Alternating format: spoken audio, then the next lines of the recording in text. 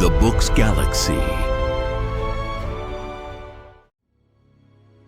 The War of the Worlds. Book 1. The Coming of the Martians. 1. The Eve of the War.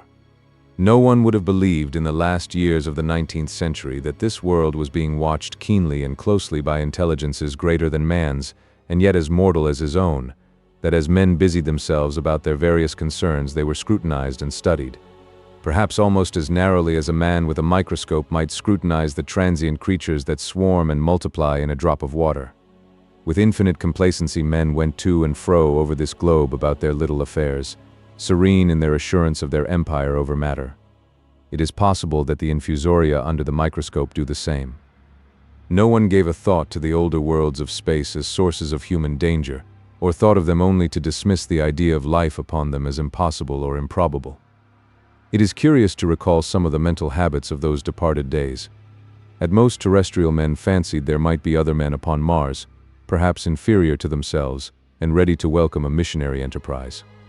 Yet across the gulf of space, minds that are to our minds as ours are to those of the beasts that perish, intellects vast and cool and unsympathetic, regarded this earth with envious eyes, and slowly and surely drew their plans against us.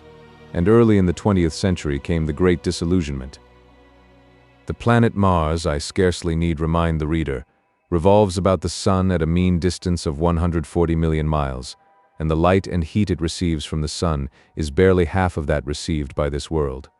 It must be, if the nebular hypothesis has any truth, older than our world, and long before this Earth ceased to be molten, life upon its surface must have begun its course. The fact that it is scarcely 1/7 of the volume of the Earth must have accelerated its cooling to the temperature at which life could begin. It has air and water and all that is necessary for the support of animated existence. Yet so vain is man and so blinded by his vanity that no writer, up to the very end of the 19th century, expressed any idea that intelligent life might have developed there far, or indeed at all, beyond its earthly level. Nor was it generally understood that since Mars is older than our Earth, with scarcely a quarter of the superficial area and remoter from the Sun, it necessarily follows that it is not only more distant from time's beginning but nearer its end. The secular cooling that must someday overtake our planet has already gone far indeed with our neighbor. Its physical condition is still largely a mystery, but we know now that even in its equatorial region the midday temperature barely approaches that of our coldest winter. Its air is much more attenuated than ours. Its oceans have shrunk until they cover but 1/3 of its surface, and as its slow seasons change, huge snowcaps gather and melt about either pole and periodically inundate its temperate zones. That last stage of exhaustion, which to us is still incredibly remote, has become a present-day problem for the inhabitants of Mars. The immediate pressure of necessity has brightened their intellects, enlarged their powers, and hardened their hearts. And looking across space with instruments and intelligences such as we have scarcely dreamed of, they see, at its nearest distance only 35 million of miles sunward of them, a morning star of hope, our own warmer planet, green with vegetation and gray with water, with a cloudy atmosphere eloquent of fertility, with glimpses through its drifting cloud wisps of broad stretches of populous country and narrow navy-crowded seas. And we men, the creatures who inhabit this earth, must be to them at least as alien and lowly as are the monkeys and lemurs to us. The intellectual side of man already admits that life is an incessant struggle for existence, and it would seem that this too is the belief of the minds upon Mars. Their world is far gone in its cooling, and this world is still crowded with life, but crowded only with what they regard as inferior animals. To carry warfare sunward is, indeed, their only escape from the destruction that, generation after generation, creeps upon them. And before we judge of them too harshly, we must remember what ruthless and utter destruction our own species has wrought, not only upon animals such as the vanished bison and the dodo, but upon its inferior races. The Tasmanians, in spite of their human likeness, were entirely swept out of existence in a war of extermination waged by European immigrants, in the space of 50 years. Are we such apostles of mercy as to complain if the Martians warred in the same spirit? The Martians seem to have calculated their descent with amazing subtlety. Their mathematical learning is evidently far in excess of ours, and to have carried out their preparations with a well-nigh perfect unanimity. Had our instruments permitted it, we might have seen the gathering trouble far back in the 19th century. Men like Schiaparelli watched the red planet. It is odd, by the by, that for countless centuries Mars has been the star of war but failed to interpret the fluctuating appearances of the markings they mapped so well. All that time the Martians must have been getting ready. During the opposition of 1894, a great light was seen on the illuminated part of the disk, first at the Lick Observatory, then by Perrotin of Nice, and then by other observers. English readers heard of it first in the issue of Nature dated August 2nd. I am inclined to think that this blaze may have been the casting of the huge gun in the vast pit sunk into their planet, from which their shots were fired at us. Peculiar markings, as yet unexplained, were seen near the site of that outbreak during the next two oppositions. The storm burst upon us 6 years ago now. As Mars approached opposition, Lavelle of Java set the wires of the astronomical exchange palpitating with the amazing intelligence of a huge outbreak of incandescent gas upon the planet. It had occurred towards midnight of the 12th, and the spectroscope to which he had at once resorted indicated a mass of flaming gas, chiefly hydrogen, moving with an enormous velocity towards this Earth. This jet of fire had become invisible about 12:15. He compared it to a colossal puff of flame suddenly and violently squirted out of the planet, as flaming gases rushed out of a gun. A singularly appropriate phrase it proved. Yet the next day there was nothing of this in the papers except a little note in the Daily Telegraph, and the world went in ignorance of one of the gravest dangers that ever threatened the human race. I might not have heard of the eruption at all had I not met Ogilvy, the well-known astronomer, at Ottershaw. He was immensely excited at the news, and in the excess of his feelings invited me up to take a turn with him that night in a scrutiny of the red planet. In spite of all that has happened since, I still remember that vigil very distinctly. The black and silent observatory, the shadowed lantern throwing a feeble glow upon the floor in the corner, the steady ticking of the clockwork of the telescope, the little slit in the roof, an oblong profundity with the stardust streaked across it. Ogilvy moved about, invisible but audible.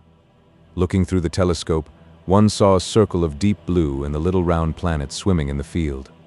It seemed such a little thing, so bright and small and still, faintly marked with transverse stripes, and slightly flattened from the perfect round. But so little it was, so silvery warm, a pin's head of light. It was as if it quivered, but really this was the telescope vibrating with the activity of the clockwork that kept the planet in view. As I watched, the planet seemed to grow larger and smaller and to advance and recede, but that was simply that my eye was tired. 40 millions of miles it was from us, more than 40 millions of miles of void. Few people realize the immensity of vacancy in which the dust of the material universe swims. Near it in the field, I remember, were 3 faint points of light, 3 telescopic stars infinitely remote, and all around it was the unfathomable darkness of empty space. You know how that blackness looks on a frosty starlight night. In a telescope it seems far profounder. And invisible to me because it was so remote and small, flying swiftly and steadily towards me across that incredible distance, drawing nearer every minute by so many thousands of miles, came the thing they were sending us, the thing that was to bring so much struggle and calamity and death to the Earth. I never dreamed of it then as I watched. No one on Earth dreamed of that unerring missile. That night, too, there was another jetting out of gas from the distant planet. I saw it. A reddish flash at the edge, the slightest projection of the outline just as the chronometer struck midnight, and at that I told Ogilvy and he took my place. The night was warm and I was thirsty, and I went stretching my legs clumsily and feeling my way in the darkness to the little table where the siphon stood, while Ogilvy exclaimed at the streamer of gas that came out towards us. That night another invisible missile started on its way to the Earth from Mars, just a second or so under 24 hours after the first one. I remember how I sat on the table there in the blackness, with patches of green and crimson swimming before my eyes. I wished I had a light to smoke by, little suspecting the meaning of the minute gleam I had seen and all that it would presently bring me. Ogilvy watched till 1, and then gave it up, and we lit the lantern and walked over to his house. Down below in the darkness were Ottershaw and Chertsey, and all their hundreds of people, sleeping in peace. He was full of speculation that night about the condition of Mars, and scoffed at the vulgar idea of its having inhabitants who were signaling us. His idea was that meteorites might be falling in a heavy shower upon the planet, or that a huge volcanic explosion was in progress. He pointed out to me how unlikely it was that organic evolution had taken the same direction in the two adjacent planets. "The chances against anything man-like on Mars are 1,000,000 to 1, he said. Hundreds of observers saw the flame that night and the night after about midnight, and again the night after, and so for 10 nights, a flame each night. Why the shots ceased after the 10th no one on Earth has attempted to explain. It may be the gases of the firing caused the Martians inconvenience. Dense clouds of smoke or dust, visible through a powerful telescope on Earth as little gray, fluctuating patches, spread through the clearness of the planet's atmosphere and obscured its more familiar features. Even the daily papers woke up to the disturbances at last, and popular notes appeared here, there, and everywhere concerning the volcanoes upon Mars. The seriocomic periodical Punch, I remember, made a happy use of it in the political cartoon. And all unsuspected, those missiles the Martians had fired at us drew earthward, rushing now at a pace of many miles a second through the empty gulf of space, hour by hour and day by day, nearer and nearer. It seems to me now almost incredibly wonderful that, with that swift fate hanging over us, men could go about their petty concerns as they did. I remember how jubilant Markham was at securing a new photograph of the planet for the illustrated paper he edited in those days. People in these latter times scarcely realize the abundance and enterprise of our 19th century papers. For my own part, I was much occupied in learning to ride the bicycle, and busy upon a series of papers discussing the probable developments of moral ideas as civilization progressed. One night, the first missile then could scarcely have been 10 million miles away, I went for a walk with my wife. It was starlight, and I explained the signs of the zodiac to her and pointed out Mars, a bright dot of light creeping zenithward, towards which so many telescopes were pointed. It was a warm night. Coming home, a party of excursionists from Chertsey or Isleworth passed us singing and playing music. There were lights in the upper windows of the houses as the people went to bed. From the railway station in the distance came the sound of shunting trains, ringing and rumbling, softened almost into melody by the distance. My wife pointed out to me the brightness of the red, green, and yellow signal lights hanging in a framework against the sky. It seemed so safe and tranquil. 2. The falling star. Then came the night of the first falling star. It was seen early in the morning, rushing over Winchester eastward, a line of flame high in the atmosphere. Hundreds must have seen it, and taken it for an ordinary falling star. Albin described it as leaving a greenish streak behind it that glowed for some seconds. Denning, our greatest authority on meteorites, stated that the height of its first appearance was about 90 or 100 miles. It seemed to him that it fell to Earth about 100 miles east of him. I was at home at that hour and writing in my study, and although my French windows faced towards Ottershaw and the blind was up, for I loved in those days to look up at the night sky, I saw nothing of it. Yet this strangest of all things that ever came to Earth from outer space must have fallen while I was sitting there, visible to me had I only looked up as it passed. Some of those who saw its flight say it traveled with a hissing sound. I myself heard nothing of that. Many people in Berkshire, Surrey, and Middlesex must have seen the fall of it, and at most have thought that another meteorite had descended. No one seems to have troubled to look for the fallen mass that night. But very early in the morning, poor Ogilvy, who had seen the shooting star and who was persuaded that a meteorite lay somewhere on the common between Horsell, Ottershaw, and Woking, rose early with the idea of finding it. Find it he did, soon after dawn, and not far from the sand pits. An enormous hole had been made by the impact of the projectile, and the sand and gravel had been flung violently in every direction over the heath, forming heaps visible 1.5 miles away. The heather was on fire eastward, and a thin blue smoke rose against the dawn. The thing itself lay almost entirely buried in sand, amidst the scattered splinters of a fir tree it had shivered to fragments in its descent. The uncovered part had the appearance of a huge cylinder, caked over and its outlines softened by a thick, scaly, dun-colored incrustation. It had a diameter of about 30 yards. He approached the mass, surprised at the size and more so at the shape, since most meteorites are rounded more or less completely. It was, however, still so hot from its flight through the air as to forbid his near approach. A stirring noise within its cylinder he ascribed to the unequal cooling of its surface, for at that time it had not occurred to him that it might be hollow. He remained standing at the edge of the pit that the thing had made for itself, staring at its strange appearance, astonished chiefly at its unusual shape and color, and dimly perceiving even then some evidence of design in its arrival.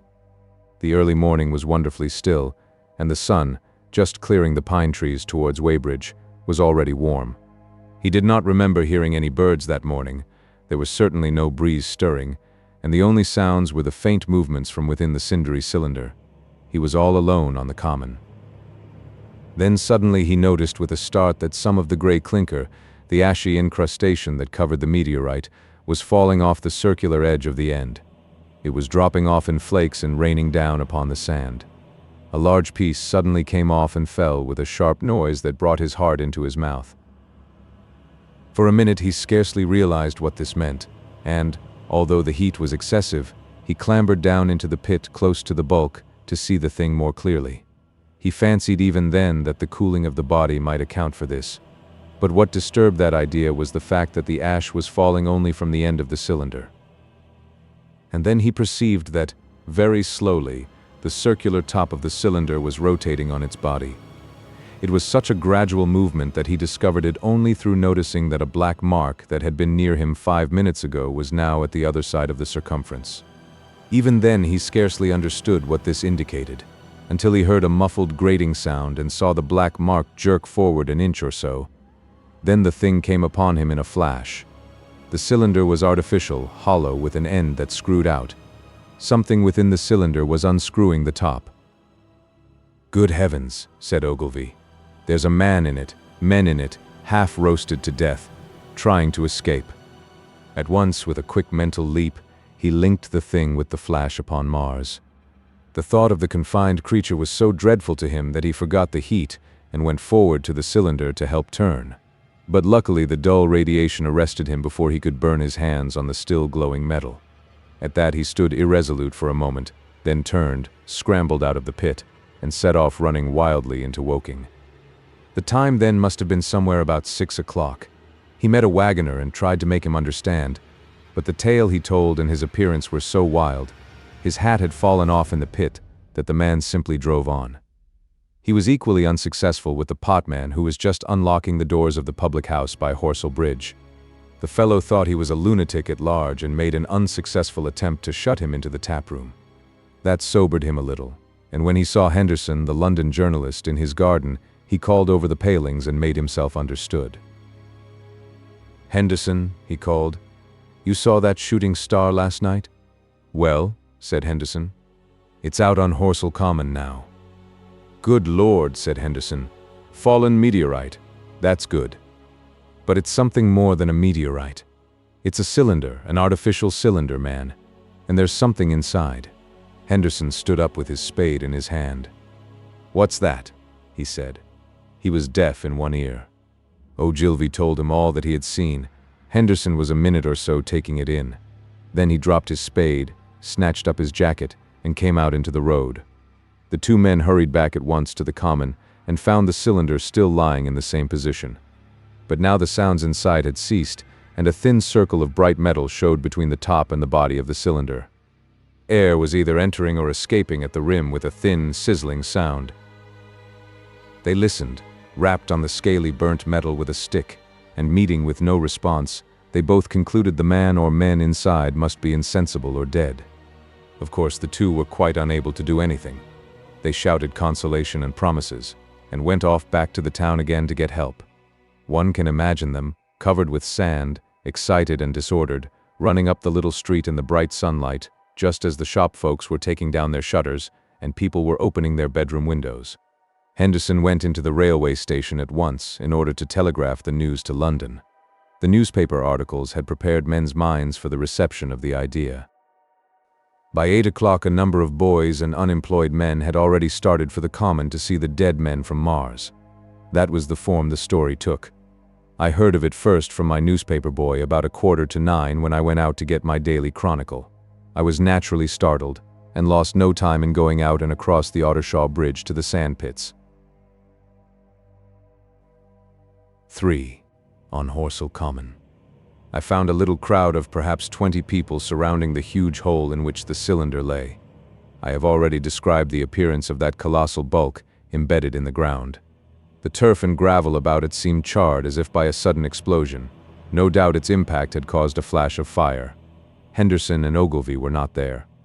I think they perceived that nothing was to be done for the present, and had gone away to breakfast at Henderson's house.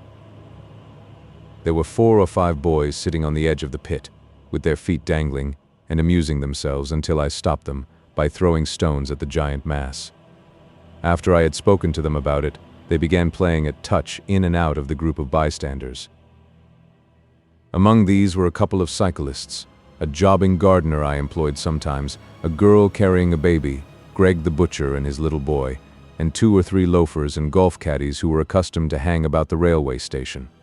There was very little talking. Few of the common people in England had anything but the vaguest astronomical ideas in those days. Most of them were staring quietly at the big table-like end of the cylinder, which was still as Ogilvy and Henderson had left it. I fancy the popular expectation of a heap of charred corpses was disappointed at this inanimate bulk. Some went away while I was there, and other people came. I clambered into the pit and fancied I heard a faint movement under my feet. The top had certainly ceased to rotate. It was only when I got thus close to it that the strangeness of this object was at all evident to me. At the first glance it was really no more exciting than an overturned carriage or a tree blown across the road. Not so much so, indeed. It looked like a rusty gas float. It required a certain amount of scientific education to perceive that the gray scale of the thing was no common oxide, that the yellowish-white metal that gleamed in the crack between the lid and the cylinder had an unfamiliar hue. Extraterrestrial had no meaning for most of the onlookers. At that time it was quite clear in my own mind that the thing had come from the planet Mars, but I judged it improbable that it contained any living creature. I thought the unscrewing might be automatic. In spite of Ogilvy, I still believed that there were men in Mars.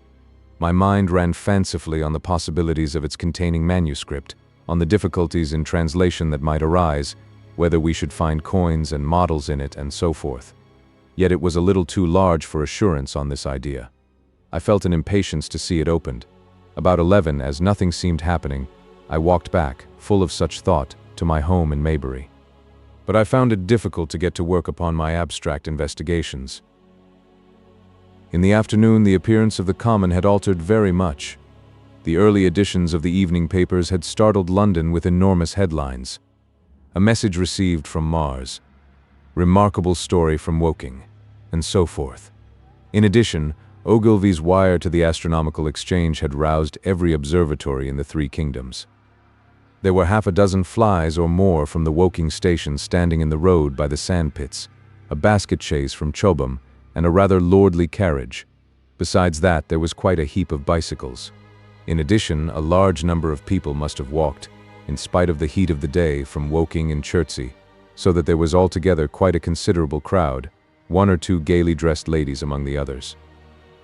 It was glaringly hot, not a cloud in the sky nor a breath of wind, and the only shadow was that of the few scattered pine trees. The burning heather had been extinguished, but the level ground towards Ottershaw was blackened as far as one could see, and still giving off vertical streamers of smoke. An enterprising sweetstuff dealer in the Chobham Road had sent up his son with a barrow-load of green apples and ginger beer. Going to the edge of the pit, I found it occupied by a group of about half a dozen men, Henderson, Ogilvy, and a tall, fair-haired man that I afterwards learned was Stent, the astronomer royal, with several workmen wielding spades and pickaxes. Stent was giving directions in a clear, high-pitched voice. He was standing on the cylinder, which was now evidently much cooler. His face was crimson and streaming with perspiration, and something seemed to have irritated him. A large portion of the cylinder had been uncovered, though its lower end was still embedded. As soon as Ogilvy saw me among the staring crowd on the edge of the pit, he called to me to come down, and asked me if I would mind going over to see Lord Hilton, the lord of the manor. The growing crowd, he said, was becoming a serious impediment to their excavations, especially the boys. They wanted a light railing put up and help to keep the people back. He told me that a faint stirring was occasionally still audible within the case, but that the workmen had failed to unscrew the top, as it afforded no grip to them. The case appeared to be enormously thick, and it was possible that the faint sounds we heard represented a noisy tumult in the interior. I was very glad to do as he asked, and so become one of the privileged spectators within the contemplated enclosure. I failed to find Lord Hilton at his house, but I was told he was expected from London by the 6 o'clock train from Waterloo, and as it was then about 5:15, I went home, had some tea, and walked up to the station to waylay him. 4. The cylinder opens. When I returned to the common, the sun was setting. Scattered groups were hurrying from the direction of Woking, and 1 or 2 persons were returning. The crowd about the pit had increased, and stood out black against the lemon yellow of the sky. A couple of 100 people, perhaps. There were raised voices, and some sort of struggle appeared to be going on about the pit. Strange imaginings passed through my mind.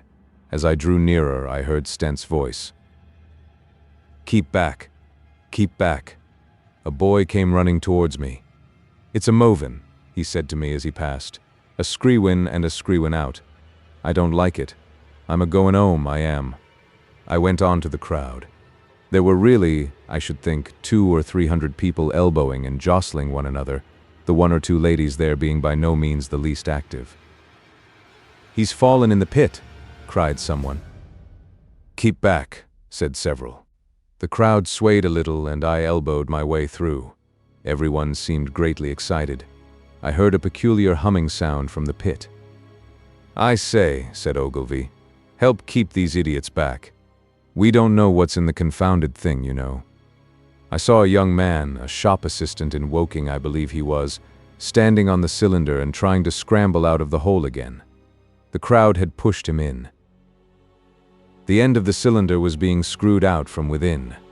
Nearly 2 feet of shining screw projected. Somebody blundered against me, and I narrowly missed being pitched onto the top of the screw. I turned, and as I did so the screw must have come out, for the lid of the cylinder fell upon the gravel with a ringing concussion. I stuck my elbow into the person behind me, and turned my head towards the thing again. For a moment that circular cavity seemed perfectly black. I had the sunset in my eyes. I think everyone expected to see a man emerge, possibly something a little unlike us terrestrial men, but in all essentials a man. I know I did. But looking, I presently saw something stirring within the shadow, grayish billowy movements, one above another, and then 2 luminous discs, like eyes. Then something resembling a little gray snake, about the thickness of a walking stick, coiled up out of the writhing middle, and wriggled in the air towards me, and then another. A sudden chill came over me. There was a loud shriek from a woman behind. I half turned, keeping my eyes fixed upon the cylinder still, from which other tentacles were now projecting, and began pushing my way back from the edge of the pit.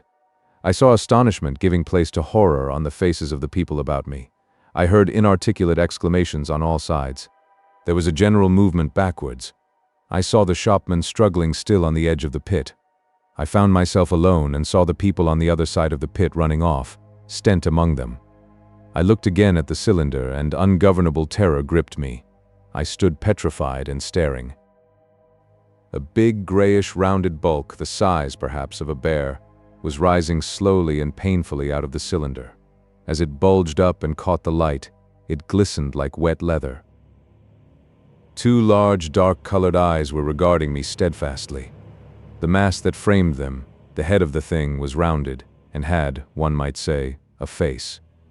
There was a mouth under the eyes, the lipless brim of which quivered and panted, and dropped saliva. The whole creature heaved and pulsated convulsively. A lank tentacular appendage gripped the edge of the cylinder, another swayed in the air. Those who have never seen a living Martian can scarcely imagine the strange horror of its appearance. The peculiar V-shaped mouth with its pointed upper lip, the absence of brow ridges, the absence of a chin beneath the wedge-like lower lip, the incessant quivering of this mouth, the Gorgon groups of tentacles, the tumultuous breathing of the lungs in a strange atmosphere, the evident heaviness and painfulness of movement due to the greater gravitational energy of the Earth. Above all, the extraordinary intensity of the immense eyes were at once vital, intense, inhuman, crippled, and monstrous. There was something fungoid in the oily brown skin, something in the clumsy deliberation of the tedious movements unspeakably nasty. Even at this first encounter, this first glimpse, I was overcome with disgust and dread. Suddenly the monster vanished. It had toppled over the brim of the cylinder and fallen into the pit, with a thud like the fall of a great mass of leather.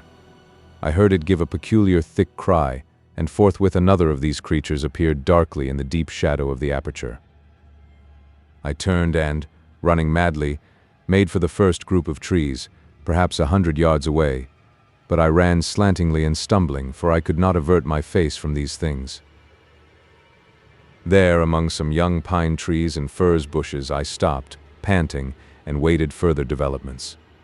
The common round the sand pits was dotted with people, standing like myself in a half-fascinated terror, staring at these creatures, or rather at the heaped gravel at the edge of the pit in which they lay. And then, with a renewed horror, I saw a round, black object bobbing up and down on the edge of the pit. It was the head of the shopman who had fallen in, but showing as a little black object against the hot western sun. Now he got his shoulder and knee up, and again he seemed to slip back until only his head was visible. Suddenly he vanished, and I could have fancied a faint shriek had reached me. I had a momentary impulse to go back and help him that my fears overruled. Everything was then quite invisible, hidden by the deep pit and the heap of sand that the fall of the cylinder had made. Anyone coming along the road from CHOBHAM or Woking would have been amazed at the sight, a dwindling multitude of perhaps 100 people or more standing in a great irregular circle, in ditches, behind bushes, behind gates and hedges, saying little to one another, and that in short, excited shouts, and staring hard at a few heaps of sand. The barrow of ginger beer stood, a queer derelict, black against the burning sky, and in the sand pits was a row of deserted vehicles with their horses feeding out of nosebags or pawing the ground. 5. The heat ray. After the glimpse I had had of the Martians emerging from the cylinder in which they had come to the Earth from their planet, a kind of fascination paralyzed my actions.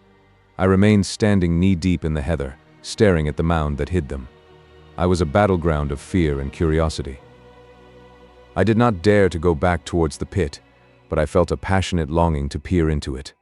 I began walking, therefore, in a big curve, seeking some point of vantage and continually looking at the sand heaps that hid these newcomers to our Earth.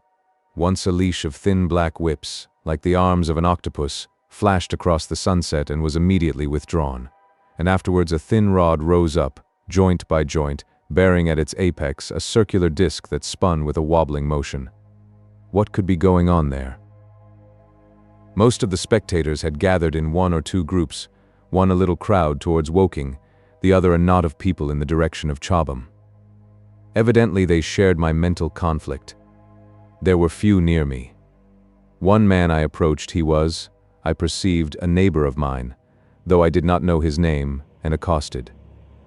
But it was scarcely a time for articulate conversation. "What ugly brutes," he said. "Good God, what ugly brutes." He repeated this over and over again. "Did you see a man in the pit?" I said, but he made no answer to that. We became silent, and stood watching for a time side by side, deriving, I fancy, a certain comfort in one another's company. Then I shifted my position to a little knoll that gave me the advantage of a yard or more of elevation, and when I looked for him presently, he was walking towards Woking. The sunset faded to twilight before anything further happened. The crowd far away on the left, towards Woking, seemed to grow, and I heard now a faint murmur from it. The little knot of people towards CHOBHAM dispersed. There was scarcely an intimation of movement from the pit. It was this, as much as anything, that gave people courage, and I suppose the new arrivals from Woking also helped to restore confidence. At any rate, as the dusk came on, a slow, intermittent movement upon the sand pits began, a movement that seemed to gather force as the stillness of the evening about the cylinder remained unbroken. Vertical black figures in twos and threes would advance, stop, watch, and advance again, spreading out as they did so in a thin, irregular crescent that promised to enclose the pit in its attenuated horns. I, too, on my side, began to move towards the pit. Then I saw some cabmen and others had walked boldly into the sand pits, and heard the clatter of hooves and the gride of wheels. I saw a lad trundling off the barrow of apples, and then, within 30 yards of the pit, advancing from the direction of HORSELL, I noted a little black knot of men, the foremost of whom was waving a white flag. This was the deputation. There had been a hasty consultation, and since the Martians were evidently, in spite of their repulsive forms, intelligent creatures, it had been resolved to show them, by approaching them with signals, that we too were intelligent. Flutter, flutter went the flag, first to the right, then to the left. It was too far for me to recognize anyone there, but afterwards I learned that Ogilvy, Stent, and Henderson were with others in this attempt at communication. This little group had in its advance dragged inward, so to speak, the circumference of the now almost complete circle of people, and a number of dim black figures followed it at discrete distances. Suddenly there was a flash of light, and a quantity of luminous greenish smoke came out of the pit in 3 distinct puffs, which drove up, one after the other, straight into the still air. This smoke, or flame perhaps would be the better word for it, was so bright that the deep blue sky overhead and the hazy stretches of brown common towards Chertsey, set with black pine trees, seemed to darken abruptly as these puffs arose, and to remain the darker after their dispersal. At the same time, a faint hissing sound became audible. Beyond the pit stood the little wedge of people with the white flag at its apex, arrested by these phenomena, a little knot of small vertical black shapes upon the black ground. As the green smoke arose, their faces flashed out pallid green, and faded again as it vanished. Then slowly the hissing passed into a humming, into a long, loud, droning noise. Slowly a humped shape rose out of the pit, and the ghost of a beam of light seemed to flicker out from it. Forthwith flashes of actual flame, a bright glare leaping from one to another, sprang from the scattered group of men. It was as if some invisible jet impinged upon them and flashed into white flame. It was as if each man were suddenly and momentarily turned to fire. Then, by the light of their own destruction, I saw them staggering and falling, and their supporters turning to run. I stood staring, not as yet realizing that this was death leaping from man to man in that little distant crowd. All I felt was that it was something very strange. An almost noiseless and blinding flash of light, and a man fell headlong and lay still, and as the unseen shaft of heat passed over them, pine trees burst into fire, and every dry furze bush became with one dull thud a mass of flames. And far away towards Nafhill I saw the flashes of trees and hedges and wooden buildings suddenly set alight. It was sweeping round swiftly and steadily, this flaming death, this invisible, inevitable sword of heat. I perceived it coming towards me by the flashing bushes it touched, and was too astounded and stupefied to stir. I heard the crackle of fire in the sand pits, and the sudden squeal of a horse that was as suddenly stilled. Then it was as if an invisible yet intensely heated finger were drawn through the heather between me and the Martians, and all along a curving line beyond the sand pits the dark ground smoked and crackled. Something fell with a crash far away to the left where the road from Woking Station opens out on the common. Forthwith the hissing and humming ceased, and the black, dome-like object sank slowly out of sight into the pit. All this had happened with such swiftness that I had stood motionless, dumbfounded and dazzled by the flashes of light. Had that death swept through a full circle, it must inevitably have slain me in my surprise. But it passed and spared me, and left the night about me suddenly dark and unfamiliar. The undulating common seemed now dark almost to blackness, except where its roadways lay gray and pale under the deep blue sky of the early night. It was dark and suddenly void of men. Overhead the stars were mustering, and in the west the sky was still a pale, bright, almost greenish blue. The tops of the pine trees and the roofs of HORSELL came out sharp and black against the western afterglow. The Martians and their appliances were altogether invisible, save for that thin mast upon which their restless mirror wobbled.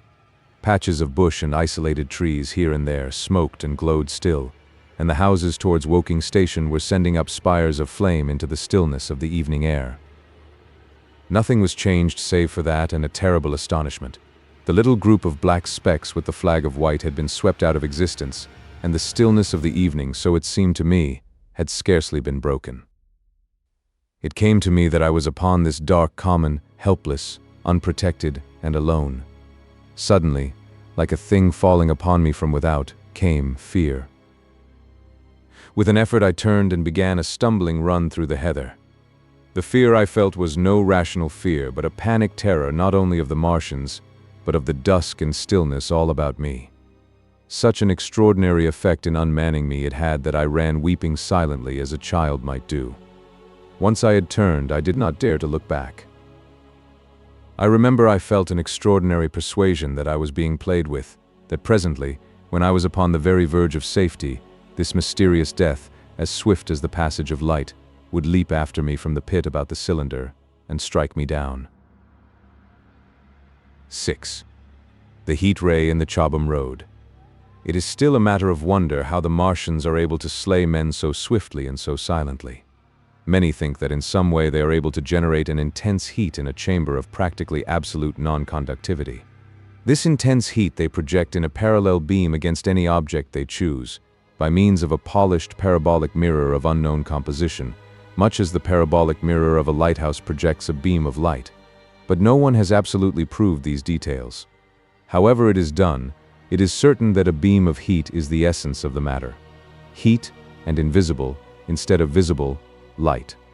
Whatever is combustible flashes into flame at its touch. Lead runs like water. It softens iron, cracks, and melts glass.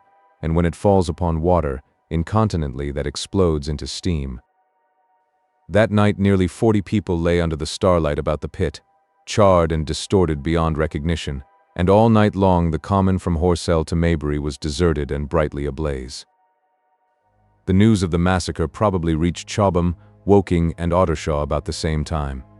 In Woking the shops had closed when the tragedy happened, and a number of people, shop people and so forth, attracted by the stories they had heard, were walking over the HORSELL bridge and along the road between the hedges that runs out at last upon the common. You may imagine the young people brushed up after the labors of the day and making this novelty, as they would make any novelty, the excuse for walking together and enjoying a trivial flirtation. You may figure to yourself the hum of voices along the road in the gloaming. As yet, of course, few people in Woking even knew that the cylinder had opened, though poor Henderson had sent a messenger on a bicycle to the post office with a special wire to an evening paper. As these folks came out by twos and threes upon the open, they found little knots of people talking excitedly and peering at the spinning mirror over the sand pits, and the newcomers were, no doubt, soon infected by the excitement of the occasion. By 8:30, when the deputation was destroyed, there may have been a crowd of 300 people or more at this place, besides those who had left the road to approach the Martians nearer. There were 3 policemen too, one of whom was mounted, doing their best, under instructions from Stent, to keep the people back and deter them from approaching the cylinder. There was some booing from those more thoughtless and excitable souls to whom a crowd is always an occasion for noise and horseplay. Stent and Ogilvy, anticipating some possibilities of a collision, had telegraphed from HORSELL to the barracks as soon as the Martians emerged, for the help of a company of soldiers to protect these strange creatures from violence. After that they returned to lead that ill-fated advance. The description of their death, as it was seen by the crowd, tallies very closely with my own impressions: the 3 puffs of green smoke, the deep humming note, and the flashes of flame. But that crowd of people had a far narrower escape than mine. Only the fact that a hummock of heathery sand intercepted the lower part of the heat ray saved them. Had the elevation of the parabolic mirror been a few yards higher, none could have lived to tell the tale. They saw the flashes and the men falling, and an invisible hand, as it were, lit the bushes as it hurried towards them through the twilight.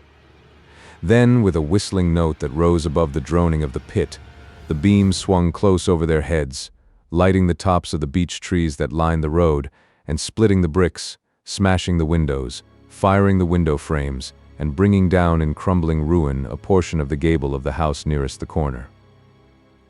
In the sudden thud, hiss, and glare of the igniting trees, the panic-stricken crowd seems to have swayed hesitatingly for some moments. Sparks and burning twigs began to fall into the road, and single leaves like puffs of flame, hats and dresses caught fire.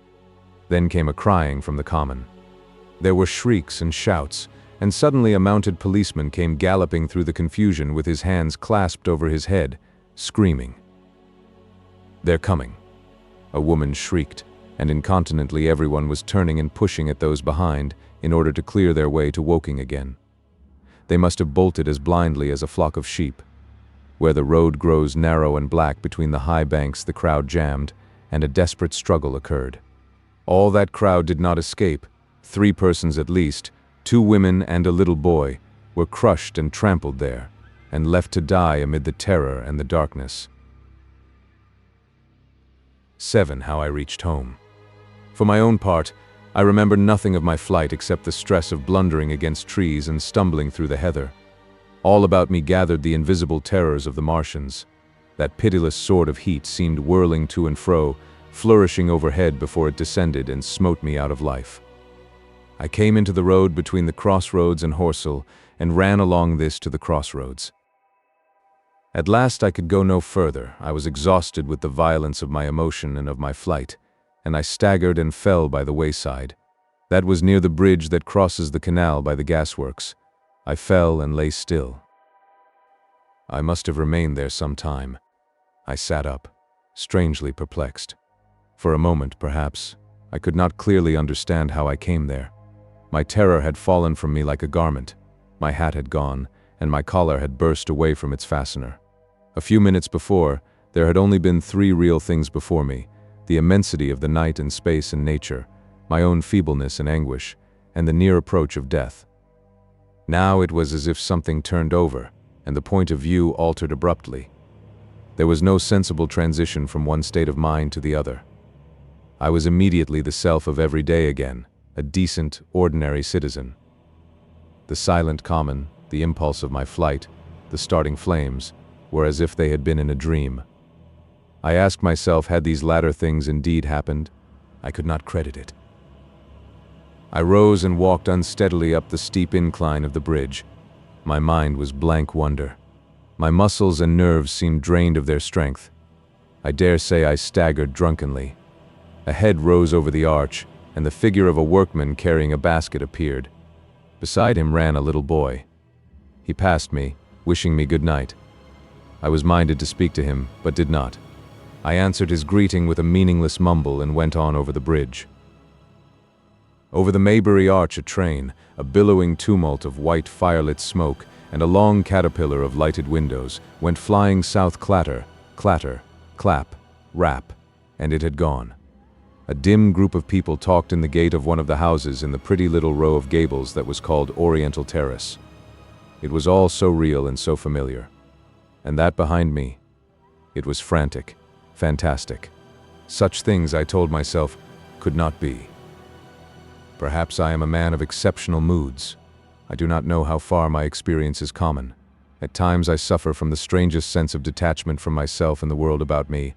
I seem to watch it all from the outside, from somewhere inconceivably remote, out of time, out of space, out of the stress and tragedy of it all. This feeling was very strong upon me that night. Here was another side to my dream. But the trouble was the blank incongruity of this serenity and the swift death flying yonder, not 2 miles away. There was a noise of business from the gasworks, and the electric lamps were all alight. I stopped at the group of people.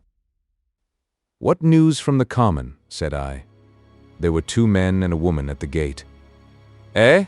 said one of the men, turning. "What news from the common?" I said. "Ain't you just been there?" asked the men. "People seem fair silly about the common," said the woman over the gate. "What's it all about?" "Haven't you heard of the men from Mars?" said I, "the creatures from Mars?" "Quite enough," said the woman over the gate. "Thanks," and all 3 of them laughed. I felt foolish and angry. I tried and found I could not tell them what I had seen. They laughed again at my broken sentences. "You'll hear more yet," I said, and went on to my home. I startled my wife at the doorway, so haggard was I. I went into the dining room, sat down, drank some wine, and so soon as I could collect myself sufficiently, I told her the things I had seen. The dinner, which was a cold one, had already been served, and remained neglected on the table while I told my story. "There is one thing," I said, to allay the fears I had aroused. "They are the most sluggish things I ever saw crawl. They may keep the pit and kill people who come near them, but they cannot get out of it. But the horror of them—" "Don't, dear," said my wife, knitting her brows and putting her hand on mine. "Poor Ogilvy," I said, "to think he may be lying dead there." My wife at least did not find my experience incredible. When I saw how deadly white her face was, I ceased abruptly. "They may come here," she said again and again. I pressed her to take wine and tried to reassure her. "They can scarcely move," I said. I began to comfort her and myself by repeating all that Ogilvy had told me of the impossibility of the Martians establishing themselves on the Earth. In particular, I laid stress on the gravitational difficulty. On the surface of the Earth, the force of gravity is 3 times what it is on the surface of Mars. A Martian, therefore, would weigh 3 times more than on Mars, albeit his muscular strength would be the same. His own body would be a cope of lead to him, therefore. That, indeed, was the general opinion. Both the Times and the Daily Telegraph, for instance, insisted on it the next morning, and both overlooked, just as I did, 2 obvious modifying influences. The atmosphere of the Earth, we now know, contains far more oxygen or far less argon, whichever way one likes to put it, than does Mars. The invigorating influences of this excess of oxygen upon the Martians indisputably did much to counterbalance the increased weight of their bodies. And in the second place, we all overlooked the fact that such mechanical intelligence as the Martian possessed was quite able to dispense with muscular exertion at a pinch. But I did not consider these points at the time, and so my reasoning was dead against the chances of the invaders. With wine and food, the confidence of my own table, and the necessity of reassuring my wife, I grew by insensible degrees courageous and secure. "They have done a foolish thing," said I, fingering my wineglass. "They are dangerous because no doubt they are mad with terror. Perhaps they expected to find no living things, certainly no intelligent living things." "A shell in the pit," said I. "If the worst comes to the worst, we'll kill them all." The intense excitement of the events had no doubt left my perceptive powers in a state of erethism. I remember that dinner table with extraordinary vividness even now. My dear wife's sweet, anxious face peering at me from under the pink lampshade, the white cloth with its silver and glass table furniture, for in those days even philosophical writers had many little luxuries. The crimson-purple wine in my glass are photographically distinct. At the end of it I sat, tempering nuts with a cigarette, regretting Ogilvy's rashness and denouncing the short-sighted timidity of the Martians. So some respectable dodo in the Mauritius might have lorded it in his nest, and discussed the arrival of that shipful of pitiless sailors in want of animal food. "We will peck them to death tomorrow, my dear." I did not know it, but that was the last civilized dinner I was to eat for very many strange and terrible days. 8. Friday night. The most extraordinary thing to my mind, of all the strange and wonderful things that happened upon that Friday, was the dovetailing of the commonplace habits of our social order with the first beginnings of the series of events that was to topple that social order headlong. If on Friday night you had taken a pair of compasses and drawn a circle with a radius of 5 miles round the Woking sandpits, I doubt if you would have had one human being outside it, unless it were some relation of Stent or of the 3 or 4 cyclists or London people lying dead on the common, whose emotions or habits were at all affected by the newcomers. Many people had heard of the cylinder, of course, and talked about it in their leisure, but it certainly did not make the sensation that an ultimatum to Germany would have done. In London that night, poor Henderson's telegram describing the gradual unscrewing of the shot was judged to be a canard, and his evening paper, after wiring for authentication from him and receiving no reply, the man was killed, decided not to print a special edition. Even within the 5-mile circle, the great majority of people were inert. I have already described the behavior of the men and women to whom I spoke. All over the district people were dining and supping, working men were gardening after the labors of the day, children were being put to bed, young people were wandering through the lanes love-making, students sat over their books. Maybe there was a murmur in the village streets, a novel and dominant topic in the public houses, and here and there a messenger, or even an eyewitness of the later occurrences, caused a whirl of excitement, a shouting, and a running to and fro, but for the most part the daily routine of working, eating, drinking, sleeping, went on as it had done for countless years, as though no planet Mars existed in the sky.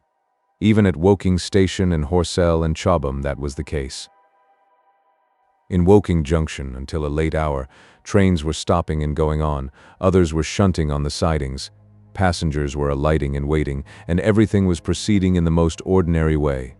A boy from the town, trenching on Smith's Monopoly, was selling papers with the afternoon's news. The ringing impact of trucks, The sharp whistle of the engines from the junction mingled with their shouts of men from Mars. Excited men came into the station about 9 o'clock with incredible tidings and caused no more disturbance than drunkards might have done. People rattling Londonwards peered into the darkness outside the carriage windows and saw only a rare, flickering, vanishing spark dance up from the direction of HORSELL, a red glow and a thin veil of smoke driving across the stars, and thought that nothing more serious than a heath fire was happening. It was only round the edge of the common that any disturbance was perceptible. There were half a dozen villas burning on the Woking border. There were lights in all the houses on the common side of the three villages, and the people there kept awake till dawn. A curious crowd lingered restlessly, people coming and going but the crowd remaining both on the CHOBHAM and HORSELL bridges.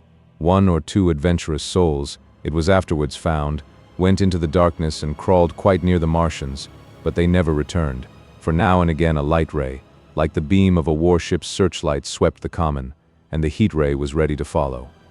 Save for such, that big area of common was silent and desolate, and the charred bodies lay about on it all night under the stars, and all the next day. A noise of hammering from the pit was heard by many people. So you have the state of things on Friday night. In the center, sticking into the skin of our old planet Earth like a poisoned dart, was this cylinder. But the poison was scarcely working yet. Around it was a patch of silent common, smoldering in places, and with a few dark, dimly seen objects lying in contorted attitudes here and there. Here and there was a burning bush or tree. Beyond was a fringe of excitement, and farther than that fringe the inflammation had not crept as yet. In the rest of the world the stream of life still flowed as it had flowed for immemorial years. The fever of war that would presently clog vein and artery, deaden nerve and destroy brain, had still to develop. All night long the Martians were hammering and stirring, sleepless, indefatigable, at work upon the machines they were making ready, and ever and again a puff of greenish-white smoke whirled up to the starlit sky. About 11 a company of soldiers came through HORSELL and deployed along the edge of the common to form a cordon. Later a second company marched through CHOBHAM to deploy on the north side of the common. Several officers from the Inkerman barracks had been on the common earlier in the day, and one, Major Eden, was reported to be missing. The colonel of the regiment came to the CHOBHAM bridge and was busy questioning the crowd at midnight.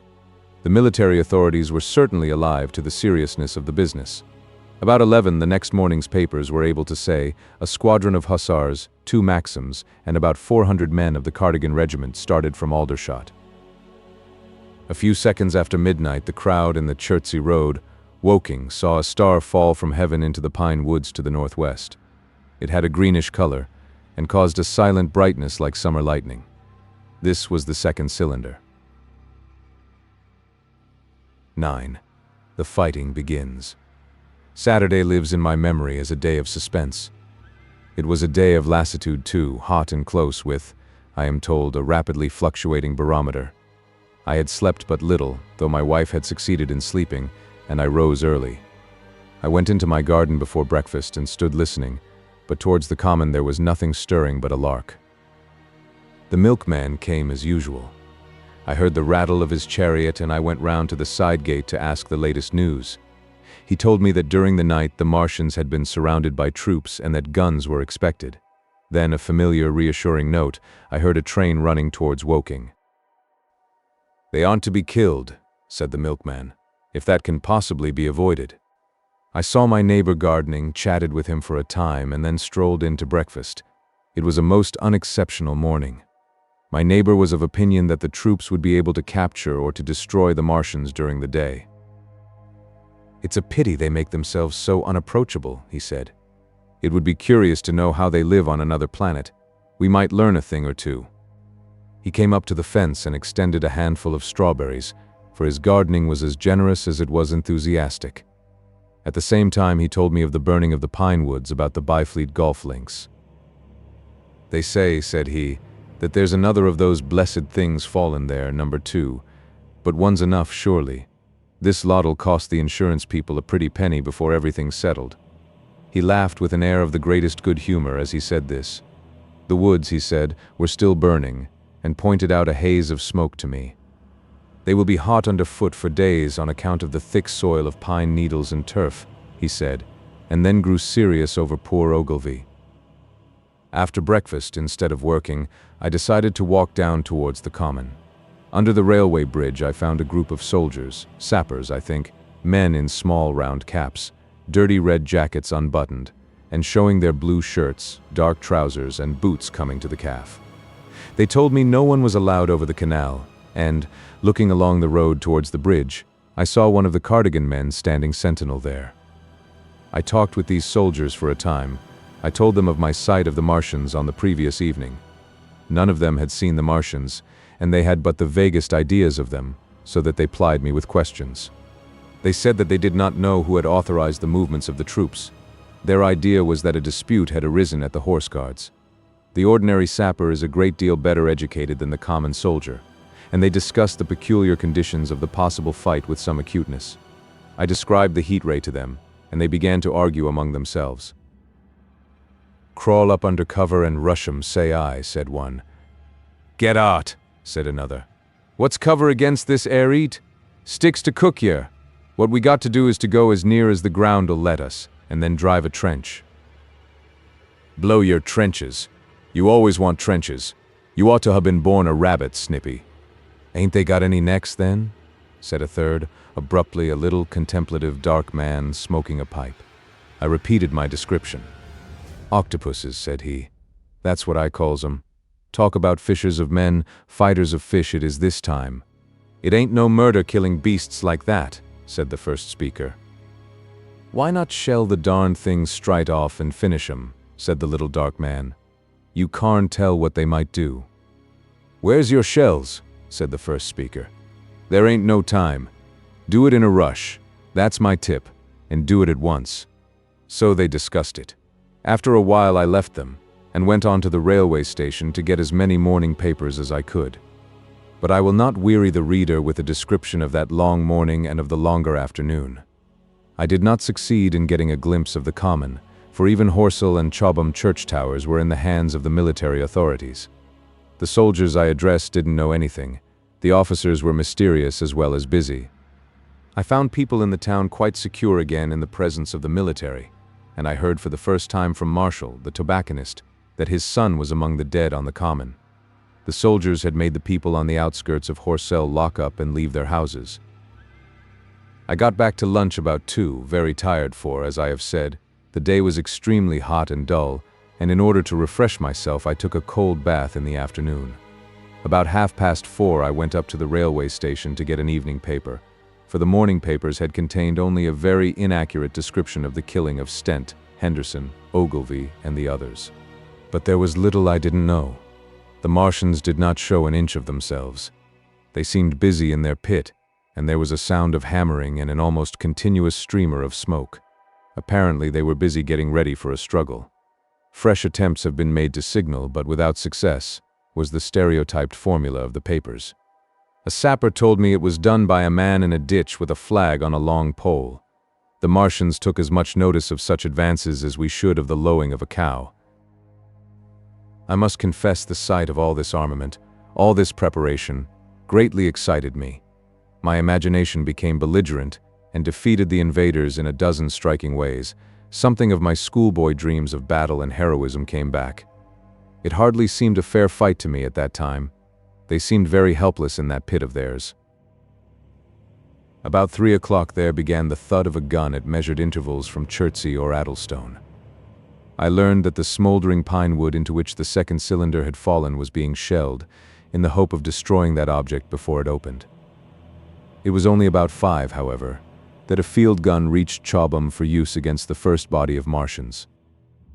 About 6 in the evening, as I sat at tea with my wife in the summer house talking vigorously about the battle that was lowering upon us, I heard a muffled detonation from the common, and immediately after a gust of firing. Close on the heels of that came a violent rattling crash, quite close to us, that shook the ground, and starting out upon the lawn, I saw the tops of the trees about the Oriental College burst into smoky red flame, and the tower of the little church beside it slide down into ruin. The pinnacle of the mosque had vanished, and the roof line of the college itself looked as if a 100-ton gun had been at work upon it. One of our chimneys cracked as if a shot had hit it, flew, and a piece of it came clattering down the tiles and made a heap of broken red fragments upon the flower bed by my study window. I and my wife stood amazed. Then I realized that the crest of Maybury Hill must be within range of the Martians' heat ray now that the college was cleared out of the way. At that, I gripped my wife's arm, and without ceremony ran her out into the road. Then I fetched out the servant, telling her I would go upstairs myself for the box she was clamoring for. "We can't possibly stay here," I said, and as I spoke the firing reopened for a moment upon the common. "But where are we to go?" said my wife in terror. I thought perplexed. Then I remembered her cousins at Leatherhead. "Leatherhead!" I shouted above the sudden noise. She looked away from me downhill. The people were coming out of their houses, astonished. "How are we to get to Leatherhead?" she said. Down the hill I saw a bevy of hussars ride under the railway bridge. 3 galloped through the open gates of the Oriental College. 2 others dismounted and began running from house to house. The sun, shining through the smoke that drove up from the tops of the trees, seemed blood-red and threw an unfamiliar lurid light upon everything. "Stop here," said I. "You are safe here," and I started off at once for the Spotted Dog, for I knew the landlord had a horse and dog cart. I ran, for I perceived that in a moment everyone upon this side of the hill would be moving. I found him in his bar, quite unaware of what was going on behind his house. A man stood with his back to me, talking to him. "I must have £1," said the landlord, "and I've no one to drive it." "I'll give you 2, said I, over the stranger's shoulder. "What for?" "And I'll bring it back by midnight," I said. "Lord," said the landlord, "what's the hurry? I'm selling my bit of a pig, £2, and you bring it back? What's going on now?" I explained hastily that I had to leave my home and so secured the dog cart. At the time it did not seem to me nearly so urgent that the landlord should leave his. I took care to have the cart there and then, drove it off down the road and, leaving it in charge of my wife and servant, rushed into my house and packed a few valuables, such plate as we had and so forth. The beech trees below the house were burning while I did this, and the palings up the road glowed red. While I was occupied in this way, one of the dismounted hussars came running up. He was going from house to house, warning people to leave. He was going on as I came out of my front door, lugging my treasures, done up in a tablecloth. I shouted after him, "What news?" He turned, stared, bawled something about crawling out in a thing like a dish cover, and ran on to the gate of the house at the crest. A sudden whirl of black smoke driving across the road hid him for a moment. I ran to my neighbor's door and rapped to satisfy myself of what I already knew, that his wife had gone to London with him and had locked up their house. I went in again, according to my promise, to get my servant's box, lugged it out, clapped it beside her on the tail of the dog cart, and then caught the reins and jumped up into the driver's seat beside my wife. In another moment we were clear of the smoke and noise, and spanking down the opposite slope of Maybury Hill towards Old Woking. In front was a quiet, sunny landscape, a wheat field ahead on either side of the road, and the Maybury Inn with its swinging sign. I saw the doctor's cart ahead of me. At the bottom of the hill I turned my head to look at the hillside I was leaving. Thick streamers of black smoke shot with threads of red fire were driving up into the still air and throwing dark shadows upon the green treetops eastward.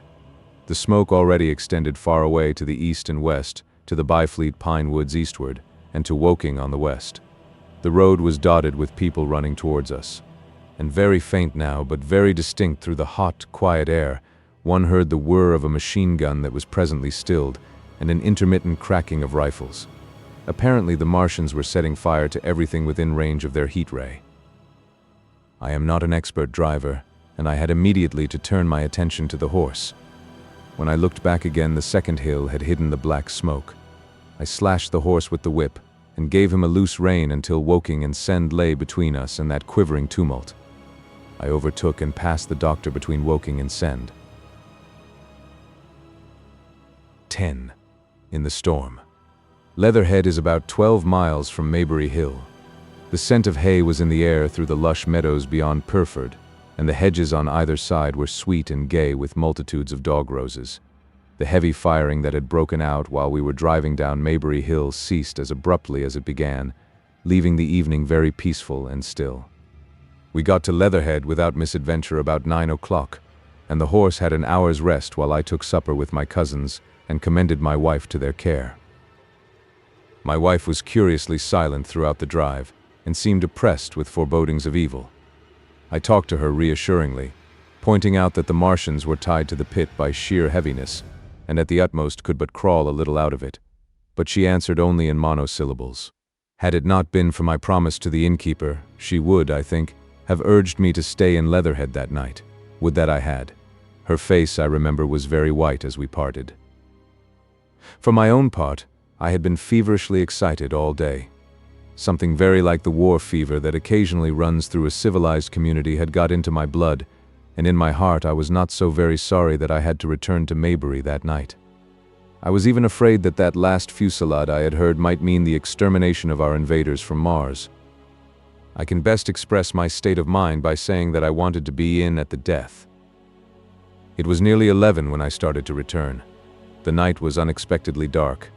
To me, walking out of the lighted passage of my cousin's house, it seemed indeed black, and it was as hot and close as the day.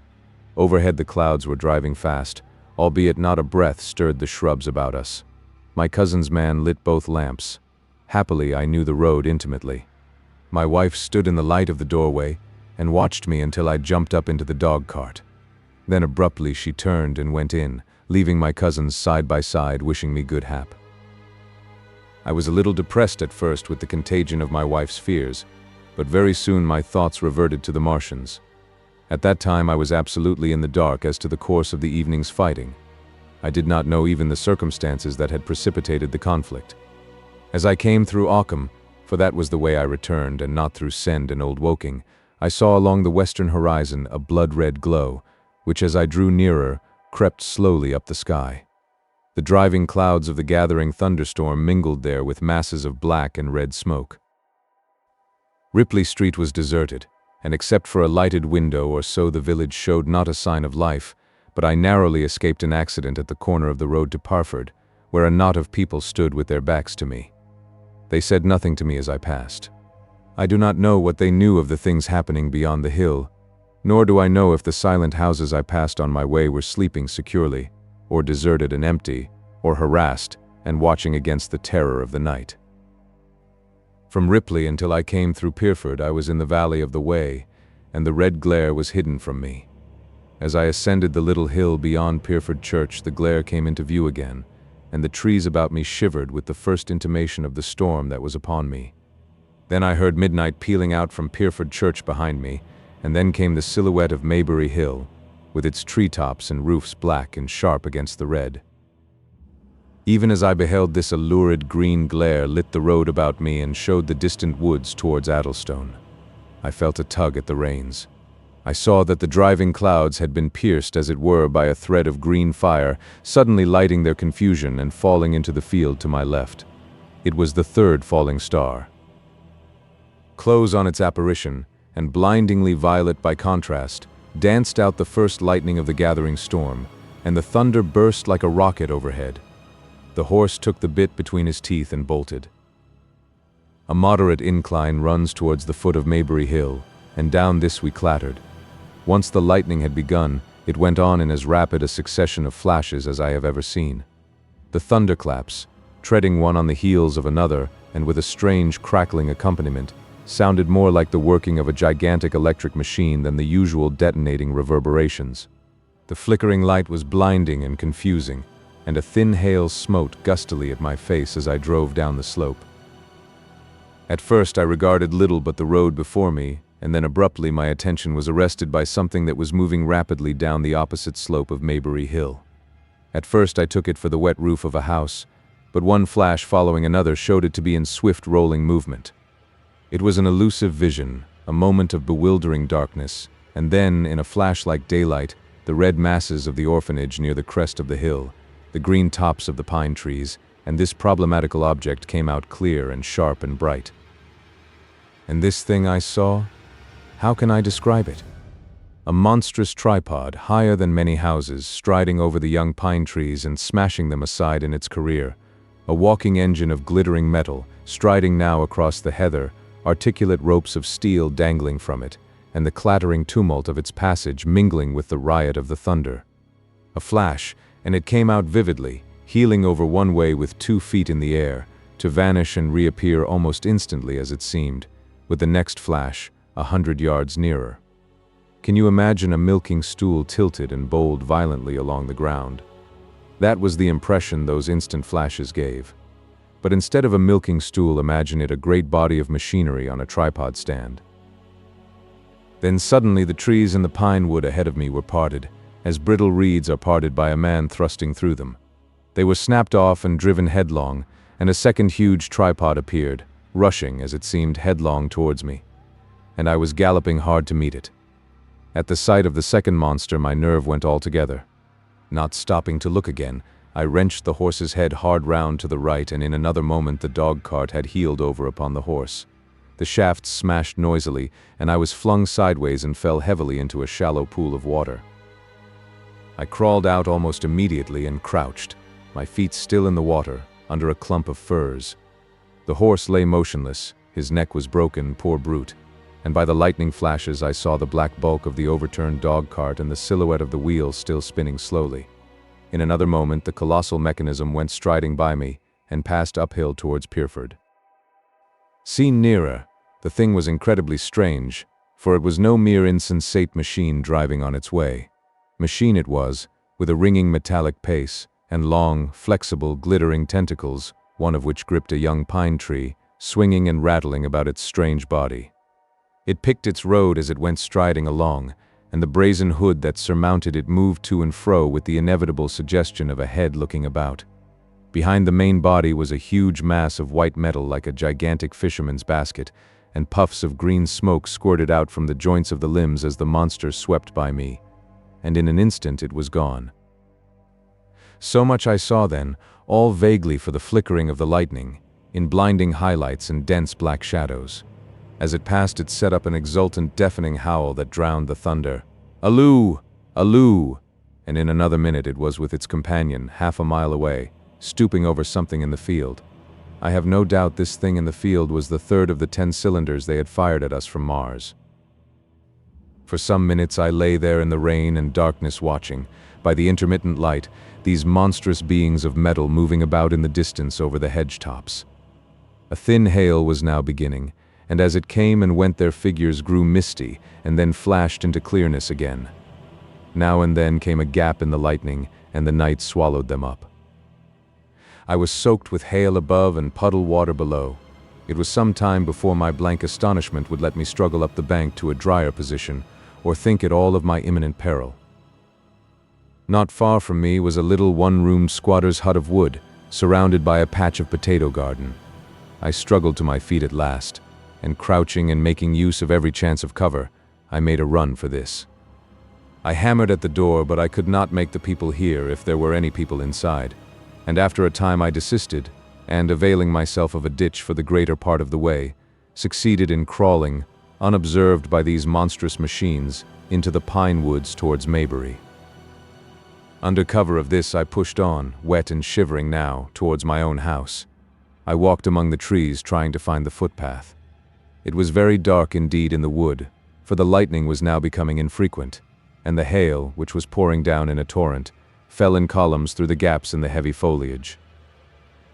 If I had fully realized the meaning of all the things I had seen, I should have immediately worked my way round through Byfleet to Street Cobham, and so gone back to rejoin my wife at Leatherhead. But that night the strangeness of things about me, and my physical wretchedness, prevented me, for I was bruised, weary, wet to the skin, deafened and blinded by the storm. I had a vague idea of going on to my own house, and that was as much motive as I had. I staggered through the trees, fell into a ditch and bruised my knees against a plank, and finally splashed out into the lane that ran down from the College Arms. I say splashed, for the storm water was sweeping the sand down the hill in a muddy torrent. There in the darkness a man blundered into me and sent me reeling back. He gave a cry of terror, sprang sideways and rushed on before I could gather my wits sufficiently to speak to him. So heavy was the stress of the storm just at this place that I had the hardest task to win my way up the hill. I went close up to the fence on the left and worked my way along its palings. Near the top I stumbled upon something soft and, by a flash of lightning, saw between my feet a heap of black broadcloth and a pair of boots. Before I could distinguish clearly how the man lay, the flicker of light had passed. I stood over him waiting for the next flash. When it came, I saw that he was a sturdy man, cheaply but not shabbily dressed. His head was bent under his body, and he lay crumpled up close to the fence, as though he had been flung violently against it. Overcoming the repugnance natural to one who had never before touched a dead body, I stooped and turned him over to feel for his heart. He was quite dead. Apparently his neck had been broken. The lightning flashed for a third time, and his face leaped upon me. I sprang to my feet. It was the landlord of the Spotted Dog, whose conveyance I had taken. I stepped over him gingerly and pushed on up the hill. I made my way by the police station and the College Arms towards my own house. Nothing was burning on the hillside, though from the common there still came a red glare and a rolling tumult of ruddy smoke beating up against the drenching hail. So far as I could see by the flashes, the houses about me were mostly uninjured. By the College Arms, a dark heap lay in the road. Down the road towards WEYBRIDGE there were voices and the sound of feet, but I had not the courage to shout or to go to them. I let myself in with my latchkey, closed, locked and bolted the door, staggered to the foot of the staircase, and sat down. My imagination was full of those striding metallic monsters and of the dead body smashed against the fence. I crouched at the foot of the staircase with my back to the wall, shivering violently. 11. At the window. I have already said that my storms of emotion have a trick of exhausting themselves. After a time I discovered that I was cold and wet, and with little pools of water about me on the stair carpet. I got up almost mechanically, went into the dining room and drank some whiskey, and then I was moved to change my clothes.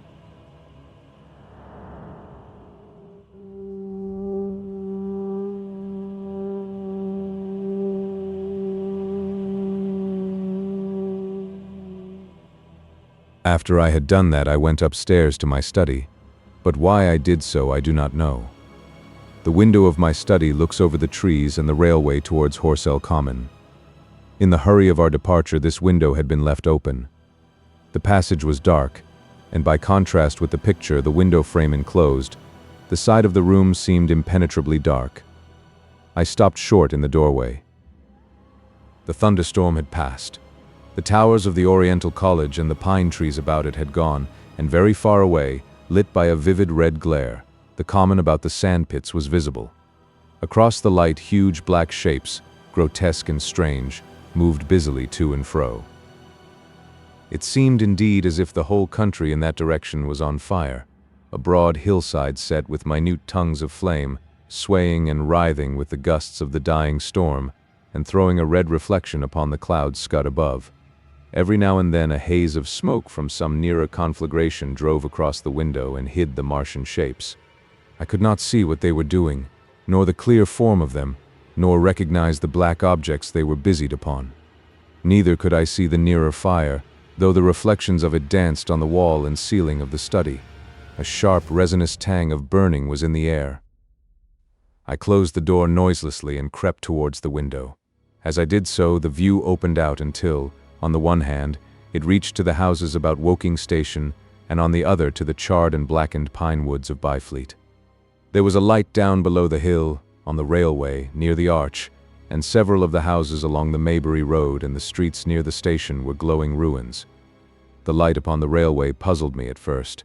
There were a black heap and a vivid glare, and to the right of that a row of yellow oblongs. Then I perceived this was a wrecked train, the foreparts smashed and on fire, the hinder carriages still upon the rails. Between these three main centers of light, the houses, the train, and the burning county towards CHOBHAM, stretched irregular patches of dark country, broken here and there by intervals of dimly glowing and smoking ground. It was the strangest spectacle, that black expanse set with fire. It reminded me more than anything else of the potteries at night. At first I could distinguish no people at all, though I peered intently for them. Later I saw against the light of Woking Station a number of black figures hurrying one after the other across the line. And this was the little world in which I had been living securely for years, this fiery chaos. What had happened in the last 7 hours I still did not know, Nor did I know, though I was beginning to guess, the relation between these mechanical colossi and the sluggish lumps I had seen disgorged from the cylinder. With a queer feeling of impersonal interest, I turned my desk chair to the window, sat down, and stared at the blackened country, and particularly at the three gigantic black things that were going to and fro in the glare about the sand pits. They seemed amazingly busy. I began to ask myself what they could be. Were they intelligent mechanisms? Such a thing I felt was impossible. Or did a Martian sit within each, ruling, directing, using, much as a man's brain sits and rules in his body? I began to compare the things to human machines, to ask myself for the first time in my life how an ironclad or a steam engine would seem to an intelligent lower animal. The storm had left the sky clear, and over the smoke of the burning land the little fading pinpoint of Mars was dropping into the west, when a soldier came into my garden. I heard a slight scraping at the fence, and rousing myself from the lethargy that had fallen upon me, I looked down and saw him dimly, clambering over the palings. At the sight of another human being my torpor passed, and I leaned out of the window eagerly. "Hist!" said I in a whisper. He stopped astride of the fence in doubt. Then he came over and across the lawn to the corner of the house. He bent down and stepped softly. "Who's there?" he said, also whispering, standing under the window and peering up. "Where are you going?" I asked. "God knows." "Are you trying to hide?" "That's it." "Come into the house," I said. I went down, unfastened the door, and let him in, and locked the door again. I could not see his face. He was hatless, and his coat was unbuttoned. "My God," he said as I drew him in. "What has happened?" I asked. "What hasn't?" In the obscurity I could see he made a gesture of despair. "They wiped us out. Simply wiped us out," he repeated again and again. He followed me, almost mechanically, into the dining room. "Take some whiskey," I said, pouring out a stiff dose. He drank it. Then abruptly he sat down before the table, put his head on his arms and began to sob and weep like a little boy, in a perfect passion of emotion, while I, with a curious forgetfulness of my own recent despair, stood beside him, wondering. It was a long time before he could steady his nerves to answer my questions, and then he answered perplexingly and brokenly. He was a driver in the artillery, and had only come into action about 7. At that time, firing was going on across the common, and it was said the first party of Martians were crawling slowly towards their second cylinder under cover of a metal shield. Later, this shield staggered up on tripod legs and became the first of the fighting machines I had seen. The gun he drove had been unlimbered near HORSELL in order to command the sand pits, and its arrival it was that had precipitated the action. As the limber gunners went to the rear, his horse trod in a rabbit hole and came down, throwing him into a depression of the ground. At the same moment the gun exploded behind him, the ammunition blew up. There was fire all about him, and he found himself lying under a heap of charred dead men and dead horses. I lay still, he said, scared out of my wits, with the forequarter of a horse atop of me. We'd been wiped out, and the smell, good God, like burnt meat. I was hurt across the back by the fall of the horse, and there I had to lie until I felt better. Just like parade it had been a minute before, then stumble, bang, swish. "Wiped out," he said. He had hid under the dead horse for a long time, peeping out furtively across the common. The Cardigan men had tried a rush, in skirmishing order, at the pit, simply to be swept out of existence. Then the monster had risen to its feet and had begun to walk leisurely to and fro across the common among the few fugitives, with its head-like hood turning about exactly like the head of a cowled human being. A kind of arm carried a complicated metallic case, about which green flashes scintillated, and out of the funnel of this there smoked the heat ray. In a few minutes there was, so far as the soldier could see, not a living thing left upon the common, and every bush and tree upon it that was not already a blackened skeleton was burning. The hussars had been on the road beyond the curvature of the ground, and he saw nothing of them. He heard the Maxims rattle for a time and then become still. The giant saved Woking Station and its cluster of houses until the last. Then in a moment the heat ray was brought to bear, and the town became a heap of fiery ruins. Then the thing shut off the heat ray, and turning its back upon the artillerymen, began to waddle away towards the smoldering pine woods that sheltered the second cylinder. As it did so, a second glittering titan built itself up out of the pit. The second monster followed the first, and at that the artillerymen began to crawl very cautiously across the hot heather ash towards HORSELL. He managed to get alive into the ditch by the side of the road, and so escaped to Woking. There his story became ejaculatory. The place was impassable.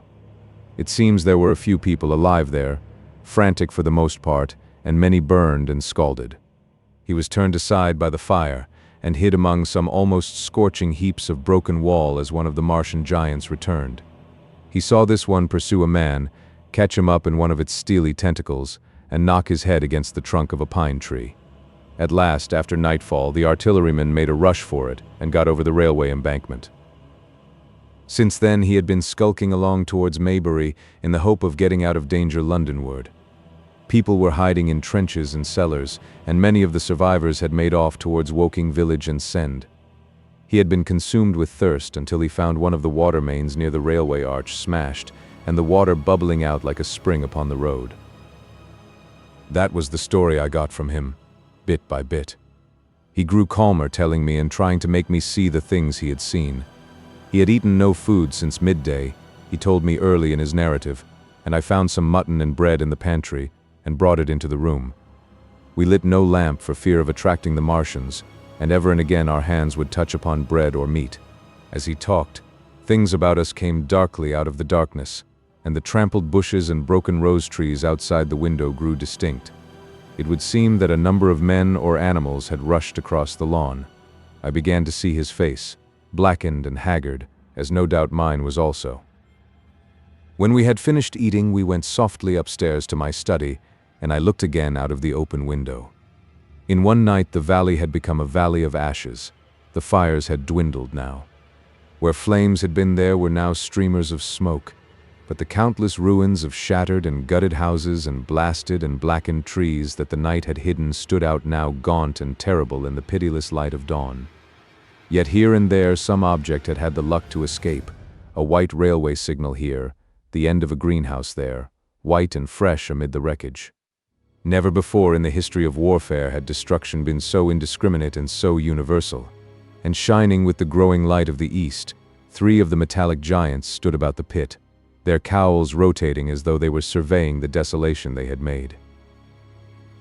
It seemed to me that the pit had been enlarged, and ever and again puffs of vivid green vapor streamed up and out of it towards the brightening dawn, streamed up, whirled, broke, and vanished. Beyond were the pillars of fire about CHOBHAM. They became pillars of bloodshot smoke at the first touch of day.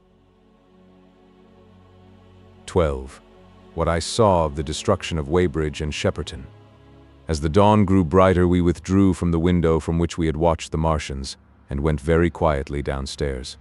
The artilleryman agreed with me that the house was no place to stay in. He proposed, he said, to make his way Londonward, and thence rejoin his battery, number 12, of the Horse Artillery. My plan was to return at once to Leatherhead, and so greatly had the strength of the Martians impressed me that I had determined to take my wife to Newhaven and go with her out of the country forthwith. For I already perceived clearly that the country about London must inevitably be the scene of a disastrous struggle before such creatures as these could be destroyed. Between us and Leatherhead, however, lay the 3rd cylinder, with its guarding giants. Had I been alone, I think I should have taken my chance and struck across country. But the artilleryman dissuaded me. It's no kindness to the right sort of wife, he said, to make her a widow, and in the end I agreed to go with him, under cover of the woods, northward as far as Street Cobham before I parted with him. Thence I would make a big detour by Epsom to reach Leatherhead. I should have started at once, but my companion had been in active service and he knew better than that. He made me ransack the house for a flask, which he filled with whiskey, and we lined every available pocket with packets of biscuits and slices of meat. Then we crept out of the house and ran as quickly as we could down the ill-made road by which I had come overnight. The houses seemed deserted. In the road lay a group of 3 charred bodies close together, struck dead by the heat ray, and here and there were things that people had dropped, a clock, a slipper, a silver spoon, and the like poor valuables. At the corner turning up towards the post office, a little cart, filled with boxes and furniture, and horseless, heeled over on a broken wheel. A cash box had been hastily smashed open and thrown under the debris. Except the lodge at the orphanage, which was still on fire, none of the houses had suffered very greatly here. The heat ray had shaved the chimney tops and passed. Yet, save ourselves, there did not seem to be a living soul on Maybury Hill. The majority of the inhabitants had escaped, I suppose, by way of the old Woking Road, the road I had taken when I drove to Leatherhead, or they had hidden.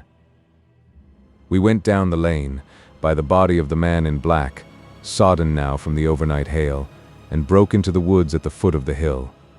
We pushed through these towards the railway without meeting a soul. The woods across the line were but the scarred and blackened ruins of woods. For the most part the trees had fallen, but a certain proportion still stood, dismal gray stems with dark brown foliage instead of green. On our side the fire had done no more than scorch the nearer trees. It had failed to secure its footing. In one place the woodmen had been at work on Saturday. Trees felled and freshly trimmed lay in a clearing, with heaps of sawdust by the sawing machine and its engine. Hard by was a temporary hut, deserted. There was not a breath of wind this morning, and everything was strangely still. Even the birds were hushed, and as we hurried along, I and the artilleryman talked in whispers and looked now and again over our shoulders. Once or twice we stopped to listen. After a time we drew near the road, and as we did so we heard the clatter of hooves and saw through the tree stems 3 cavalry soldiers riding slowly towards Woking. We hailed them, and they halted while we hurried towards them. It was a lieutenant and a couple of privates of the 8th Hussars, with a stand like a theodolite, which the artilleryman told me was a heliograph. "You are the first men I've seen coming this way this morning," said the lieutenant. "What's brewing?" His voice and face were eager. The men behind him stared curiously. The artilleryman jumped down the bank into the road and saluted. "Gun destroyed last night, sir. Have been hiding. Trying to rejoin battery, sir. You'll come in sight of the Martians, I expect, about half a mile along this road." "What the dickens are they like?" asked the lieutenant. "Giants in armor, sir, 100 feet high. 3 legs and a body like luminium, with a mighty great head and a hood, sir." "Get out!" said the lieutenant. "What confounded nonsense!" "You'll see, sir. They carry a kind of box, sir, that shoots fire and strikes you dead." "What do you mean? A gun?" "No, sir." And the artilleryman began a vivid account of the heat ray. Halfway through, the lieutenant interrupted him and looked up at me. I was still standing on the bank by the side of the road. "It's perfectly true," I said. "Well," said the lieutenant, "I suppose it's my business to see it too. Look here," to the artilleryman. "We're detailed here clearing people out of their houses. You'd better go along and report yourself to Brigadier General Marvin and tell him all you know. He's at Weybridge. Know the way?" "I do," I said, and he turned his horse southward again. "Half a mile, you say?" said he. "At most," I answered, and pointed over the treetops southward. He thanked me and rode on, and we saw them no more. Farther along we came upon a group of 3 women and 2 children in the road, busy clearing out a laborer's cottage. They had got hold of a little hand truck, and were piling it up with unclean-looking bundles and shabby furniture. They were all too assiduously engaged to talk to us as we passed. By VIII Station we emerged from the pine trees, and found the country calm and peaceful under the morning sunlight. We were far beyond the range of the heat ray there, and had it not been for the silent desertion of some of the houses, the stirring movement of packing in others, and the knot of soldiers standing on the bridge over the railway and staring down the line towards Woking, the day would have seemed very like any other Sunday. Several farm wagons and carts were moving creakily along the road to Addlestone, and suddenly through the gate of a field we saw, across a stretch of flat meadow, 6 12-pounders standing neatly at equal distances pointing towards Woking. The gunners stood by the guns waiting, and the ammunition wagons were at a businesslike distance. The men stood almost as if under inspection. "That's good," said I. "They will get one fair shot at any rate." The artilleryman hesitated at the gate. "I shall go on," he said. Farther on towards Weybridge, just over the bridge, there were a number of men in white fatigue jackets throwing up a long rampart and more guns behind. "It's bows and arrows against the lightning anyhow," said the artilleryman. "They haven't seen that fire beam yet." The officers who were not actively engaged stood and stared over the treetops southwestward, and the men digging would stop every now and again to stare in the same direction. Byfleet was in a tumult, people packing, and a score of hussars, some of them dismounted, some on horseback, were hunting them about. 3 or 4 black government wagons, with crosses and white circles, and an old omnibus, among other vehicles, were being loaded in the village street. There were scores of people, most of them sufficiently sabbatical to have assumed their best clothes. The soldiers were having the greatest difficulty in making them realize the gravity of their position. We saw one shriveled old fellow with a huge box and a score or more of flower pots containing orchids, angrily expostulating with the corporal who would leave them behind. I stopped and gripped his arm. "Do you know what's over there?" I said, pointing at the pine tops that hid the Martians. "Eh?" said he, turning. "I was explainin' these is valuable." "Death!" I shouted. "Death is coming. Death!" And leaving him to digest that if he could, I hurried on after the artilleryman. At the corner I looked back. The soldier had left him, and he was still standing by his box with the pots of orchids on the lid of it, and staring vaguely over the trees. No one in Weybridge could tell us where the headquarters were established. The whole place was in such confusion as I had never seen in any town before. Carts, carriages everywhere, the most astonishing miscellany of conveyances and horseflesh. The respectable inhabitants of the place, men in golf and boating costumes, wives prettily dressed, were packing, riverside loafers energetically helping, children excited, and, for the most part, highly delighted at this astonishing variation of their Sunday experiences. In the midst of it all, the worthy vicar was very pluckily holding an early celebration, and his bell was jangling out above the excitement. I and the artilleryman, seated on the step of the drinking fountain, made a very passable meal upon what we had brought with us. Patrols of soldiers, here no longer hussars but grenadiers in white, were warning people to move now or to take refuge in their cellars as soon as the firing began.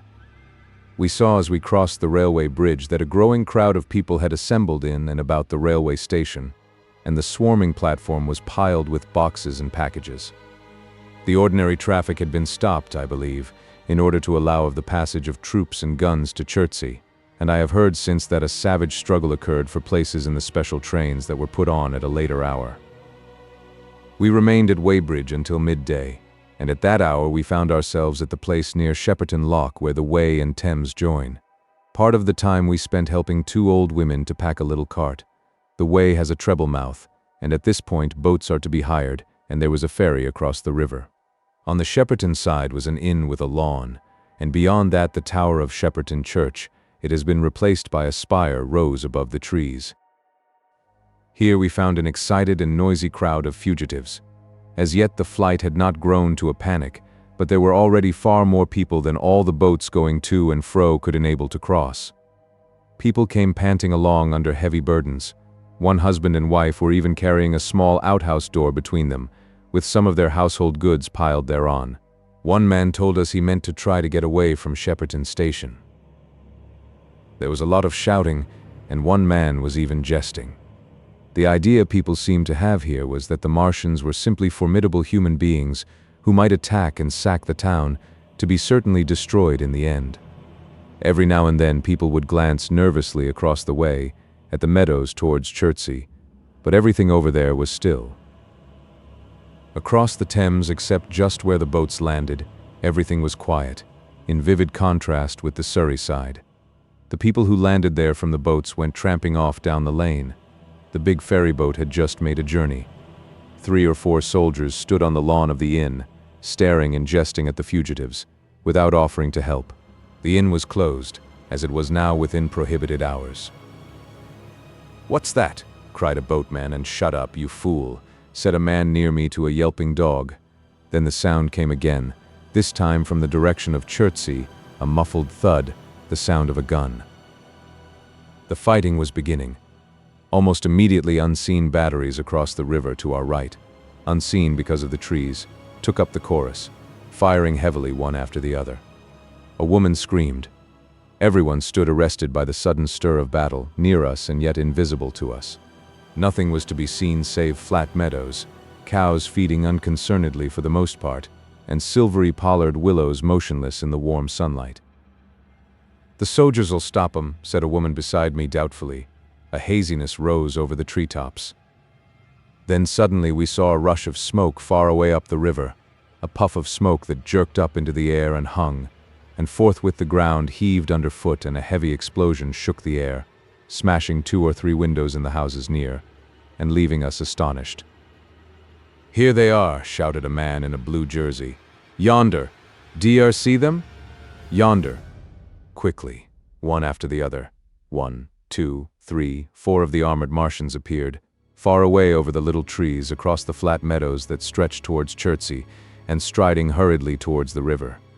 Little cowled figures they seemed at first, going with a rolling motion and as fast as flying birds. Then, advancing obliquely towards us, came a 5th. Their armored bodies glittered in the sun as they swept swiftly forward upon the guns, growing rapidly larger as they drew nearer. One on the extreme left, the remotest that is, flourished a huge case high in the air, and the ghostly, terrible heat ray I had already seen on Friday night smote towards Chertsey and struck the town. At sight of these strange, swift, and terrible creatures, the crowd near the water's edge seemed to me to be for a moment horror-struck. There was no screaming or shouting, but a silence. Then a hoarse murmur and a movement of feet, a splashing from the water. A man, too frightened to drop the portmanteau he carried on his shoulder, swung round and sent me staggering with a blow from the corner of his burden. A woman thrust at me with her hand and rushed past me. I turned with the rush of the people, but I was not too terrified for thought. The terrible heat ray was in my mind. To get under water. That was it. "Get under water!" I shouted, unheeded. I faced about again and rushed towards the approaching Martian, rushed right down the gravelly beach and headlong into the water.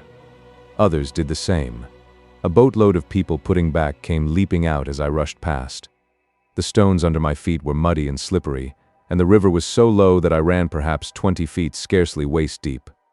Then, as the Martian towered overhead scarcely a couple of 100 yards away, I flung myself forward under the surface. The splashes of the people in the boats leaping into the river sounded like thunderclaps in my ears. People were landing hastily on both sides of the river. But the Martian machine took no more notice for the moment of the people running this way and that than a man would of the confusion of ants in a nest against which his foot has kicked.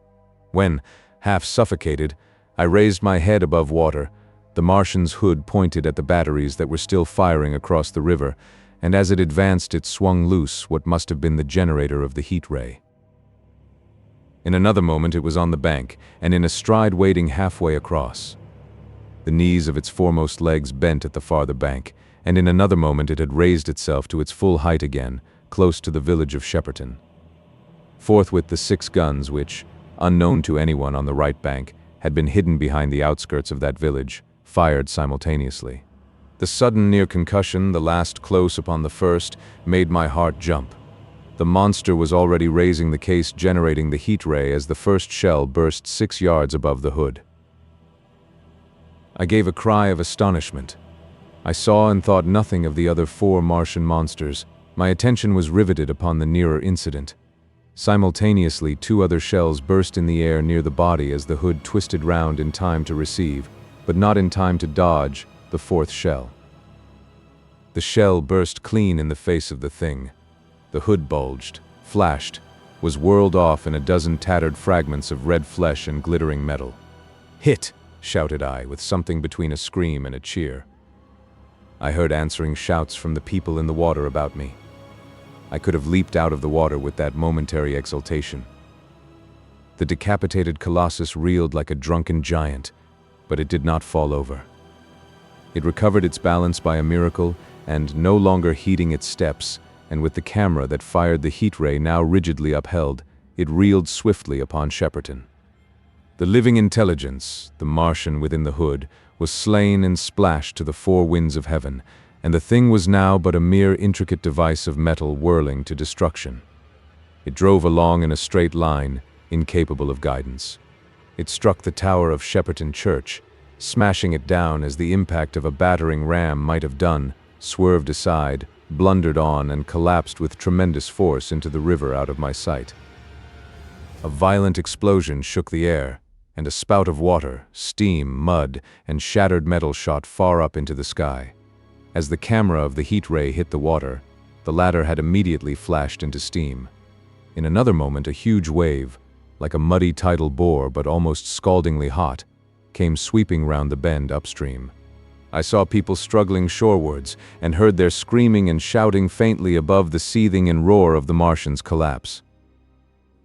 For a moment I heeded nothing of the heat, forgot the patent need of self-preservation. I splashed through the tumultuous water, pushing aside a man in black to do so, until I could see round the bend.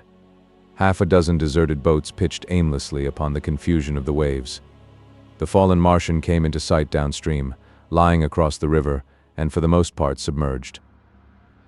Thick clouds of steam were pouring off the wreckage, and through the tumultuously whirling wisps I could see, intermittently and vaguely, the gigantic limbs churning the water and flinging a splash and spray of mud and froth into the air. The tentacles swayed and struck like living arms, and, save for the helpless purposelessness of these movements, it was as if some wounded thing were struggling for its life amid the waves. Enormous quantities of a ruddy brown fluid were spurting up in noisy jets out of the machine. My attention was diverted from this death flurry by a furious yelling, like that of the thing called a siren in our manufacturing towns. A man, knee-deep near the towing path, shouted inaudibly to me and pointed. Looking back, I saw the other Martians advancing with gigantic strides down the riverbank from the direction of CHIII. The Shepperton guns spoke this time unavailingly. At that I ducked at once underwater and, holding my breath until movement was an agony, blundered painfully ahead under the surface as long as I could. The water was in a tumult about me and rapidly growing hotter. When for a moment I raised my head to take breath and throw the hair and water from my eyes, the steam was rising in a whirling white fog that at first hid the Martians altogether. The noise was deafening. Then I saw them dimly, colossal figures of gray, magnified by the mist. They had passed by me, and two were stooping over the frothing, tumultuous ruins of their comrade. The third and fourth stood beside him in the water, one perhaps 200 yards from me, the other towards Laleham. The generators of the heat rays waved high, and the hissing beams smote down this way and that. The air was full of sound, a deafening and confusing conflict of noises, the clangorous din of the Martians, the crash of falling houses, the thud of trees, fences, sheds flashing into flame, and the crackling and roaring of fire. Dense black smoke was leaping up to mingle with the steam from the river, and as the heat ray went to and fro over Weybridge, its impact was marked by flashes of incandescent white that gave place at once to a smoky dance of lurid flames. The nearer houses still stood intact, awaiting their fate, shadowy, faint, and pallid in the steam, with the fire behind them going to and fro. For a moment perhaps I stood there, breast high in the almost boiling water, dumbfounded at my position, hopeless of escape. Through the reek I could see the people who had been with me in the river scrambling out of the water through the reeds, like little frogs hurrying through grass from the advance of a man, or running to and fro in utter dismay on the towing path. Then suddenly the white flashes of the heat ray came leaping towards me. The houses caved in as they dissolved at its touch and darted out flames. The trees changed to fire with a roar. The ray flickered up and down the towing path, licking off the people who ran this way and that, and came down to the water's edge not 50 yards from where I stood. It swept across the river to Shepperton, and the water in its track rose in a boiling wheel crested with steam. I turned shoreward. In another moment the huge wave, well nigh at the boiling point, had rushed upon me.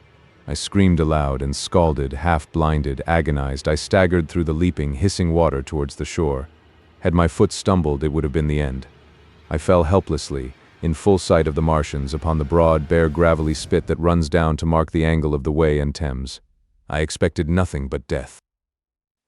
I have a dim memory of the foot of a Martian coming down within a score of yards of my head, driving straight into the loose gravel, whirling it this way and that and lifting again, of a long suspense, and then of the four carrying the debris of their comrade between them, now clear and then presently faint through a veil of smoke, receding interminably, as it seemed to me, across a vast space of river and meadow, and then, very slowly, I realized that by a miracle I had escaped. 13. How I fell in with the curate. After getting this sudden lesson in the power of terrestrial weapons, the Martians retreated to their original position upon HORSELL Common, and in their haste, and encumbered with the debris of their smashed companion, they no doubt overlooked many such a stray and negligible victim as myself. Had they left their comrade and pushed on forthwith, there was nothing at that time between them and London but batteries of 12-pounder guns, and they would certainly have reached the capital in advance of the tidings of their approach, as sudden, dreadful, and destructive their advent would have been as the earthquake that destroyed Lisbon a century ago. But they were in no hurry. Cylinder followed cylinder on its interplanetary flight. Every 24 hours brought them reinforcement. And meanwhile the military and naval authorities, now fully alive to the tremendous power of their antagonists, worked with furious energy. Every minute a fresh gun came into position until, before twilight, every copse, every row of suburban villas on the hilly slopes about Kingston and Richmond masked an expectant black muzzle. And through the charred and desolated area, perhaps 20 square miles altogether, that encircled the Martian encampment on HORSELL Common, through charred and ruined villages among the green trees, through the blackened and smoking arcades that had been but a day ago pine spinneys, crawled the devoted scouts with the heliographs that were presently to warn the gunners of the Martian approach. But the Martians now understood our command of artillery and the danger of human proximity, and not a man ventured within a mile of either cylinder, save at the price of his life. It would seem that these giants spent the earlier part of the afternoon in going to and fro, transferring everything from the second and third cylinders, the second in Addlestone Golf Links and the third at Pierford, to their original pit on HORSELL Common. Over that, above the blackened heather and ruined buildings that stretched far and wide, stood one as sentinel, while the rest abandoned their vast fighting machines and descended into the pit.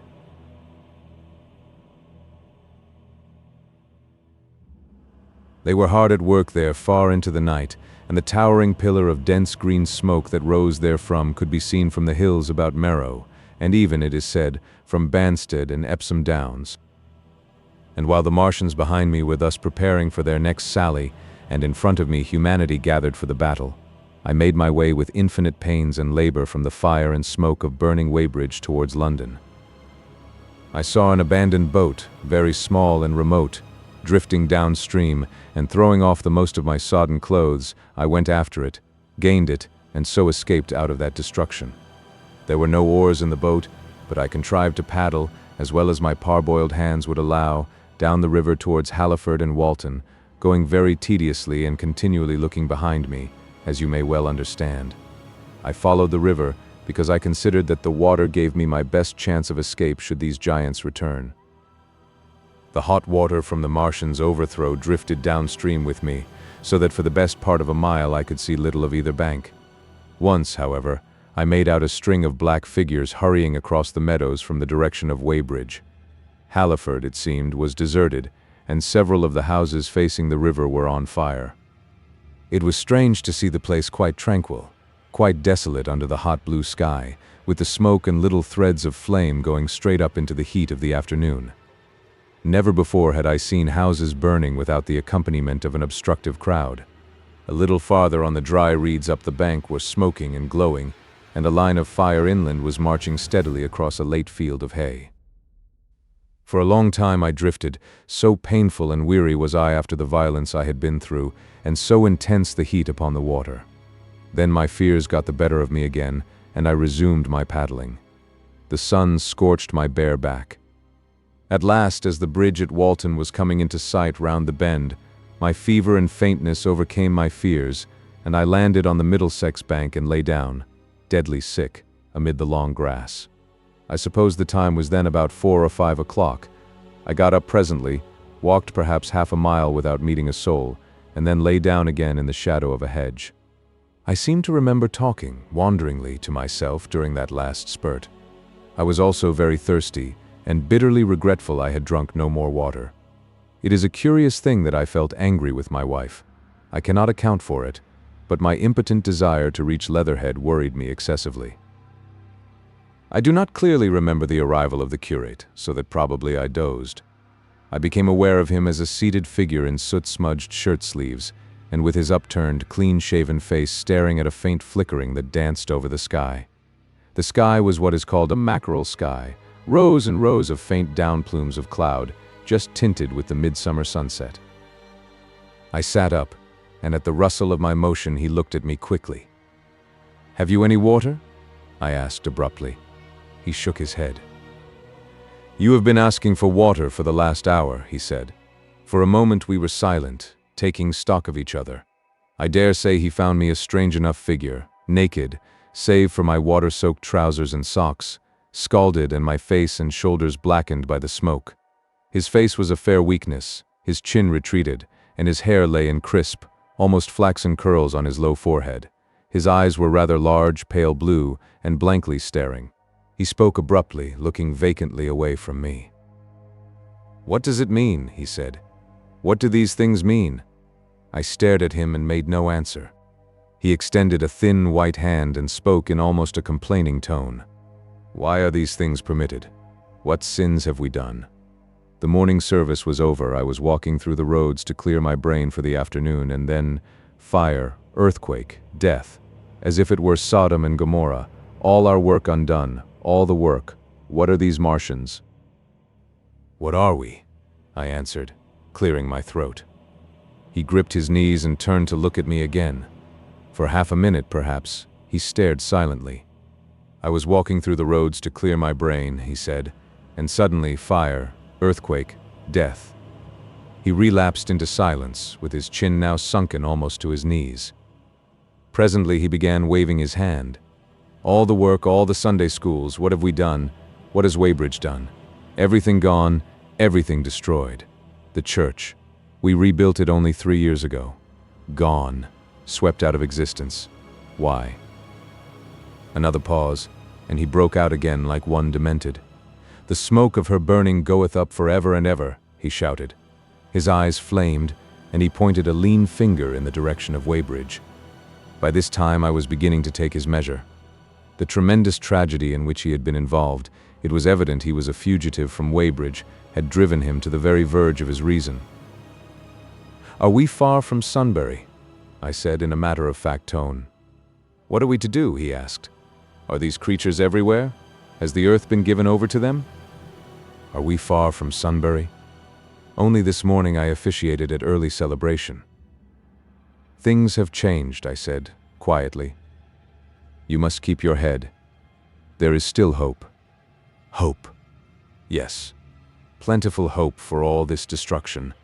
I began to explain my view of our position. He listened at first, but as I went on, the interest dawning in his eyes gave place to their former stare, and his regard wandered from me.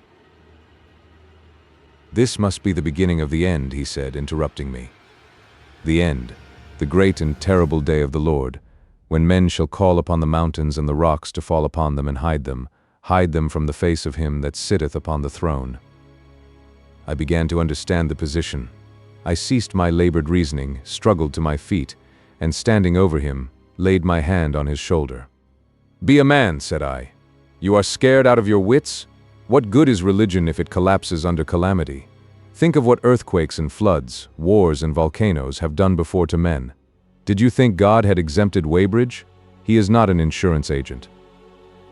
For a time he sat in blank silence. "But how can we escape?"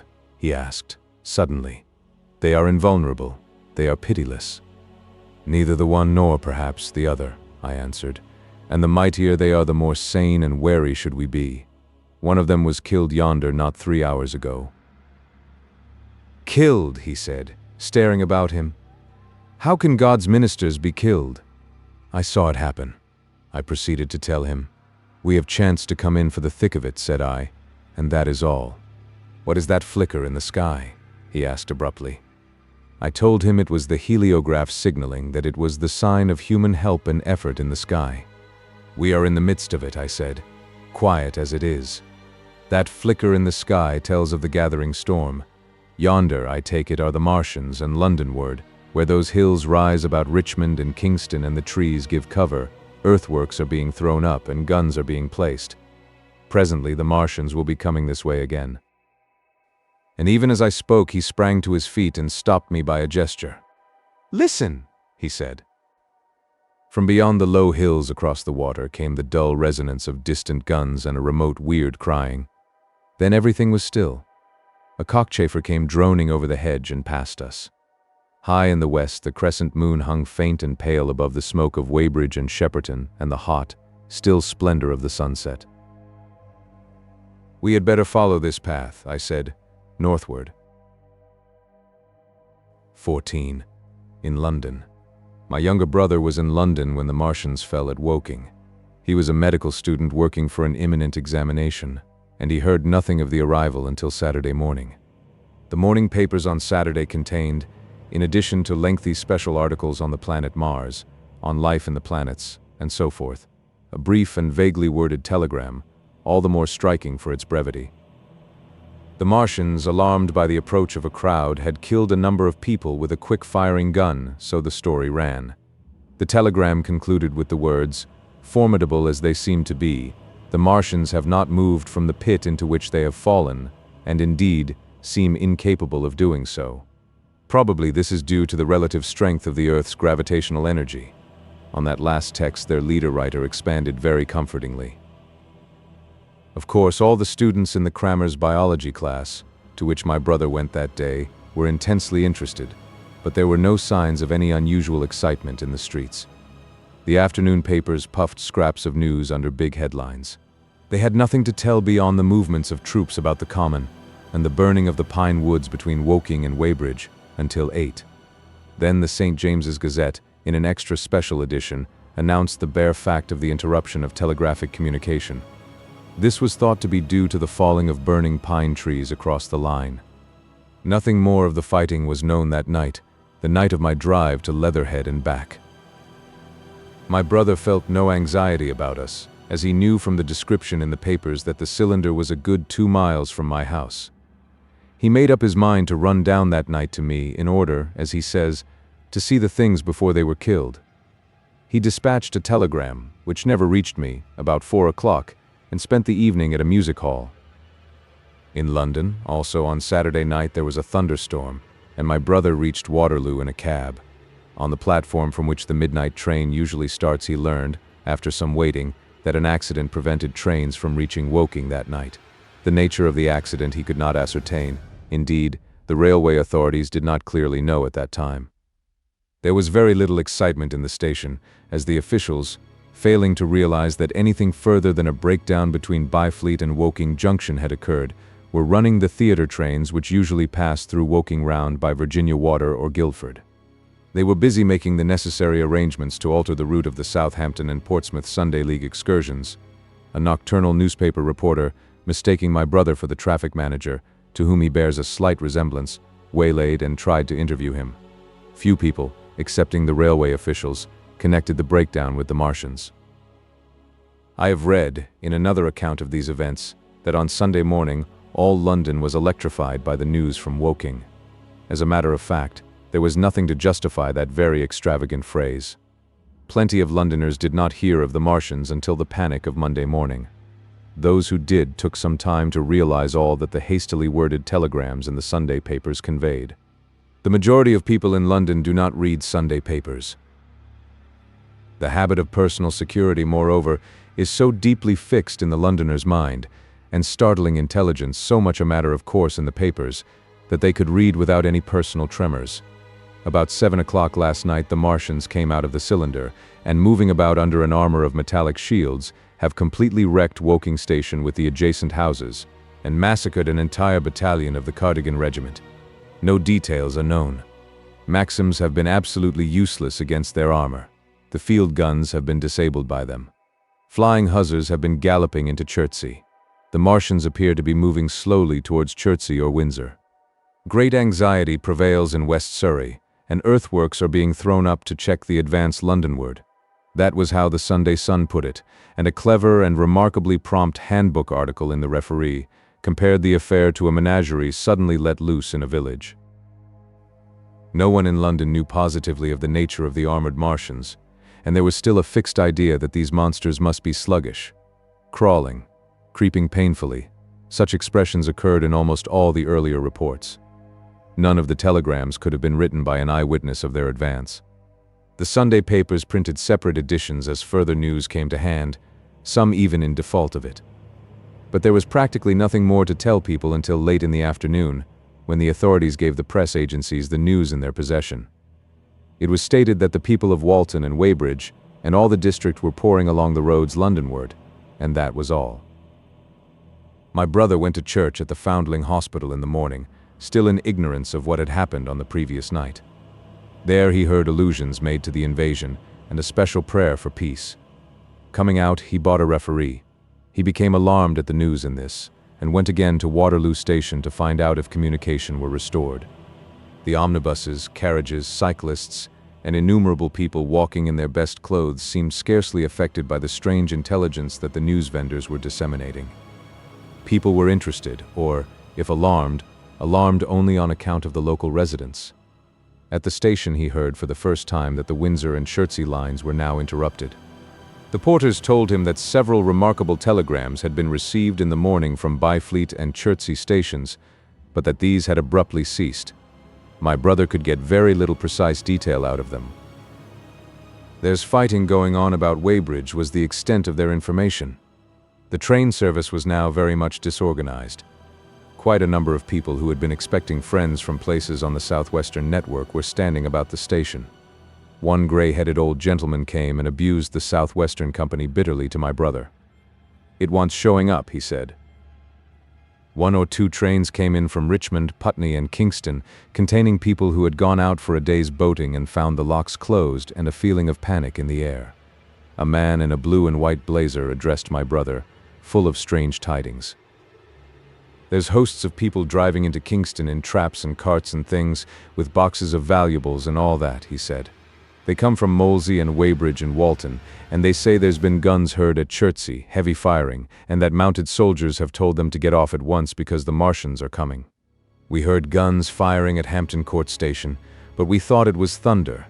What the dickens does it all mean? The Martians can't get out of their pit, can they?"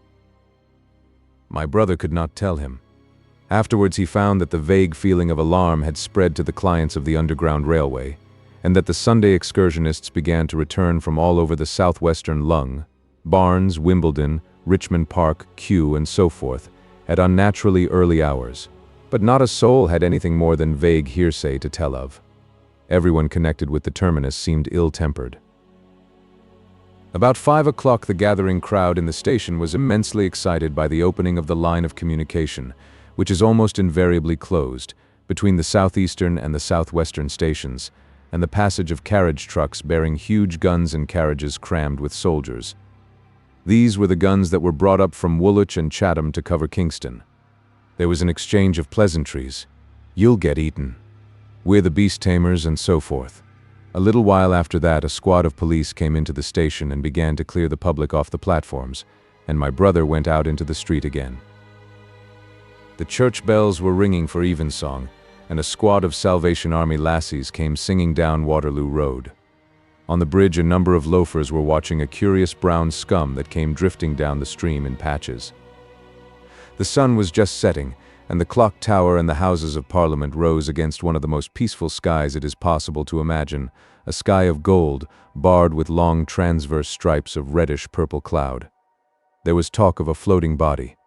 One of the men there, a reservist he said he was, told my brother he had seen the heliograph flickering in the west. In Wellington Street, my brother met a couple of sturdy roughs who had just been rushed out of Fleet Street with still wet newspapers and staring placards. "Dreadful catastrophe," they bawled one to the other down Wellington Street. "Fighting at Weybridge. Full description. Repulse of the Martians. London in danger." He had to give 3d for a copy of that paper. Then it was, and then only, that he realized something of the full power and terror of these monsters. He learned that they were not merely a handful of small, sluggish creatures, but that they were minds swaying vast mechanical bodies, and that they could move swiftly and smite with such power that even the mightiest guns could not stand against them. They were described as vast spider-like machines, nearly 100 feet high, capable of the speed of an express train, and able to shoot out a beam of intense heat. Masked batteries, chiefly of field guns, had been planted in the country about Horsell Common, and especially between the Woking district and London. 5 of the machines had been seen moving towards the Thames, and 1, by a happy chance, had been destroyed.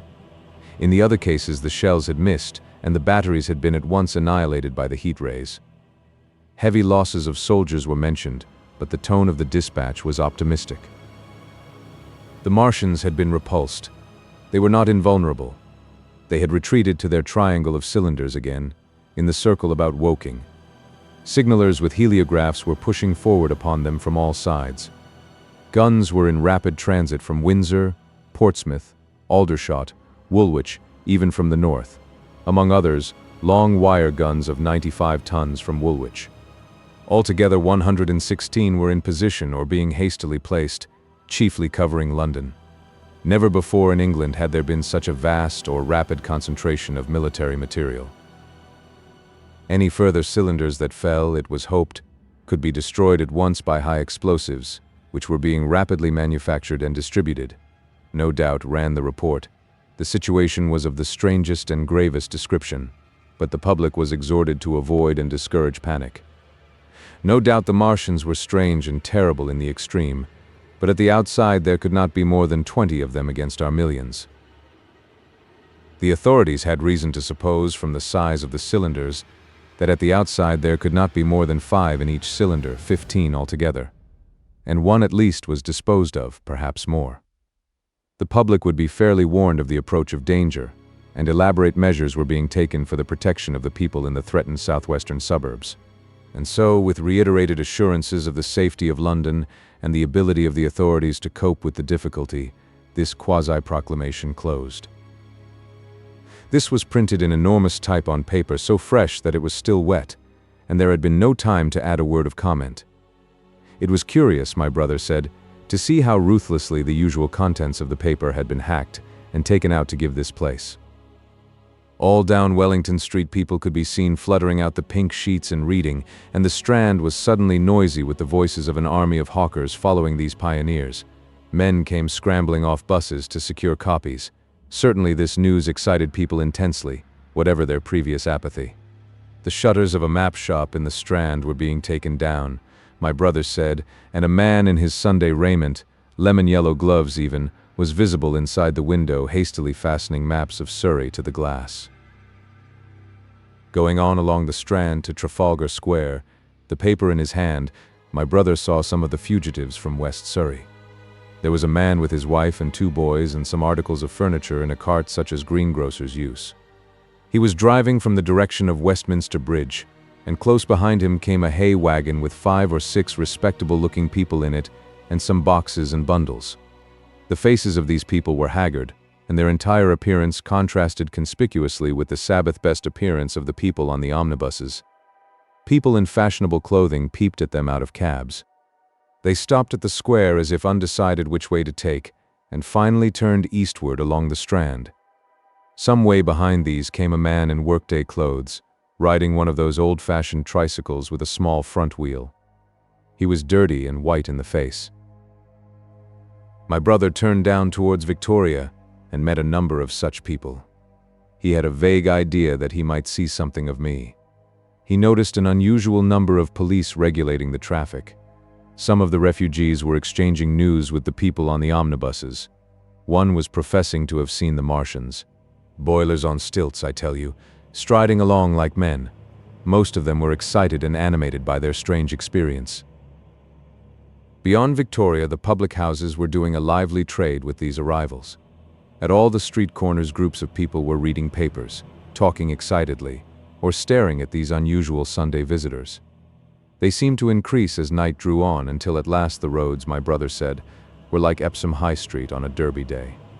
My brother addressed several of these fugitives and got unsatisfactory answers from most. None of them could tell him any news of Woking except one man, who assured him that Woking had been entirely destroyed on the previous night. "I come from Byfleet," he said.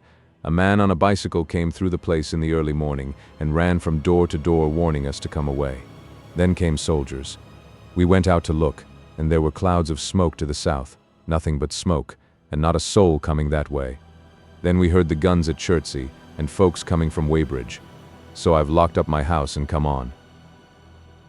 At that time, there was a strong feeling in the streets that the authorities were to blame for their incapacity to dispose of the invaders without all this inconvenience. About 8 o'clock, a noise of heavy firing was distinctly audible all over the south of London. My brother could not hear it for the traffic in the main thoroughfares, but by striking through the quiet back streets to the river, he was able to distinguish it quite plainly. He walked from Westminster to his apartments near Regent's Park about 2. He was now very anxious on my account, and disturbed at the evident magnitude of the trouble. His mind was inclined to run, even as mine had run on Saturday, on military details. He thought of all those silent, expectant guns, of the suddenly nomadic countryside. He tried to imagine boilers on stilts 100 feet high. There were 1 or 2 cartloads of refugees passing along Oxford Street, and several in the Marylebone Road. But so slowly was the news spreading that Regent Street and Portland Place were full of their usual Sunday night promenaders, albeit they talked in groups. And along the edge of Regent's Park there were as many silent couples walking out together under the scattered gas lamps as ever there had been. The night was warm and still, and a little oppressive. The sound of guns continued intermittently, and after midnight there seemed to be sheet lightning in the south. He read and reread the paper, fearing the worst had happened to me. He was restless, and after supper prowled out again aimlessly. He returned and tried in vain to divert his attention to his examination notes. He went to bed a little after midnight, and was awakened from lurid dreams in the small hours of Monday by the sound of door knockers, feet running in the street, distant drumming, and a clamor of bells. Red reflections danced on the ceiling. For a moment he lay astonished, wondering whether day had come or the world gone mad. Then he jumped out of bed and ran to the window.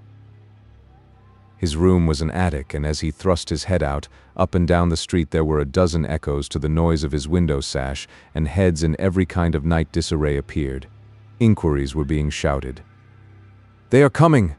bawled a policeman, hammering at the door. "The Martians are coming!" and hurried to the next door. The sound of drumming and trumpeting came from the Albany Street barracks, and every church within earshot was hard at work killing sleep with a vehement, disorderly tocsin. There was a noise of doors opening, and window after window in the houses opposite flashed from darkness into yellow illumination. Up the street came galloping a closed carriage, bursting abruptly into noise at the corner, rising to a clattering climax under the window, and dying away slowly in the distance. Close on the rear of this came a couple of cabs, the forerunners of a long procession of flying vehicles, going for the most part to Chalk Farm Station, where the Northwestern special trains were loading up, instead of coming down the gradient into Euston.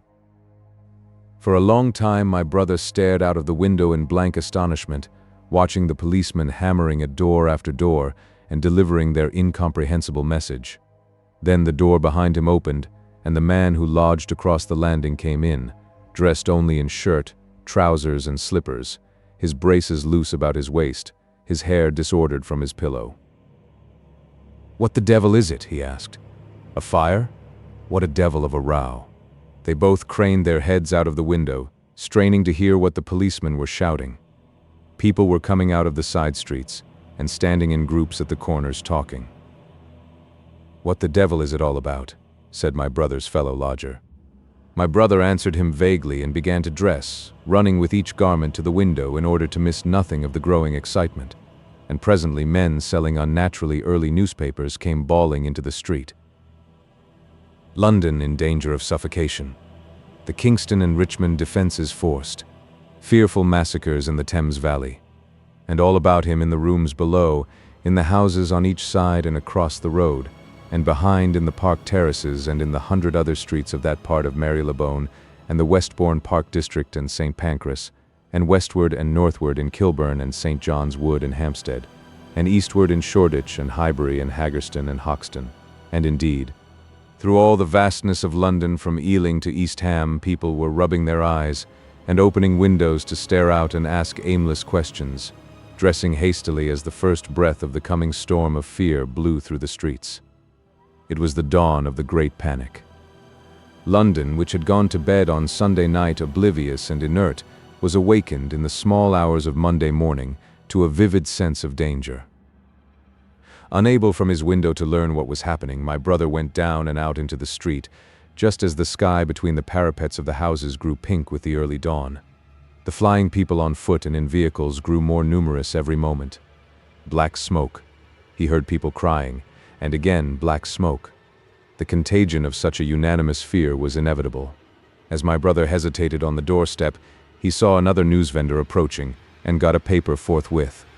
The man was running away with the rest and selling his papers for a shilling each as he ran, a grotesque mingling of profit and panic.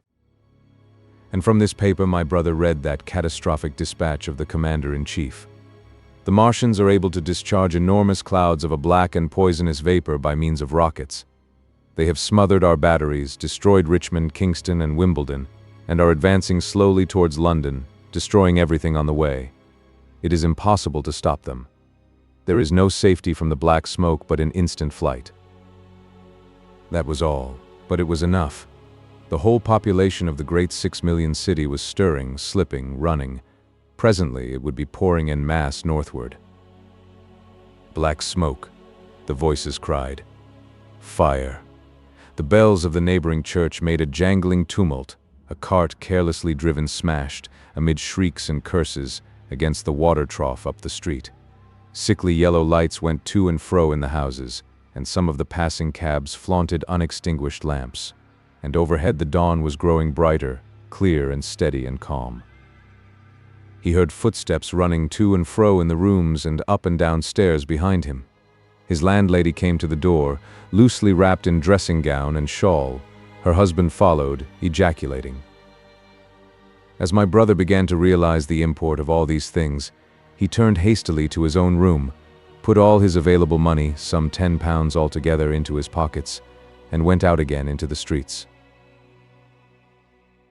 15. What had happened in Surrey.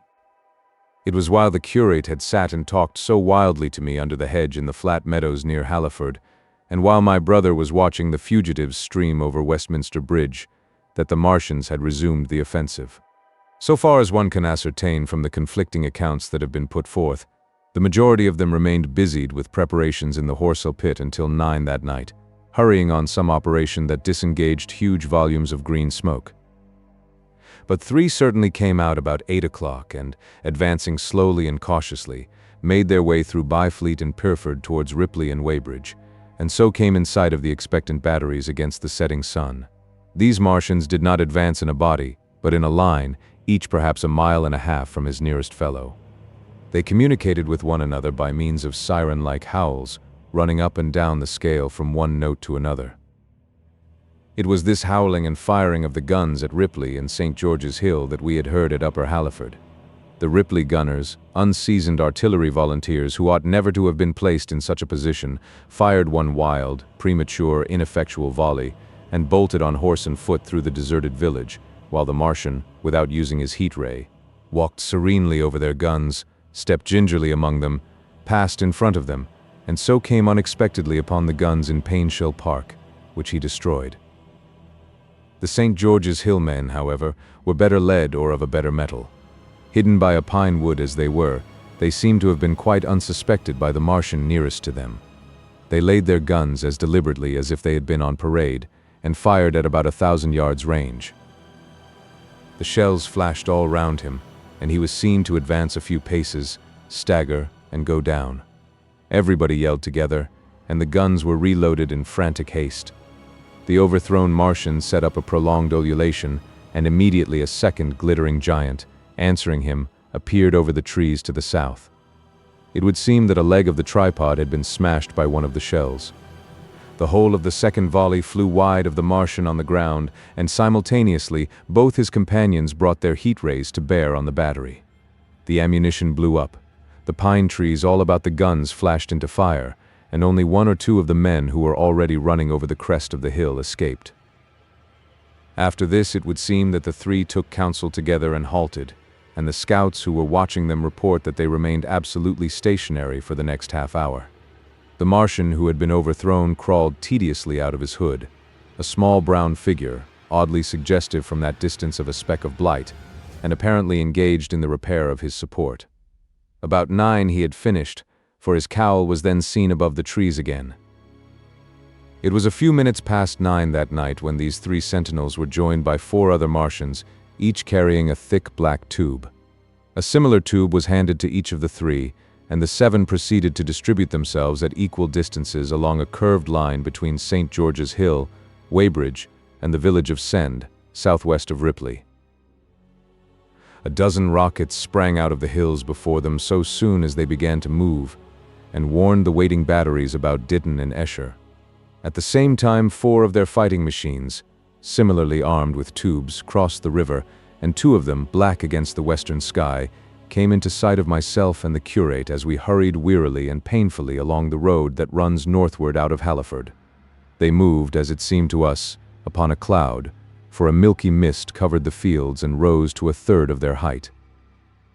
At this sight the curate cried faintly in his throat, and began running, but I knew it was no good running from a Martian, and I turned aside and crawled through dewy nettles and brambles into the broad ditch by the side of the road. He looked back, saw what I was doing, and turned to join me. The 2 halted, the nearer to us standing and facing Sunbury, the remoter being a gray indistinctness towards the evening star, away towards Staines. The occasional howling of the Martians had ceased.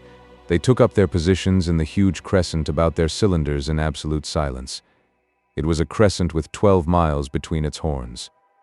Never since the devising of gunpowder was the beginning of a battle so still. To us and to an observer about Ripley it would have had precisely the same effect. The Martians seemed in solitary possession of the darkling night, lit only as it was by the slender moon, the stars, the afterglow of the daylight, and the ruddy glare from St. George's Hill and the woods of Painshill. But facing that crescent everywhere at Staines, Hounslow, Ditton, Esher, Ockham behind hills and woods south of the river, and across the flat grass meadows to the north of it, wherever a cluster of trees or village houses gave sufficient cover, the guns were waiting. The signal rockets burst and rained their sparks through the night and vanished, and the spirit of all those watching batteries rose to a tense expectation. The Martians had but to advance into the line of fire, and instantly those motionless black forms of men, those guns glittering so darkly in the early night, would explode into a thunderous fury of battle. No doubt the thought that was uppermost in 1,000 of those vigilant minds, even as it was uppermost in mine, was the riddle, how much they understood of us. Did they grasp that we in our millions were organized, disciplined, working together? Or did they interpret our spurts of fire, the sudden stinging of our shells, our steady investment of their encampment, as we should the furious unanimity of onslaught in a disturbed hive of bees? Did they dream they might exterminate us? At that time no one knew what food they needed. 100 such questions struggled together in my mind as I watched that vast sentinel shape. And in the back of my mind was the sense of all the huge unknown and hidden forces Londonward. Had they prepared pitfalls? Were the powder mills at Hounslow ready as a snare? Would the Londoners have the heart and courage to make a greater Moscow of their mighty province of houses? Then, after an interminable time, as it seemed to us, crouching and peering through the hedge, came a sound like the distant concussion of a gun. Another nearer, and then another. And then the Martian beside us raised his tube on high and discharged it, gun-wise, with a heavy report that made the ground heave. The one towards Staines answered him.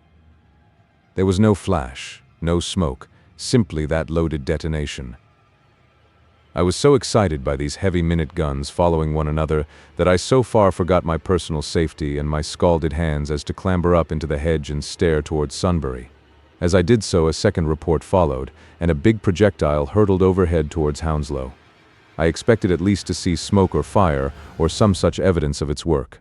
But all I saw was the deep blue sky above, with one solitary star, and the white mist spreading wide and low beneath.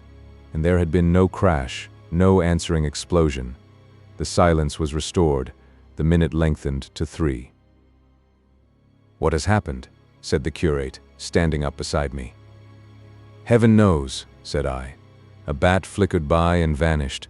A distant tumult of shouting began and ceased. I looked again at the Martian, and saw he was now moving eastward along the riverbank, with a swift, rolling motion. Every moment I expected the fire of some hidden battery to spring upon him, but the evening calm was unbroken. The figure of the Martian grew smaller as he receded, and presently the mist and the gathering night had swallowed him up.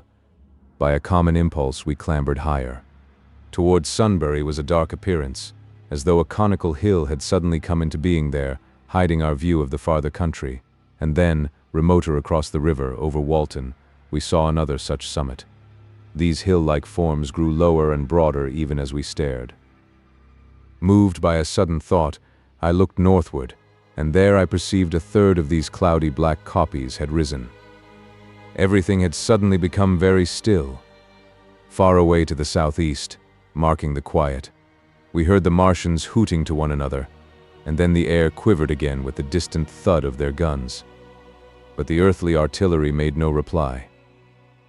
Now at the time we could not understand these things, but later I was to learn the meaning of these ominous kopjes that gathered in the twilight. Each of the Martians, standing in the great crescent I have described, had discharged, by means of the gun-like tube he carried, a huge canister over whatever hill, copse, cluster of houses, or other possible cover for guns, chanced to be in front of him. Some fired only one of these, some two, as in the case of the one we had seen. The one at Ripley is said to have discharged no fewer than 5 at that time. These canisters smashed on striking the ground, they did not explode, and incontinently disengaged an enormous volume of heavy inky vapor, coiling and pouring upward in a huge and ebony cumulus cloud, a gaseous hill that sank and spread itself slowly over the surrounding country. And the touch of that vapor, the inhaling of its pungent wisps, was death to all that breathes. It was heavy, this vapor, heavier than the densest smoke, so that, after the first tumultuous uprush and outflow of its impact, it sank down through the air and poured over the ground in a manner rather liquid than gaseous, abandoning the hills, and streaming into the valleys and ditches and watercourses, even as I have heard the carbonic acid gas that pours from volcanic clefts is wont to do. And where it came upon water, some chemical action occurred, and the surface would be instantly covered with a powdery scum that sank slowly and made way for more. The scum was absolutely insoluble, and it is a strange thing, seeing the instant effect of the gas, that one could drink without hurt the water from which it had been strained. The vapor did not diffuse as a true gas would do. It hung together in banks, flowing sluggishly down the slope of the land and driving reluctantly before the wind, and very slowly it combined with the mist and moisture of the air, and sank to the earth in the form of dust.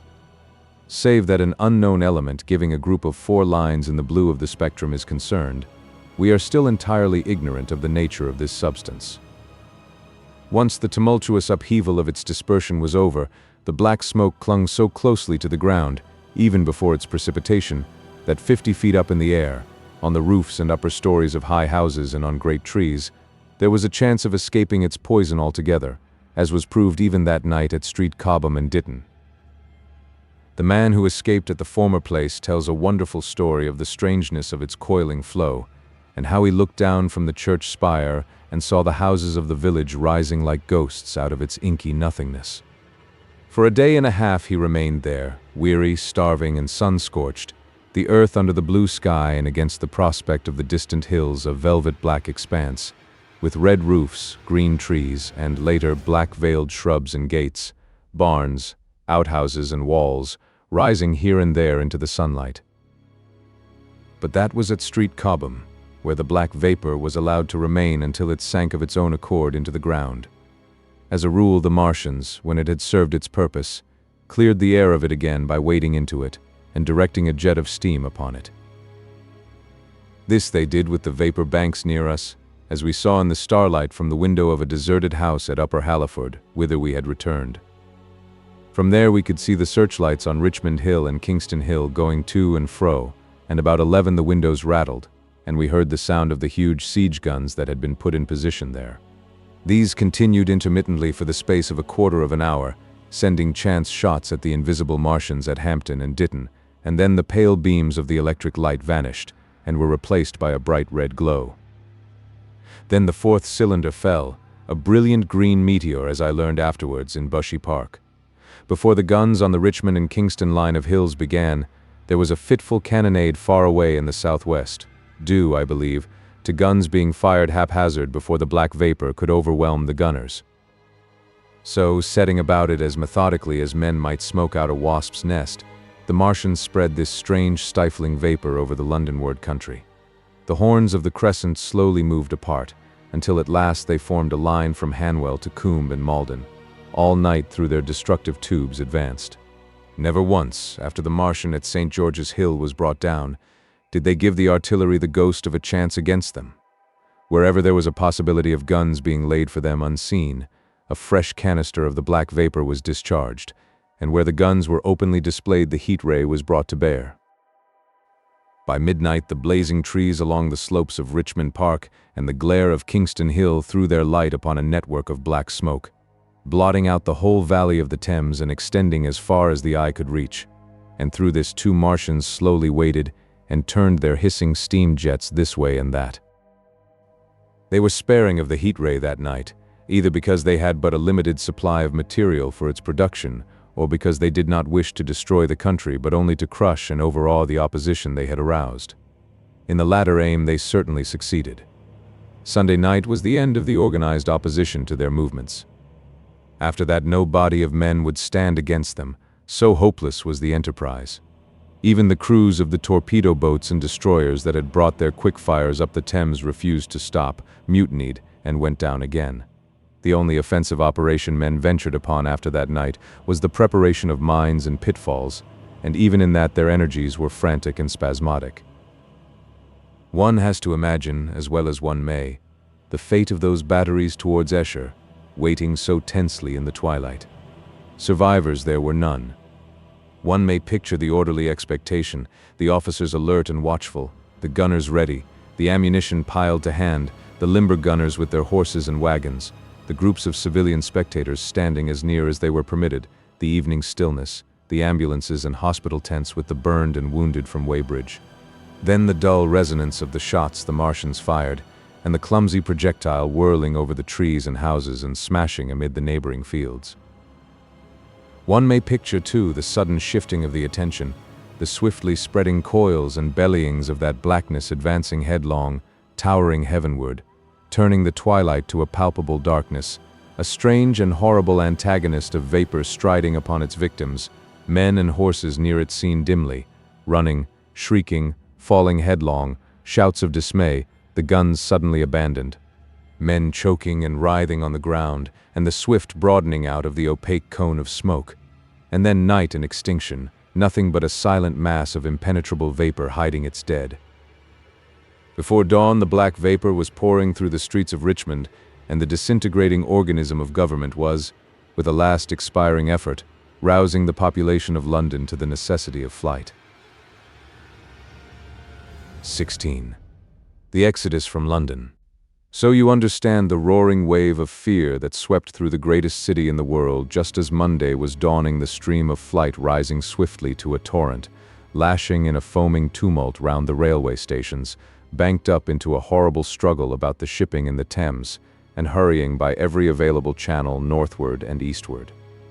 By 10 o'clock the police organization, and by midday even the railway organizations, were losing coherency, losing shape and efficiency, guttering, softening, running at last in that swift liquefaction of the social body. All the railway lines north of the Thames and the southeastern people at Cannon Street had been warned by midnight on Sunday, and trains were being filled. People were fighting savagely for standing room in the carriages even at 2 o'clock. By 3, people were being trampled and crushed even in Bishopsgate Street, a couple of 100 yards or more from Liverpool Street Station. Revolvers were fired, people stabbed, and the policemen who had been sent to direct the traffic, exhausted and infuriated, were breaking the heads of the people they were called out to protect.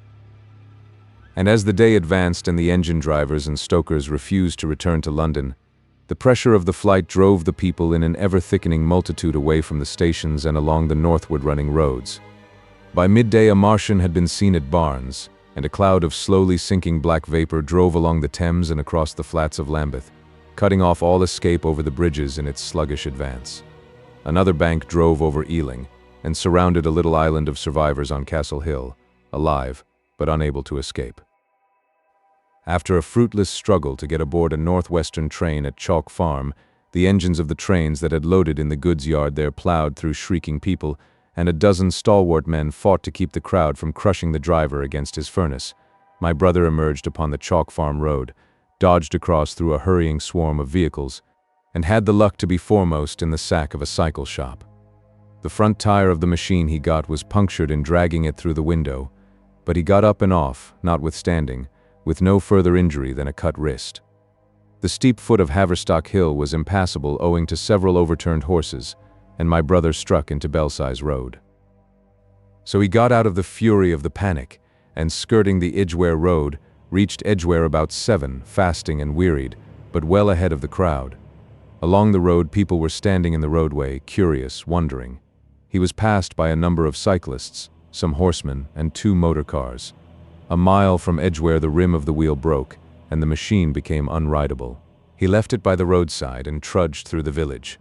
There were shops half opened in the main street of the place, and people crowded on the pavement and in the doorways and windows, staring astonished at this extraordinary procession of fugitives that was beginning. He succeeded in getting some food at an inn.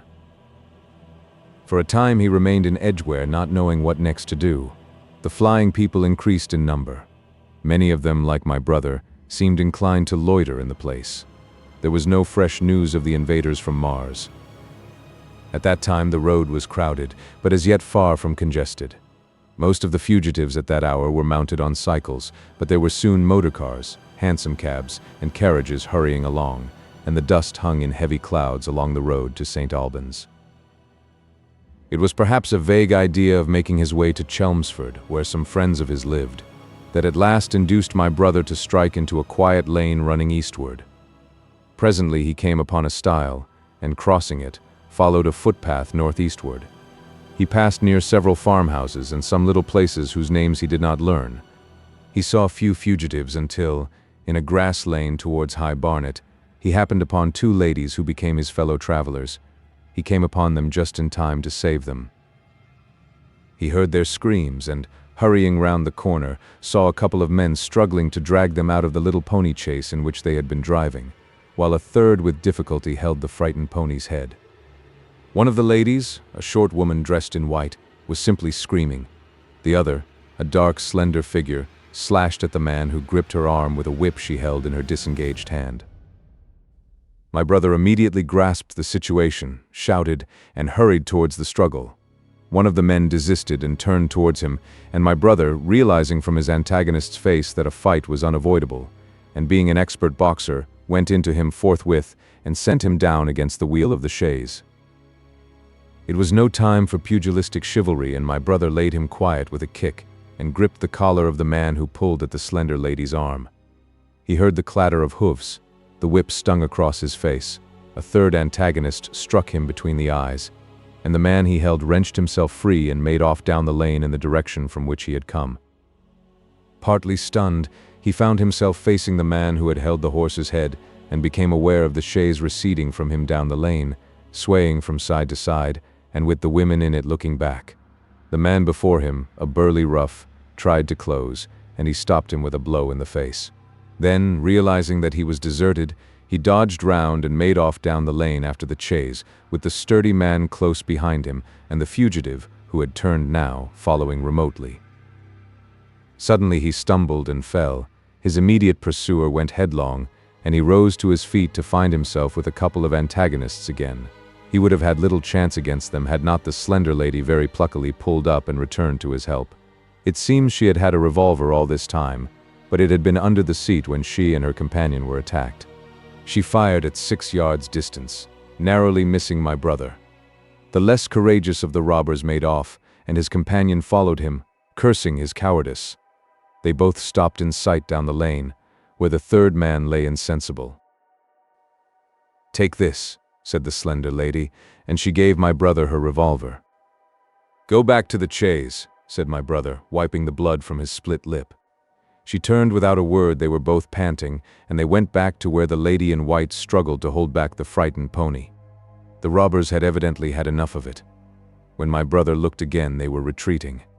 "I'll sit here," said my brother, "if I may," and he got upon the empty front seat. The lady looked over her shoulder. "Give me the reins," she said, and laid the whip along the pony's side. In another moment, a bend in the road hid the 3 men from my brother's eyes. So, quite unexpectedly, my brother found himself, panting, with a cut mouth, a bruised jaw, and blood-stained knuckles, driving along an unknown lane with these 2 women. He learned they were the wife and the younger sister of a surgeon living at Stanmore, who had come in the small hours from a dangerous case at Pinner, and heard at some railway station on his way of the Martian advance. He had hurried home, roused the women their servant had left them 2 days before, packed some provisions, put his revolver under the seat, luckily for my brother, and told them to drive on to Edgware, with the idea of getting a train there. He stopped behind to tell the neighbors. He would overtake them, he said, at about 4:30 in the morning, and now it was nearly 9 and they had seen nothing of him. They could not stop in Edgware because of the growing traffic through the place, and so they had come into this side lane. That was the story they told my brother in fragments when presently they stopped again, nearer to New Barnet. He promised to stay with them, at least until they could determine what to do, or until the missing man arrived, and professed to be an expert shot with a revolver, a weapon strange to him, in order to give them confidence. They made a sort of encampment by the wayside, and the pony became happy in the hedge. He told them of his own escape out of London, and all that he knew of these Martians and their ways. The sun crept higher in the sky, and after a time their talk died out and gave place to an uneasy state of anticipation. Several wayfarers came along the lane, and of these my brother gathered such news as he could. Every broken answer he had deepened his impression of the great disaster that had come on humanity, deepened his persuasion of the immediate necessity for prosecuting this flight. He urged the matter upon them. "We have money," said the slender woman, and hesitated. Her eyes met my brother's, and her hesitation ended. "So have I," said my brother. She explained that they had as much as £30 in gold besides a £5 note, and suggested that with that they might get upon a train at St. Albans or New Barnet. My brother thought that was hopeless, seeing the fury of the Londoners to crowd upon the trains, and broached his own idea of striking across Essex towards Harwich and thence escaping from the country altogether. Mrs. Elphinstone, that was the name of the woman in white, would listen to no reasoning, and kept calling upon George, but her sister-in-law was astonishingly quiet and deliberate, and at last agreed to my brother's suggestion. So, designing to cross the Great North Road, they went on towards Barnet, my brother leading the pony to save it as much as possible. As the sun crept up the sky, the day became excessively hot, and underfoot a thick whitish sand grew burning and blinding, so that they traveled only very slowly. The hedges were gray with dust, and as they advanced towards Barnet a tumultuous murmuring grew stronger. They began to meet more people. For the most part these were staring before them, murmuring indistinct questions, jaded, haggard, unclean.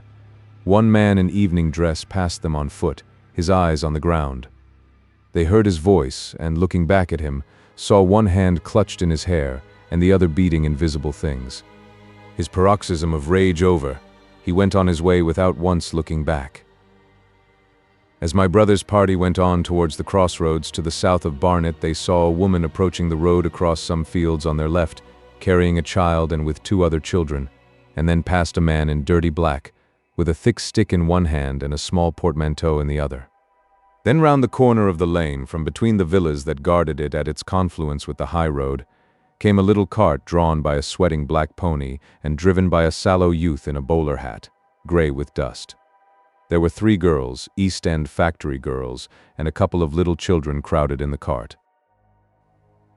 "This'll take us round Edgware?" asked the driver, wild-eyed, white-faced, and when my brother told him it would if he turned to the left, he whipped up at once without the formality of thanks.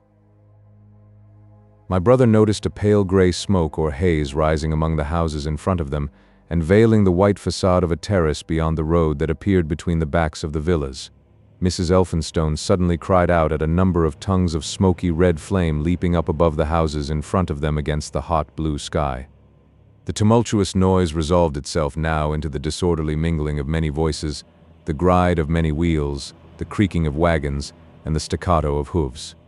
The lane came round sharply not 50 yards from the crossroads. "Good heavens!" cried Mrs. Elphinstone. "What is this you are driving us into?" My brother stopped. For the main road was a boiling stream of people, a torrent of human beings rushing northward, one pressing on another. A great bank of dust, white and luminous in the blaze of the sun, made everything within 20 feet of the ground gray and indistinct, and was perpetually renewed by the hurrying feet of a dense crowd of horses and of men and women on foot. and by the wheels of vehicles of every description. "Way," my brother heard voices crying. "Make way." It was like riding into the smoke of a fire to approach the meeting point of the lane and road. The crowd roared like a fire, and the dust was hot and pungent. And, indeed, a little way up the road a villa was burning and sending rolling masses of black smoke across the road to add to the confusion. Two men came past them, then a dirty woman, carrying a heavy bundle and weeping. A lost retriever dog with hanging tongue circled dubiously round them, scared and wretched, and fled at my brother's threat. So much as they could see of the road Londonward between the houses to the right was a tumultuous stream of dirty, hurrying people, pent in between the villas on either side. The black heads, the crowded forms, grew into distinctness as they rushed towards the corner, hurried past, and merged their individuality again in a receding multitude that was swallowed up at last in a cloud of dust. "Go on! Go on!" cried the voices. "Way! Way!" One man's hands pressed on the back of another. My brother stood at the pony's head, irresistibly attracted. He advanced slowly, pace by pace, down the lane. Edgware had been a scene of confusion, Chalk Farm a riotous tumult, but this was a whole population in movement. It is hard to imagine that host. It had no character of its own. The figures poured out past the corner and receded with their backs to the group in the lane. Along the margin came those who were on foot, threatened by the wheels, stumbling in the ditches, blundering into one another. The carts and carriages crowded close upon one another, making little way for those swifter and more impatient vehicles that darted forward every now and then when an opportunity showed itself of doing so, sending the people scattering against the fences and gates of the villas. "Push on," was the cry. "Push on! They are coming!" In one cart stood a blind man in the uniform of the Salvation Army, gesticulating with his crooked fingers and bawling, "Eternity! Eternity!" His voice was hoarse and very loud, so that my brother could hear him long after he was lost to sight in the dust. Some of the people who crowded in the carts whipped stupidly at their horses and quarreled with other drivers. Some sat motionless, staring at nothing with miserable eyes. Some gnawed their hands with thirst or lay prostrate in the bottoms of their conveyances. The horses' bits were covered with foam, their eyes bloodshot. There were cabs, carriages, shop carts, wagons, beyond counting, a mail cart, a road cleaner's cart marked Vestry of St. Pancras, a huge timber wagon crowded with roughs. A brewer's dray rumbled by with its two near wheels splashed with fresh blood. "Clear the way," cried the voices. "Clear the way." "Eternity! Eternity!" came echoing down the road. There were sad, haggard women tramping by, well-dressed, with children that cried and stumbled, their dainty clothes smothered in dust, their weary faces smeared with tears. With many of these came men, sometimes helpful, sometimes lowering and savage. Fighting side by side with them pushed some weary street outcast in faded black rags, wide-eyed, loud-voiced, and foul-mouthed. There were sturdy workmen thrusting their way along, wretched, unkempt men, clothed like clerks or shopmen, struggling spasmodically. A wounded soldier my brother noticed. Men dressed in the clothes of railway porters, one wretched creature in a nightshirt with a coat thrown over it. But varied as its composition was, certain things all that host had in common. There were fear and pain on their faces and fear behind them. A tumult up the road, a quarrel for a place in a wagon, sent the whole host of them quickening their pace. Even a man so scared and broken that his knees bent under him was galvanized for a moment into renewed activity. The heat and dust had already been at work upon this multitude. Their skins were dry, their lips black and cracked. They were all thirsty, weary, and footsore, and amid the various cries one heard disputes, reproaches, groans of weariness and fatigue. The voices of most of them were hoarse and weak. Through it all ran a refrain. "Way, way. The Martians are coming." Few stopped and came aside from that flood. The lane opened slantingly into the main road with a narrow opening and had a delusive appearance of coming from the direction of London. Yet a kind of eddy of people drove into its mouth, weaklings elbowed out of the stream, who for the most part rested but a moment before plunging into it again. A little way down the lane, with two friends bending over him, lay a man with a bare leg, wrapped about with bloody rags. He was a lucky man to have friends. A little old man, with a gray military mustache and a filthy black frock coat, limped out and sat down beside the trap, removed his boot, his sock was blood-stained, shook out a pebble and hobbled on again, and then a little girl of 8 or 9, all alone, threw herself under the hedge close by my brother, weeping. "I can't go on. I can't go on." My brother woke from his torpor of astonishment and lifted her up, speaking gently to her, and carried her to Miss Elphinstone. So soon as my brother touched her, she became quite still, as if frightened. "Ellen!" shrieked a woman in the crowd, with tears in her voice. "Ellen!" And the child suddenly darted away from my brother, crying, "Mother!" "They are coming," said a man on horseback, riding past along the lane. "Out of the way there!" bawled a coachman, towering high, and my brother saw a closed carriage turning into the lane. The people crushed back on one another to avoid the horse. My brother pushed the pony and chaise back into the hedge, and the man drove by and stopped at the turn of the way. It was a carriage with a pole for a pair of horses, but only one was in the traces. My brother saw dimly through the dust that 2 men lifted out something on a white stretcher and put it gently on the grass beneath the privet hedge. One of the men came running to my brother. "Where is there any water?" he said. "He is dying fast, and very thirsty. It is Lord Garrick." "Lord Garrick," said my brother. "The Chief Justice?" "The water?" he said. "There may be a tap," said my brother, "in some of the houses. We have no water. I dare not leave my people." The man pushed against the crowd towards the gate of the corner house. "Go on," said the people, thrusting at him. "They are coming! Go on!" Then my brother's attention was distracted by a bearded, eagle-faced man lugging a small handbag, which split even as my brother's eyes rested on it, and disgorged a mass of sovereigns that seemed to break up into separate coins as it struck the ground. They rolled hither and thither among the struggling feet of men and horses. The man stopped and looked stupidly at the heap, and the shaft of a cab struck his shoulder and sent him reeling. He gave a shriek and dodged back, and a cartwheel shaved him narrowly. "Way!" cried the men all about him. "Make way!" So soon as the cab had passed, he flung himself with both hands open upon the heap of coins and began thrusting handfuls in his pocket. A horse rose close upon him, and in another moment, half rising, he had been borne down under the horse's hoofs. "Stop!" screamed my brother, and pushing a woman out of his way, tried to clutch the bit of the horse. Before he could get to it, he heard a scream under the wheels, and saw through the dust the rim passing over the poor wretch's back. The driver of the cart slashed his whip at my brother, who ran round behind the cart. The multitudinous shouting confused his ears. The man was writhing in the dust among his scattered money, unable to rise, for the wheel had broken his back, and his lower limbs lay limp and dead. My brother stood up and yelled at the next driver, and a man on a black horse came to his assistance. "Get him out of the road," said he, and clutching the man's collar with his free hand, my brother lugged him sideways. But he still clutched after his money, and regarded my brother fiercely, hammering at his arm with a handful of gold. "Go on! Go on!" shouted angry voices behind. "Way! Way!" There was a smash as the pole of a carriage crashed into the cart that the man on horseback stopped. My brother looked up, and the man with the gold twisted his head round and bit the wrist that held his collar. There was a concussion, and the black horse came staggering sideways, and the cart horse pushed beside it. A hoof missed my brother's foot by a hair's breadth.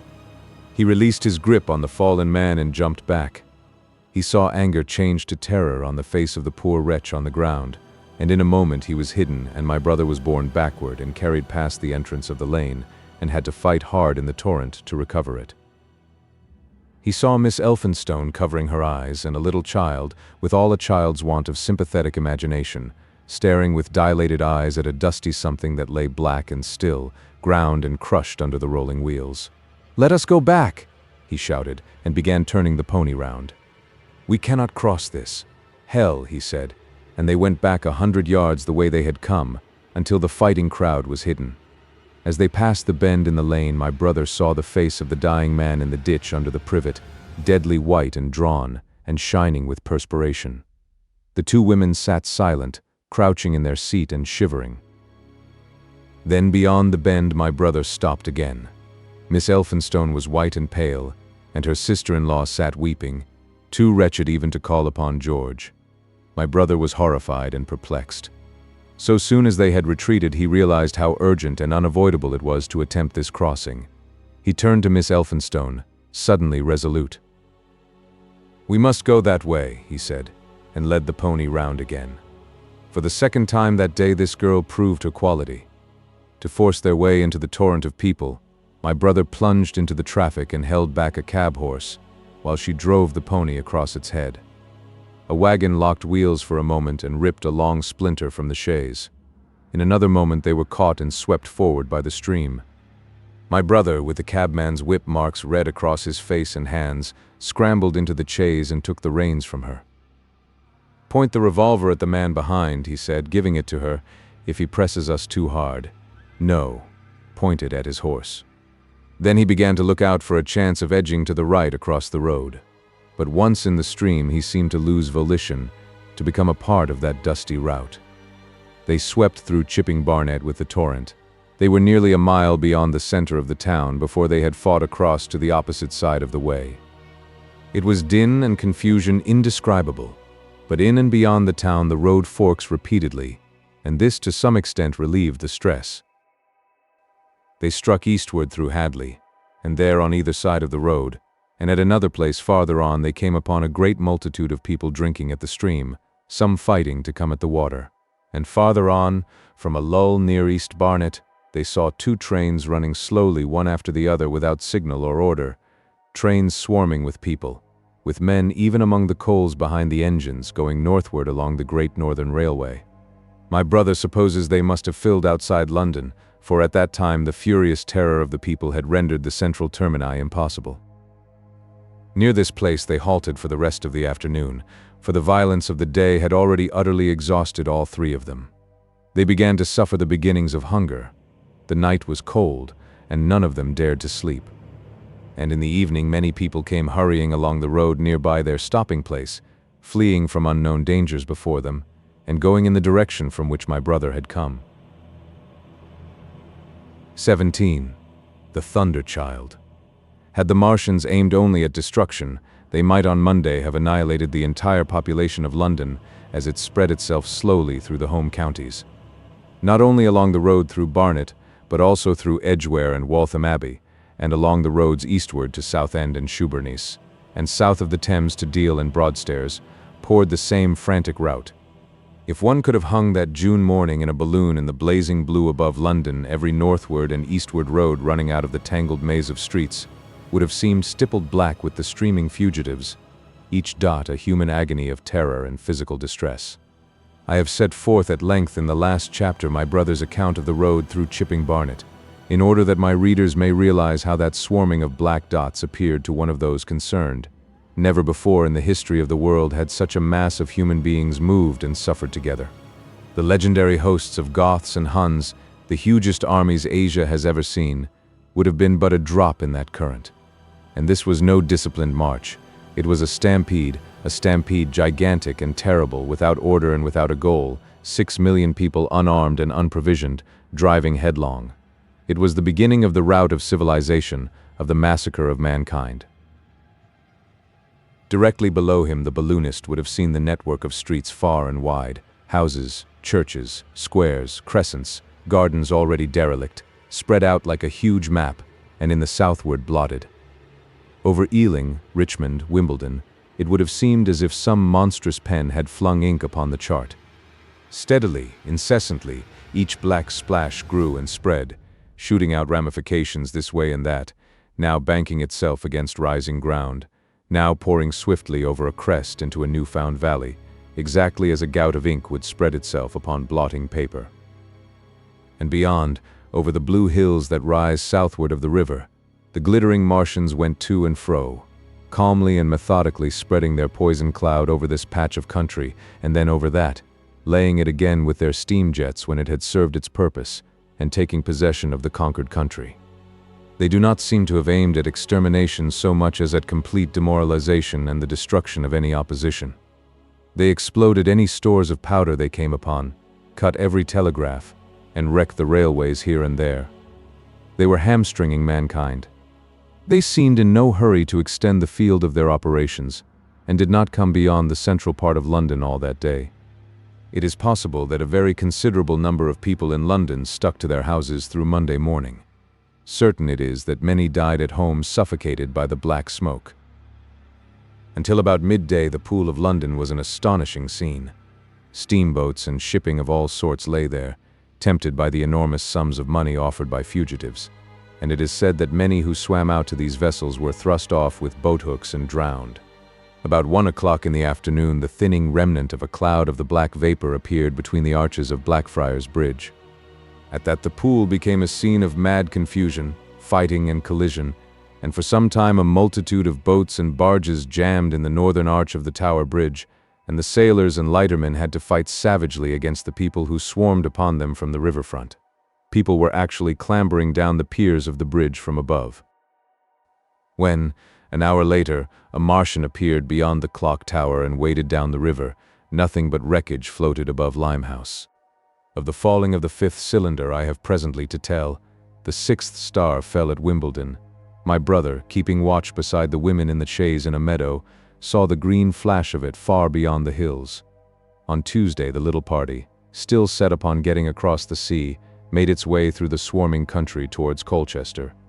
The news that the Martians were now in possession of the whole of London was confirmed. They had been seen at Highgate, and even it was said at Neasden, but they did not come into my brother's view until the morrow. That day the scattered multitudes began to realize the urgent need of provisions. As they grew hungry, the rights of property ceased to be regarded. Farmers were out to defend their cattle sheds, granaries, and ripening root crops with arms in their hands. A number of people now, like my brother, had their faces eastward, and there were some desperate souls even going back towards London to get food. These were chiefly people from the northern suburbs, whose knowledge of the black smoke came by hearsay. He heard that about half the members of the government had gathered at Birmingham, and that enormous quantities of high explosives were being prepared to be used in automatic mines across the Midland counties. He was also told that the Midland Railway Company had replaced the desertions of the first day's panic, had resumed traffic, and was running northward trains from St. Albans to relieve the congestion of the home counties. There was also a placard in Chipping Ongar announcing that large stores of flour were available in the northern towns, and that within 24 hours bread would be distributed among the starving people in the neighborhood. But this intelligence did not deter him from the plan of escape he had formed, and the three pressed eastward all day, and heard no more of the bread distribution than this promise. Nor, as a matter of fact, did anyone else hear more of it. That night fell the 7th star, falling upon Primrose Hill. It fell while Miss Elphinstone was watching, for she took that duty alternately with my brother. She saw it. On Wednesday, the 3 fugitives they had passed the night in a field of unripe wheat, reached Chelmsford, and there a body of the inhabitants, calling itself the Committee of Public Supply, seized the pony as provisions, and would give nothing in exchange for it but the promise of a share in it the next day. Here there were rumors of Martians at Epping, and news of the destruction of Waltham Abbey powder mills in a vain attempt to blow up one of the invaders. People were watching for Martians here from the church towers. My brother, very luckily for him as it chanced, preferred to push on at once to the coast rather than wait for food, although all 3 of them were very hungry. By midday they passed through Tillingham, which, strangely enough, seemed to be quite silent and deserted, save for a few furtive plunderers hunting for food. Near Tillingham they suddenly came in sight of the sea, and the most amazing crowd of shipping of all sorts that it is possible to imagine. For after the sailors could no longer come up the Thames, they came on to the Essex coast, to Harwich and Walton and Clacton, and afterwards to Foulness and Shoebury, to bring off the people. They lay in a huge sickle-shaped curve that vanished into mist at last towards the Naze. Close inshore was a multitude of fishing smacks, English, Scotch, French, Dutch, and Swedish, steam launches from the Thames, yachts, electric boats, and beyond were ships of larger burden, a multitude of filthy colliers, trim merchantmen, cattle ships, passenger boats, petroleum tanks, ocean tramps, an old white transport even, neat white and gray liners from Southampton and Hamburg. And along the blue coast across the Blackwater my brother could make out dimly a dense swarm of boats chaffering with the people on the beach, a swarm which also extended up the Blackwater almost to Malden. About a couple of miles out lay an ironclad, very low in the water almost, to my brother's perception like a waterlogged ship. This was the ram Thunderchild. It was the only warship in sight, but far away to the right over the smooth surface of the sea, for that day there was a dead calm, lay a serpent of black smoke to mark the next ironclads of the Channel Fleet, which hovered in an extended line, steam up and ready for action, across the Thames estuary during the course of the Martian conquest, vigilant and yet powerless to prevent it. At the sight of the sea, Mrs. Elphinstone, in spite of the assurances of her sister-in-law, gave way to panic. She had never been out of England before. She would rather die than trust herself friendless in a foreign country, and so forth. She seemed, poor woman, to imagine that the French and the Martians might prove very similar. She had been growing increasingly hysterical, fearful, and depressed during the 2 days' journeyings. Her great idea was to return to Stanmore. Things had been always well and safe at Stanmore. They would find George at Stanmore. It was with the greatest difficulty they could get her down to the beach, where presently my brother succeeded in attracting the attention of some men on a paddle steamer from the Thames. They sent a boat and drove a bargain for £36 for the three. The steamer was going, these men said, to Ostend. It was about 2 o'clock when my brother, having paid their fares at the gangway, found himself safely aboard the steamboat with his charges. There was food aboard, albeit at exorbitant prices, and the three of them contrived to eat a meal on one of the seats forward. There were already a couple of score of passengers aboard, some of whom had expended their last money in securing a passage, but the captain lay off the Blackwater until 5 in the afternoon, picking up passengers until the seated decks were even dangerously crowded. He would probably have remained longer had it not been for the sound of guns that began about that hour in the south. As if in answer, the ironclad seaward fired a small gun and hoisted a string of flags. A jet of smoke sprang out of her funnels. Some of the passengers were of opinion that this firing came from shoeburyness, until it was noticed that it was growing louder. At the same time, far away in the southeast, the masts and upperworks of 3 ironclads rose one after the other out of the sea, beneath clouds of black smoke. But my brother's attention speedily reverted to the distant firing in the south. He fancied he saw a column of smoke rising out of the distant gray haze. The little steamer was already flapping her way eastward of the big crescent of shipping, and the low Essex coast was growing blue and hazy when a Martian appeared, small and faint in the remote distance, advancing along the muddy coast from the direction of Foulness. At that, the captain on the bridge swore at the top of his voice with fear and anger at his own delay, and the paddles seemed infected with his terror. Every soul aboard stood at the bulwarks or on the seats of the steamer and stared at that distant shape, higher than the trees or church towers inland, and advancing with a leisurely parody of a human stride. It was the first Martian my brother had seen, and he stood, more amazed than terrified, watching this Titan advancing deliberately towards the shipping, wading farther and farther into the water as the coast fell away. Then, far away beyond the crouch, came another, striding over some stunted trees, and then yet another, still farther off, wading deeply through a shiny mudflat that seemed to hang halfway up between sea and sky. They were all stalking seaward, as if to intercept the escape of the multitudinous vessels that were crowded between Foulness and the Naze. In spite of the throbbing exertions of the engines of the little paddle boat, and the pouring foam that her wheels flung behind her, she receded with terrifying slowness from this ominous advance. Glancing northwestward, my brother saw the large crescent of shipping already writhing with the approaching terror, one ship passing behind another coming round from broadside to end on, steamships whistling and giving off volumes of steam, sails being let out, launches rushing hither and thither. He was so fascinated by this and by the creeping danger away to the left that he had no eyes for anything seaward. And then a swift movement of the steamboat, she had suddenly come round to avoid being run down, flung him headlong from the seat upon which he was standing. There was a shouting all about him, a trampling of feet, and a cheer that seemed to be answered faintly. The steamboat lurched and rolled him over upon his hands. He sprang to his feet and saw to starboard, and not 100 yards from their heeling, pitching boat, a vast iron bulk like the blade of a plow tearing through the water, tossing it on either side in huge waves of foam that leaped towards the steamer, flinging her paddles helplessly in the air, and then sucking her deck down almost to the waterline. A douche of spray blinded my brother for a moment. When his eyes were clear again, he saw the monster had passed and was rushing landward. Big iron upperworks rose out of this headlong structure, and from that twin funnels projected and spat a smoking blast shot with fire. It was the torpedo ram, Thunderchild, steaming headlong, coming to the rescue of the threatened shipping. Keeping his footing on the heaving deck by clutching the bulwarks, my brother looked past this charging Leviathan at the Martians again, and he saw the three of them now close together, and standing so far out to sea that their tripod supports were almost entirely submerged. Thus sunken and seen in remote perspective, they appeared far less formidable than the huge iron bulk in whose wake the steamer was pitching so helplessly. It would seem they were regarding this new antagonist with astonishment. To their intelligence, it may be, the giant was even such another as themselves.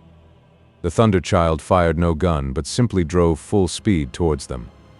It was probably her not firing that enabled her to get so near the enemy as she did. They did not know what to make of her. One shell, and they would have sent her to the bottom forthwith with the heat ray. She was steaming at such a pace that in a minute she seemed halfway between the steamboat and the Martians, a diminishing black bulk against the receding horizontal expanse of the Essex coast. Suddenly, the foremost Martian lowered his tube and discharged a canister of the black gas at the ironclad. It hit her larboard side and glanced off in an inky jet that rolled away to seaward, an unfolding torrent of black smoke, from which the ironclad drove clear. To the watchers from the steamer, low in the water and with the sun in their eyes, it seemed as though she were already among the Martians. They saw the gaunt figures separating and rising out of the water as they retreated shoreward, and one of them raised the camera-like generator of the heat ray. He held it pointing obliquely downward, and a bank of steam sprang from the water at its touch. It must have driven through the iron of the ship's side like a white-hot iron rod through paper. A flicker of flame went up through the rising steam, and then the Martian reeled and staggered. In another moment he was cut down, and a great body of water and steam shot high in the air. The guns of the Thunderchild sounded through the reek, going off one after the other, and one shot splashed the water high close by the steamer, ricocheted towards the other flying ships to the north, and smashed a smack to matchwood. But no one heeded that very much. At the sight of the Martians' collapse, the captain on the bridge yelled inarticulately, and all the crowding passengers on the steamer's stern shouted together. And then they yelled again. For, surging out beyond the white tumult, drove something long and black, the flames streaming from its middle parts, its ventilators and funnels spouting fire. She was alive still. The steering gear, it seems, was intact and her engines working. She headed straight for a second Martian, and was within 100 yards of him when the heat ray came to bear. Then, with a violent thud, a blinding flash, her decks, her funnels, leaped upward. The Martian staggered with the violence of her explosion, and in another moment the flaming wreckage, still driving forward with the impetus of its pace, had struck him and crumpled him up like a thing of cardboard. My brother shouted involuntarily. A boiling tumult of steam hid everything again. "Two!" yelled the captain. Everyone was shouting. The whole steamer from end to end rang with frantic cheering that was taken up first by one, and then by all in the crowding multitude of ships and boats that was driving out to sea. The steam hung upon the water for many minutes, hiding the third Martian and the coast altogether. And all this time the boat was paddling steadily out to sea and away from the fight, and when at last the confusion cleared, the drifting bank of black vapor intervened, and nothing of the Thunderchild could be made out, nor could the third Martian be seen. But the ironclads to seaward were now quite close and standing in towards shore past the steamboat. The little vessel continued to beat its way seaward, and the ironclads receded slowly towards the coast, which was hidden still by a marbled bank of vapor, part steam, part black gas, eddying and combining in the strangest way. The fleet of refugees was scattering to the northeast. Several smacks were sailing between the ironclads and the steamboat. After a time, and before they reached the sinking cloud bank, the warships turned northward, and then abruptly went about and passed into the thickening haze of evening southward. The coast grew faint, and at last indistinguishable amid the low banks of clouds that were gathering about the sinking sun. Then suddenly out of the golden haze of the sunset came the vibration of guns and a form of black shadows moving. Everyone struggled to the rail of the steamer and peered into the blinding furnace of the west, but nothing was to be distinguished clearly. A mass of smoke rose slanting and barred the face of the sun. The steamboat throbbed on its way through an interminable suspense. The sun sank into gray clouds, the sky flushed and darkened, the evening star trembled into sight. It was deep twilight when the captain cried out and pointed. My brother strained his eyes. Something rushed up into the sky out of the grayness, rushed slantingly upward and very swiftly into the luminous clearness above the clouds in the western sky. Something flat and broad, and very large, that swept round in a vast curve, grew smaller, sank slowly, and vanished again into the gray mystery of the night. And as it flew, it rained down darkness upon the land. Book 2, The Earth Under the Martians. 1 Underfoot. In the first book I have wandered so much from my own adventures to tell of the experiences of my brother that all through the last 2 chapters I and the curate have been lurking in the empty house at Halliford, whither we fled to escape the black smoke. There I will resume. We stopped there all Sunday night and all the next day, the day of the panic, in a little island of daylight, cut off by the black smoke from the rest of the world. We could do nothing but wait in aching inactivity during those 2 weary days. My mind was occupied by anxiety for my wife. I figured her at Leatherhead, terrified, in danger, mourning me already as a dead man. I paced the rooms and cried aloud when I thought of how I was cut off from her, of all that might happen to her in my absence. My cousin, I knew, was brave enough for any emergency, but he was not the sort of man to realize danger quickly, to rise promptly. What was needed now was not bravery, but circumspection. My only consolation was to believe that the Martians were moving Londonward and away from her. Such vague anxieties keep the mind sensitive and painful. I grew very weary and irritable with the curate's perpetual ejaculations. I tired of the sight of his selfish despair. After some ineffectual remonstrance, I kept away from him, staying in a room evidently a children's schoolroom, containing globes, forms, and copybooks. When he followed me thither, I went to a box room at the top of the house, and in order to be alone with my aching miseries, locked myself in. We were hopelessly hemmed in by the black smoke all that day and the morning of the next. There were signs of people in the next house on Sunday evening, a face at a window and moving lights, and later the slamming of a door. But I do not know who these people were, nor what became of them. We saw nothing of them next day.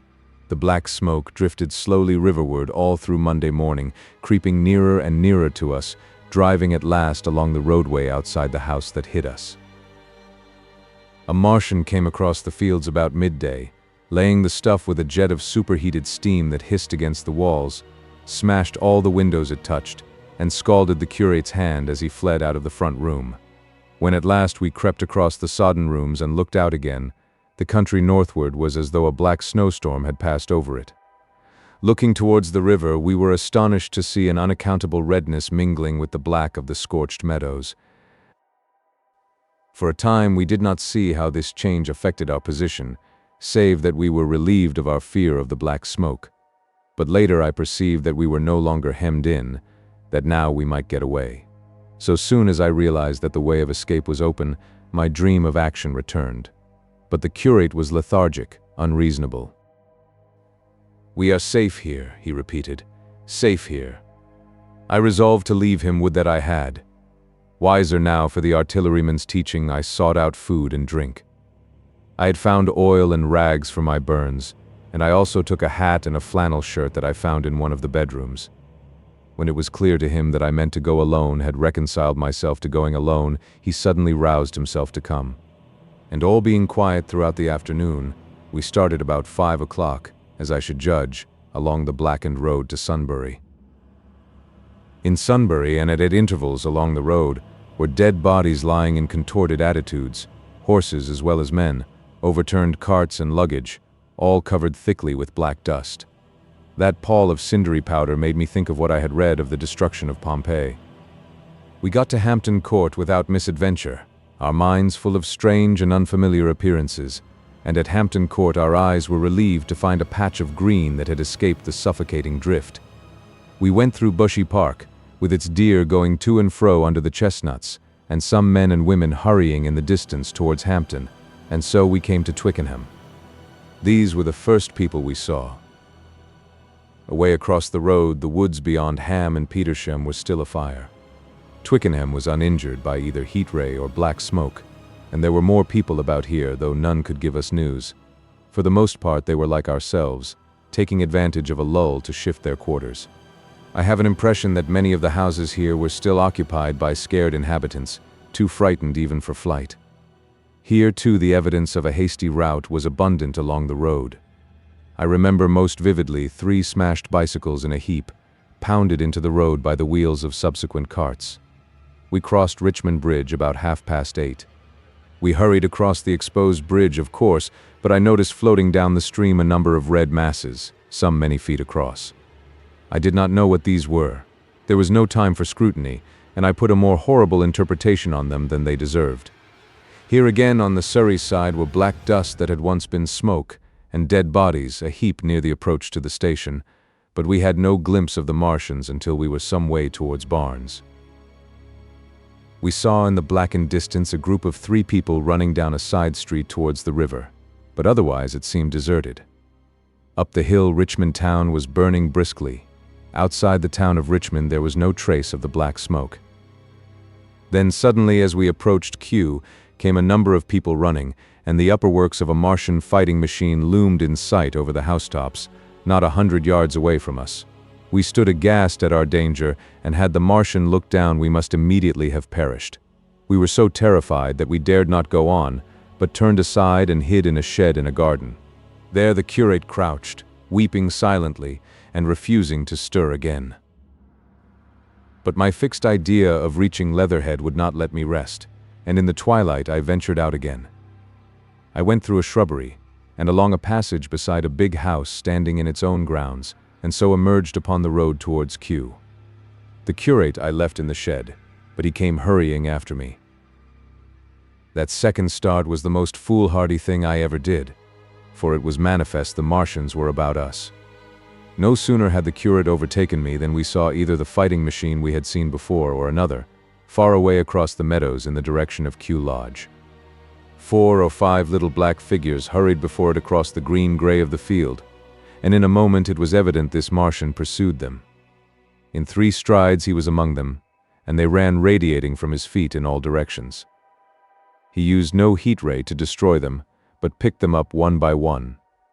Apparently he tossed them into the great metallic carrier which projected behind him, much as a workman's basket hangs over his shoulder. It was the first time I realized that the Martians might have any other purpose than destruction with defeated humanity. We stood for a moment petrified, then turned and fled through a gate behind us into a walled garden, fell into, rather than found, a fortunate ditch, and lay there, scarce daring to whisper to each other until the stars were out. I suppose it was nearly 11 o'clock before we gathered courage to start again, no longer venturing into the road, but sneaking along hedgerows and through plantations, and watching keenly through the darkness, he on the right and I on the left, for the Martians, who seemed to be all about us. In one place we blundered upon a scorched and blackened area, now cooling and ashen, and a number of scattered dead bodies of men, burned horribly about the heads and trunks but with their legs and boots mostly intact, and of dead horses, 50 feet perhaps, behind a line of 4 ripped guns and smashed gun carriages. Sheen, it seemed, had escaped destruction, but the place was silent and deserted. Here we happened on no dead, though the night was too dark for us to see into the side roads of the place. In Sheen, my companion suddenly complained of faintness and thirst, and we decided to try one of the houses. The first house we entered, after a little difficulty with the window, was a small semi-detached villa, and I found nothing eatable left in the place but some moldy cheese. There was, however, water to drink, and I took a hatchet, which promised to be useful in our next housebreaking. We then crossed to a place where the road turns towards Mortlake.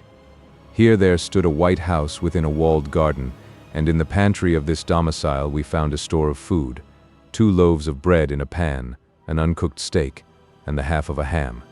I give this catalogue so precisely because, as it happened, we were destined to subsist upon this store for the next fortnight. Bottled beer stood under a shelf, and there were 2 bags of haricot beans and some limp lettuces. This pantry opened into a kind of wash-up kitchen, and in this was firewood. There was also a cupboard in which we found nearly a dozen of burgundy, tinned soups and salmon, and 2 tins of biscuits. We sat in the adjacent kitchen in the dark, for we dared not strike a light, and ate bread and ham, and drank beer out of the same bottle. The curate, who was still timorous and restless, was now, oddly enough, for pushing on, and I was urging him to keep up his strength by eating when the thing happened that was to imprison us. "It can't be midnight yet," I said, and then came a blinding glare of vivid green light. Everything in the kitchen leaped out, clearly visible in green and black, and vanished again. And then followed such a concussion as I have never heard before or since. So close on the heels of this as to seem instantaneous came a thud behind me, a clash of glass, a crash and rattle of falling masonry all about us, and the plaster of the ceiling came down upon us, smashing into a multitude of fragments upon our heads. I was knocked headlong across the floor against the oven handle and stunned. I was insensible for a long time, the curate told me, and when I came to we were in darkness again, and he, with a face wet, as I found afterwards, with blood from a cut forehead, was dabbing water over me. For some time I could not recollect what had happened. Then things came to me slowly. A bruise on my temple asserted itself. "Are you better?" asked the curate in a whisper. At last I answered him. I sat up. "Don't move," he said. "The floor is covered with smashed crockery from the dresser. You can't possibly move without making a noise, and I fancy they are outside." We both sat quite silent, so that we could scarcely hear each other breathing. Everything seemed deadly still, but once something near us, some plaster or broken brickwork, slid down with a rumbling sound. Outside and very near was an intermittent, metallic rattle. "That," said the curate, when presently it happened again. "Yes," I said. "But what is it?" "A Martian," said the curate.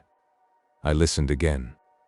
It was not like the heat ray, I said, and for a time I was inclined to think one of the great fighting machines had stumbled against the house, as I had seen one stumble against the tower of Shepperton Church.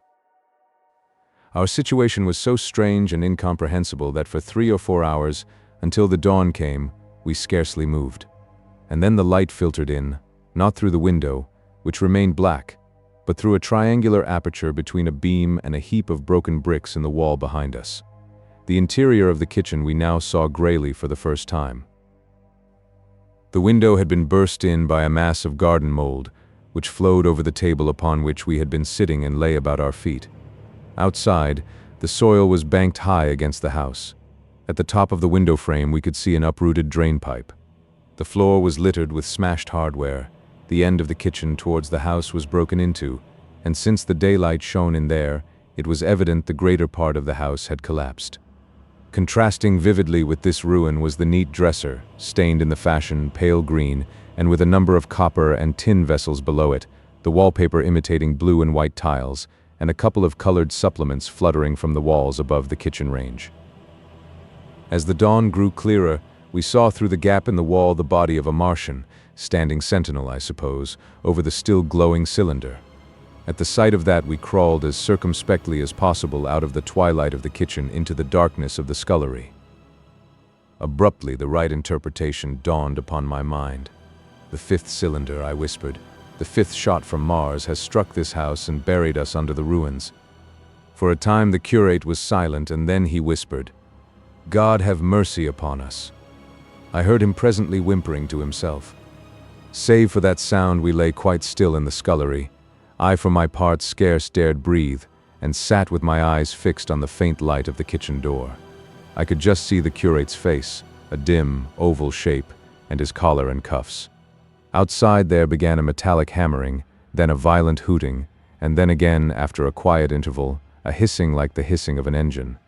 These noises, for the most part problematical, continued intermittently, and seemed, if anything, to increase in number as time wore on. Presently, a measured thudding and a vibration that made everything about us quiver and the vessels in the pantry ring and shift began and continued. Once the light was eclipsed, and the ghostly kitchen doorway became absolutely dark. For many hours we must have crouched there, silent and shivering, until our tired attention failed. At last I found myself awake and very hungry. I am inclined to believe we must have spent the greater portion of a day before that awakening. My hunger was at a stride so insistent that it moved me to action. I told the curate I was going to seek food and felt my way towards the pantry. He made me no answer, but so soon as I began eating, the faint noise I made stirred him up and I heard him crawling after me. 2. What we saw from the ruined house. After eating, we crept back to the scullery, and there I must have dozed again, for when presently I looked round, I was alone. The thudding vibration continued with wearisome persistence. I whispered for the curate several times, and at last felt my way to the door of the kitchen. It was still daylight, and I perceived him across the room, lying against the triangular hole that looked out upon the Martians. His shoulders were hunched, so that his head was hidden from me. I could hear a number of noises almost like those in an engine shed, and the place rocked with that beating thud. Through the aperture in the wall I could see the top of a tree touched with gold and the warm blue of a tranquil evening sky. For a minute or so I remained watching the curate, and then I advanced, crouching and stepping with extreme care amid the broken crockery that littered the floor. I touched the curate's leg, and he started so violently that a mass of plaster went sliding down outside and fell with a loud impact. I gripped his arm, fearing he might cry out, and for a long time we crouched motionless. Then I turned to see how much of our rampart remained. The detachment of the plaster had left a vertical slit open in the debris, and by raising myself cautiously across a beam I was able to see out of this gap into what had been overnight a quiet suburban roadway. Vast, indeed, was the change that we beheld.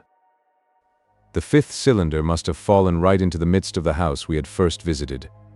The building had vanished, completely smashed, pulverized, and dispersed by the blow. The cylinder lay now far beneath the original foundations, deep in a hole, already vastly larger than the pit I had looked into at Woking. The earth all round it had splashed under that tremendous impact, splashed is the only word, and lay in heaped piles that hid the masses of the adjacent houses. It had behaved exactly like mud under the violent blow of a hammer. Our house had collapsed backward. The front portion, even on the ground floor, had been destroyed completely. By a chance the kitchen and scullery had escaped, and stood buried now under soil and ruins, closed in by tons of earth on every side save towards the cylinder. Over that aspect we hung now on the very edge of the great circular pit the Martians were engaged in making. The heavy beating sound was evidently just behind us, and ever and again a bright green vapor drove up like a veil across our peephole.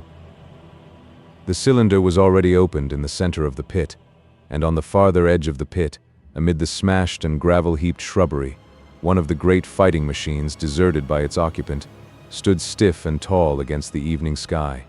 At first I scarcely noticed the pit and the cylinder, although it has been convenient to describe them first, on account of the extraordinary glittering mechanism I saw busy in the excavation, and on account of the strange creatures that were crawling slowly and painfully across the heaped mold near it. The mechanism it certainly was that held my attention first. It was one of those complicated fabrics that have since been called handling machines, and the study of which has already given such an enormous impetus to terrestrial invention. As it dawned upon me first, it presented a sort of metallic spider with 5 jointed, agile legs, and with an extraordinary number of jointed levers, bars, and reaching and clutching tentacles about its body. Most of its arms were retracted, but with 3 long tentacles it was fishing out a number of rods, plates, and bars which lined the covering and apparently strengthened the walls of the cylinder. These, as it extracted them, were lifted out and deposited upon a level surface of earth behind it. Its motion was so swift, complex, and perfect that at first I did not see it as a machine, in spite of its metallic glitter. The fighting machines were coordinated and animated to an extraordinary pitch, but nothing to compare with this. People who have never seen these structures, and have only the ill-imagined efforts of artists or the imperfect descriptions of such eyewitnesses as myself to go upon, scarcely realize that living quality. I recall particularly the illustration of one of the first pamphlets to give a consecutive account of the war. The artist had evidently made a hasty study of one of the fighting machines, and there his knowledge ended. He presented them as tilted, stiff tripods, without either flexibility or subtlety, and with an altogether misleading monotony of effect. The pamphlet containing these renderings had a considerable vogue, and I mention them here simply to warn the reader against the impression they may have created. They were no more like the Martians I saw in action than a Dutch doll is like a human being. To my mind, the pamphlet would have been much better without them. At first, I say, the handling machine did not impress me as a machine, but as a crab-like creature with a glittering integument, the controlling Martian whose delicate tentacles actuated its movements seeming to be simply the equivalent of the crab's cerebral portion. But then I perceived the resemblance of its gray-brown, shiny, leathery integument to that of the other sprawling bodies beyond, and the true nature of this dexterous workman dawned upon me. With that realization, my interest shifted to those other creatures, the real Martians. Already I had had a transient impression of these, and the first nausea no longer obscured my observation. Moreover, I was concealed and motionless, and under no urgency of action. They were, I now saw, the most unearthly creatures it is possible to conceive. They were huge round bodies, or rather heads, about 4 feet in diameter, each body having in front of it a face. This face had no nostrils. Indeed, the Martians do not seem to have had any sense of smell, but it had a pair of very large dark-colored eyes, and just beneath this a kind of fleshy beak.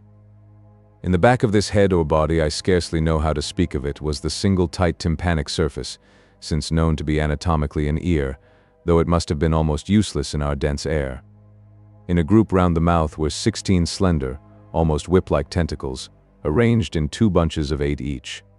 These bunches have since been named rather aptly by that distinguished anatomist, Professor Howes, the hands. Even as I saw these Martians for the first time, they seemed to be endeavoring to raise themselves on these hands, but of course, with the increased weight of terrestrial conditions, this was impossible. There is reason to suppose that on Mars they may have progressed upon them with some facility.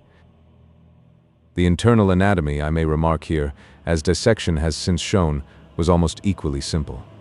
The greater part of the structure was the brain, sending enormous nerves to the eyes, ear, and tactile tentacles. Besides this were the bulky lungs, into which the mouth opened, and the heart and its vessels. The pulmonary distress caused by the denser atmosphere and greater gravitational attraction was only too evident in the convulsive movements of the outer skin. And this was the sum of the Martian organs. Strange as it may seem to a human being, all the complex apparatus of digestion, which makes up the bulk of our bodies, did not exist in the Martians. They were heads, merely heads. Entrails they had none. They did not eat, much less digest. Instead, they took the fresh, living blood of other creatures and injected it into their own veins. I have myself seen this being done, as I shall mention in its place.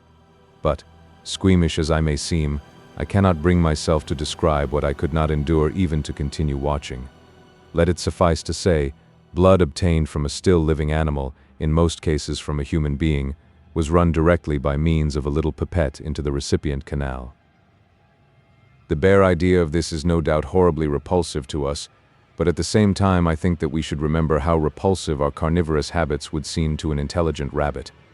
The physiological advantages of the practice of injection are undeniable, if one thinks of the tremendous waste of human time and energy occasioned by eating and the digestive process. Our bodies are half made up of glands and tubes and organs, occupied in turning heterogeneous food into blood.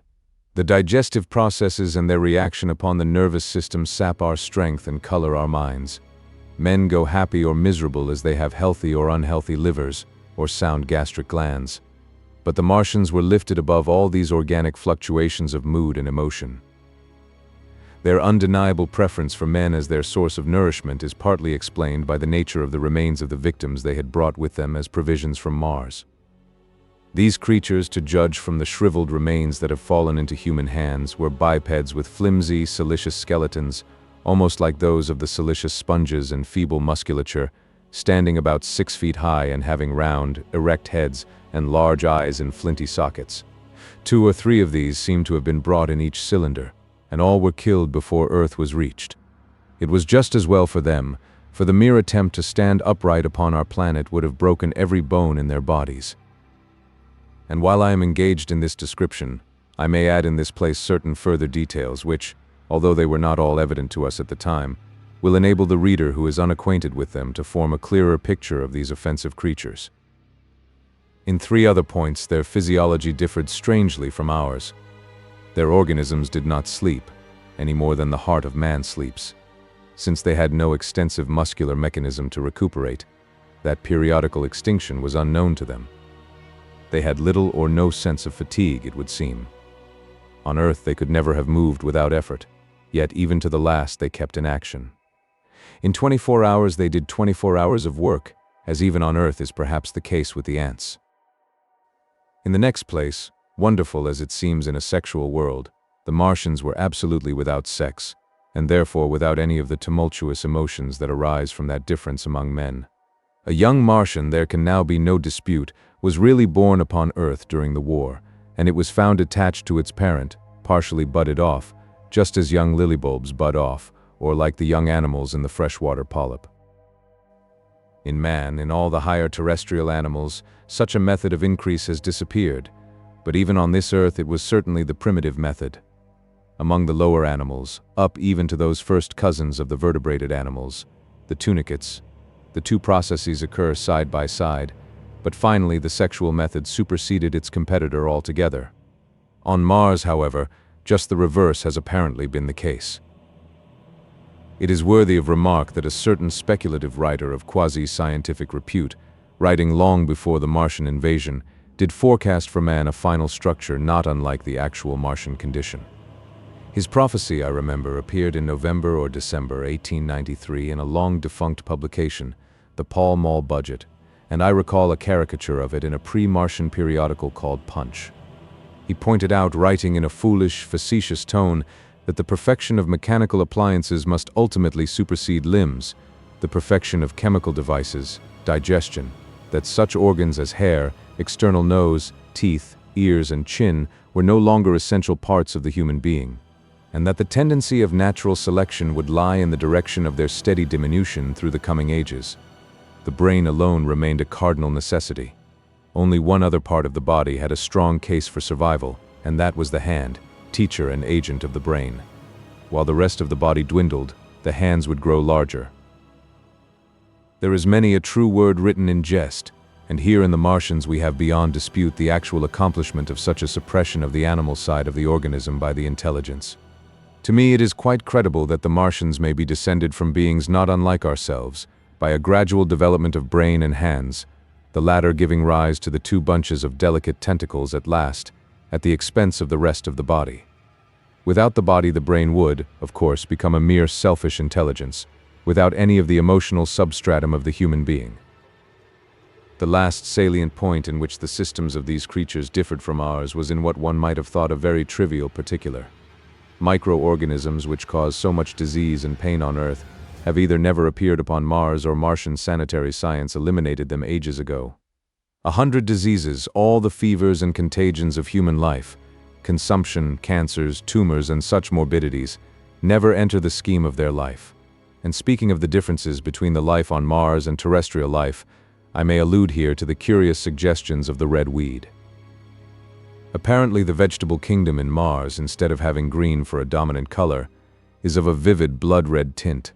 At any rate, the seeds which the Martians, intentionally or accidentally, brought with them gave rise in all cases to red-colored growths. Only that known popularly as the red weed, however, gained any footing in competition with terrestrial forms. The red creeper was quite a transitory growth, and few people have seen it growing. For a time, however, the red weed grew with astonishing vigor and luxuriance. It spread up the sides of the pit by the 3rd or 4th day of our imprisonment, and its cactus-like branches formed a carmine fringe to the edges of our triangular window. And afterwards I found it broadcast throughout the country, and especially wherever there was a stream of water.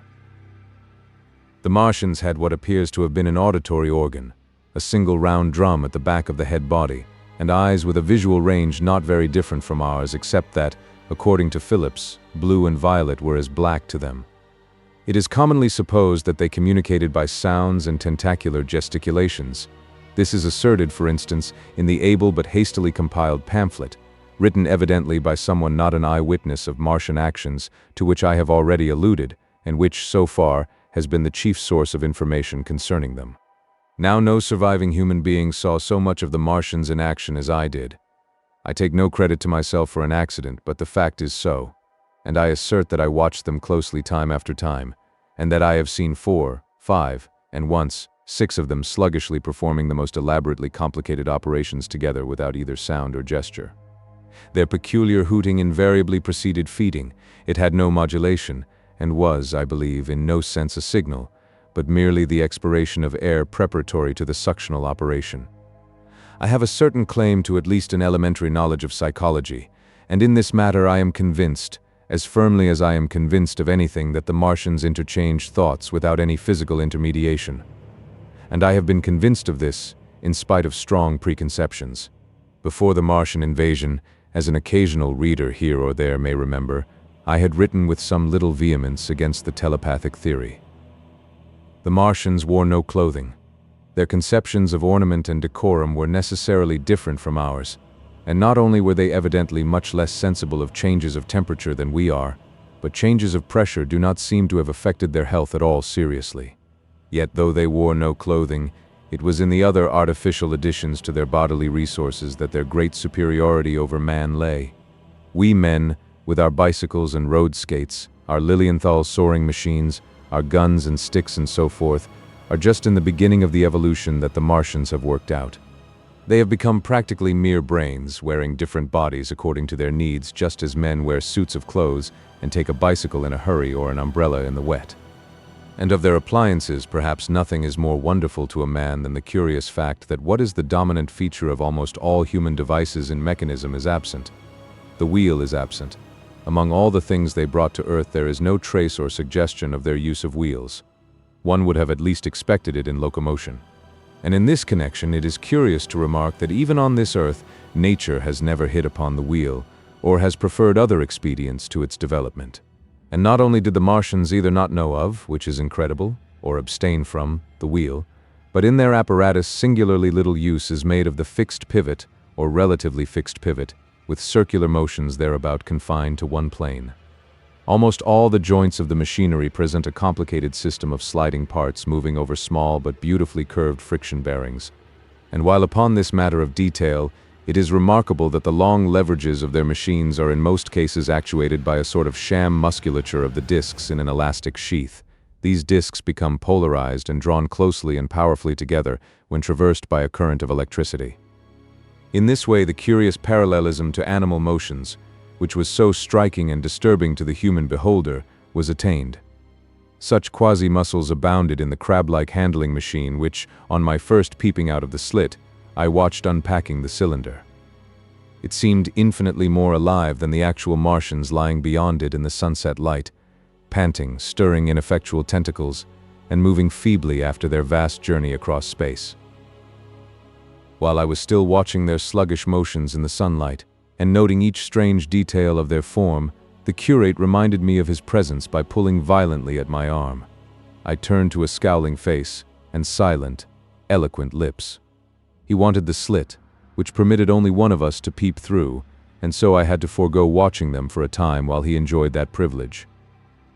When I looked again, the busy handling machine had already put together several of the pieces of apparatus it had taken out of the cylinder into a shape having an unmistakable likeness to its own, and down on the left a busy little digging mechanism had come into view, emitting jets of green vapor and working its way round the pit, excavating and embanking in a methodical and discriminating manner. This it was which had caused the regular beating noise and the rhythmic shocks that had kept our ruinous refuge quivering. It piped and whistled as it worked. So far as I could see, the thing was without a directing Martian at all. 3. The days of imprisonment. The arrival of a second fighting machine drove us from our peephole into the scullery, for we feared that from his elevation the Martian might see down upon us behind our barrier. At a later date we began to feel less in danger of their eyes, for to an eye in the dazzle of the sunlight outside our refuge must have been blank blackness, but at first the slightest suggestion of approach drove us into the scullery in heart-throbbing retreat. Yet terrible as was the danger we incurred, The attraction of peeping was for both of us irresistible. And I recall now with a sort of wonder that, in spite of the infinite danger in which we were between starvation and a still more terrible death, we could yet struggle bitterly for that horrible privilege of sight. We would race across the kitchen in a grotesque way between eagerness and the dread of making a noise, and strike each other, and thrust and kick within a few inches of exposure. The fact is that we had absolutely incompatible dispositions and habits of thought and action, and our danger and isolation only accentuated the incompatibility. At Halliford I had already come to hate the curate's trick of helpless exclamation, his stupid rigidity of mind. His endless muttering monologue vitiated every effort I made to think out a line of action, and drove me at times, thus pent up and intensified, almost to the verge of craziness. He was as lacking in restraint as a silly woman. He would weep for hours together, and I verily believe that to the very end this spoiled child of life thought his weak tears in some way efficacious. And I would sit in the darkness unable to keep my mind off him by reason of his importunities. He ate more than I did, and it was in vain I pointed out that our only chance of life was to stop in the house until the Martians had done with their pit, that in that long patience a time might presently come when we should need food. He ate and drank impulsively in heavy meals at long intervals. He slept little. As the days wore on, his utter carelessness of any consideration so intensified our distress and danger that I had, much as I loathed doing it, to resort to threats and at last to blows. That brought him to reason for a time, but he was one of those weak creatures, void of pride, timorous, anemic, hateful souls, full of shifty cunning, who face neither God nor man, who face not even themselves. It is disagreeable for me to recall and write these things, but I set them down that my story may lack nothing. Those who have escaped the dark and terrible aspects of life will find my brutality, my flash of rage in our final tragedy, easy enough to blame, for they know what is wrong as well as any, but not what is possible to tortured men. But those who have been under the shadow, who have gone down at last to elemental things, will have a wider charity. And while within we fought out our dark, dim contest of whispers, snatched food and drink, and gripping hands and blows without, in the pitiless sunlight of that terrible June, was the strange wonder, the unfamiliar routine of the Martians in the pit. Let me return to those first new experiences of mine. After a long time I ventured back to the peephole, to find that the newcomers had been reinforced by the occupants of no fewer than 3 of the fighting machines. These last had brought with them certain fresh appliances that stood in an orderly manner about the cylinder. The second handling machine was now completed, and was busied in serving one of the novel contrivances the big machine had brought. This was a body resembling a milk can in its general form, above which oscillated a pear-shaped receptacle, and from which a stream of white powder flowed into a circular basin below. The oscillatory motion was imparted to this by one tentacle of the handling machine. With 2 spatulate hands, the handling machine was digging out and flinging masses of clay into the pear-shaped receptacle above, while with another arm it periodically opened a door and removed rusty and blackened clinkers from the middle part of the machine. Another steely tentacle directed the powder from the basin along a ribbed channel towards some receiver that was hidden from me by the mound of bluish dust. From this unseen receiver a little thread of green smoke rose vertically into the quiet air. As I looked, the handling machine, with a faint and musical clinking, extended, telescopic fashion, a tentacle that had been a moment before a mere blunt projection, until its end was hidden behind the mound of clay. In another second it had lifted a bar of white aluminium into sight, untarnished as yet and shining dazzlingly, and deposited it in a growing stack of bars that stood at the side of the pit. Between sunset and starlight this dexterous machine must have made more than 100 such bars out of the crude clay, and the mound of bluish dust rose steadily until it topped the side of the pit.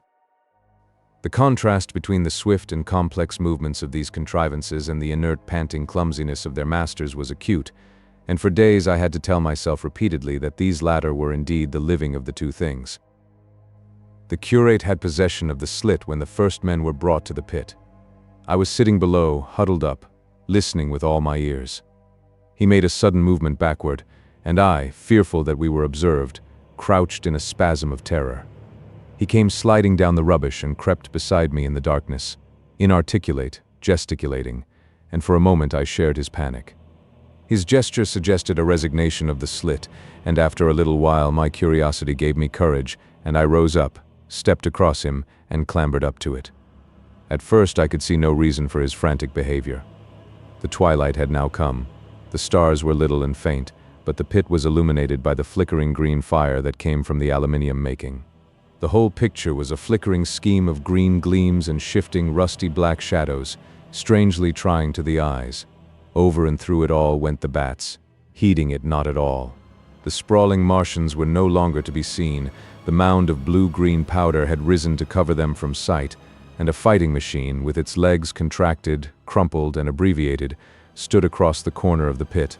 And then, amid the clangor of the machinery, came a drifting suspicion of human voices that I entertained at first only to dismiss. I crouched, watching this fighting machine closely, satisfying myself now for the first time that the hood did indeed contain a Martian. As the green flames lifted, I could see the oily gleam of his integument and the brightness of his eyes. And suddenly I heard a yell, and saw a long tentacle reaching over the shoulder of the machine to the little cage that hunched upon its back. Then something struggling violently was lifted high against the sky, a black, vague enigma against the starlight, and as this black object came down again, I saw by the green brightness that it was a man. For an instant he was clearly visible. He was a stout, ruddy, middle-aged man, well-dressed.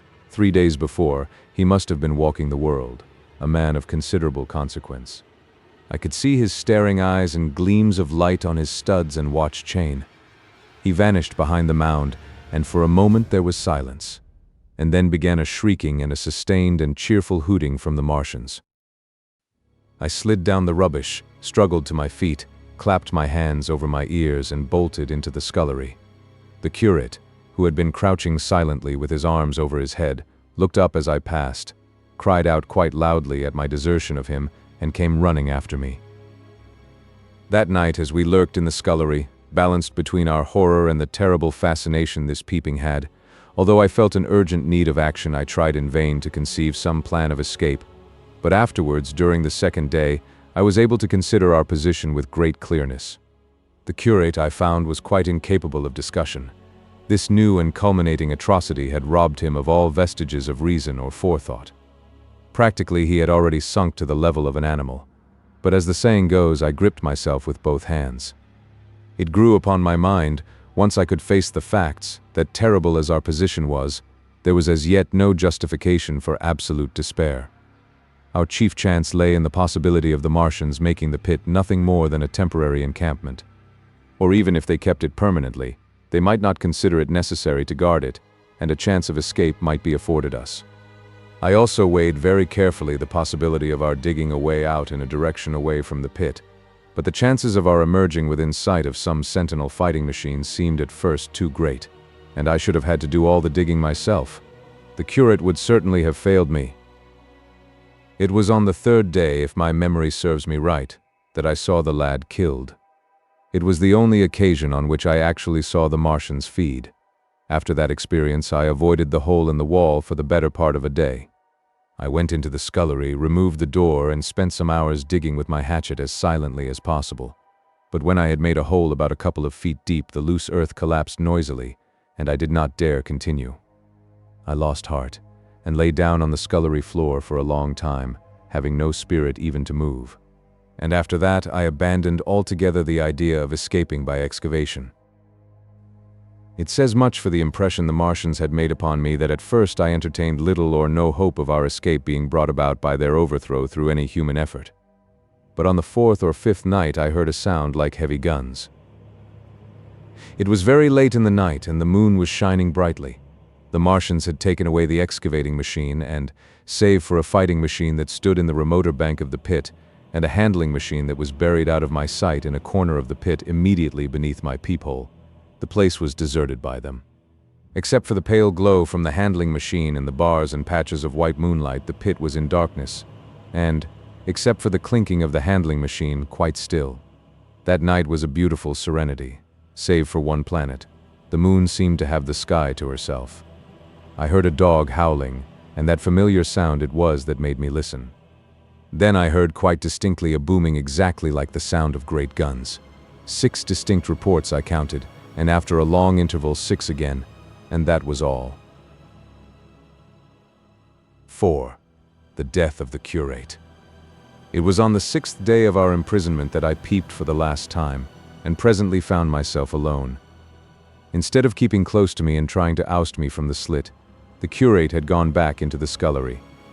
I was struck by a sudden thought. I went back quickly and quietly into the scullery. In the darkness I heard the curate drinking. I snatched in the darkness and my fingers caught a bottle of Burgundy. For a few minutes there was a tussle. The bottle struck the floor and broke, and I desisted and rose. We stood panting and threatening each other. In the end I planted myself between him and the food, and told him of my determination to begin a discipline. I divided the food in the pantry into rations to last us 10 days. I would not let him eat any more that day. In the afternoon he made a feeble effort to get at the food. I had been dozing, but in an instant I was awake. All day and all night we sat face to face, I weary but resolute, and he weeping and complaining of his immediate hunger. It was, I know, a night and a day, but to me it seems now, an interminable length of time. And so our widened incompatibility ended at last in open conflict. For 2 vast days we struggled in undertones and wrestling contests. There were times when I beat and kicked him madly, times when I cajoled and persuaded him, and once I tried to bribe him with the last bottle of Burgundy, for there was a rainwater pump from which I could get water. But neither force nor kindness availed. He was indeed beyond reason. He would neither desist from his attacks on the food, nor from his noisy babbling to himself. The rudimentary precautions to keep our imprisonment endurable he would not observe. Slowly I began to realize the complete overthrow of his intelligence, to perceive that my sole companion in this close and sickly darkness was a man insane.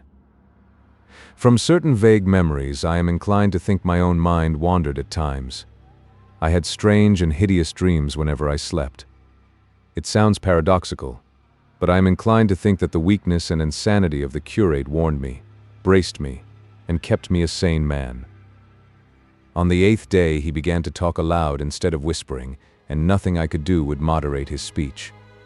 "It is just, O God," he would say, over and over again. "It is just. On me and mine be the punishment laid. We have sinned, we have fallen short. There was poverty, sorrow, the poor were trodden in the dust, and I held my peace.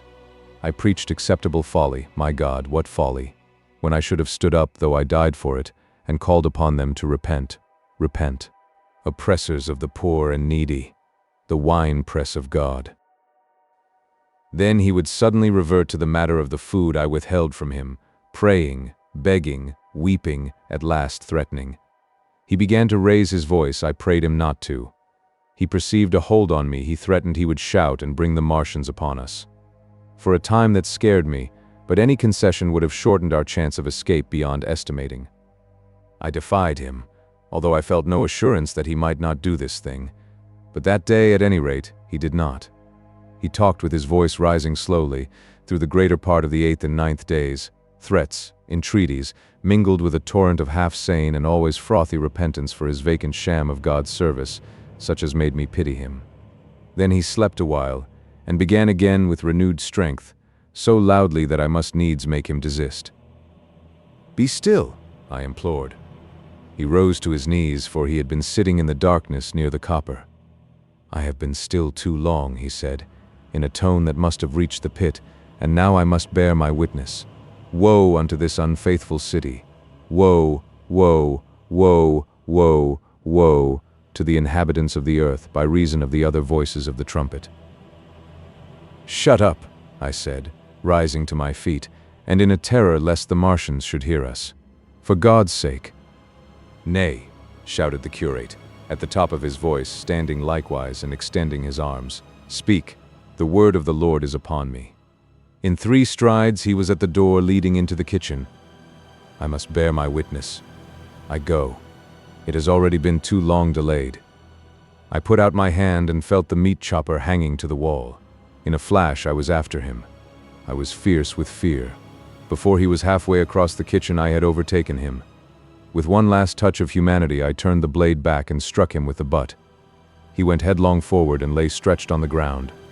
I stumbled over him and stood panting. He lay still. Suddenly I heard a noise without, the run and smash of slipping plaster, and the triangular aperture in the wall was darkened. I looked up and saw the lower surface of a handling machine coming slowly across the hole. One of its gripping limbs curled amid the debris.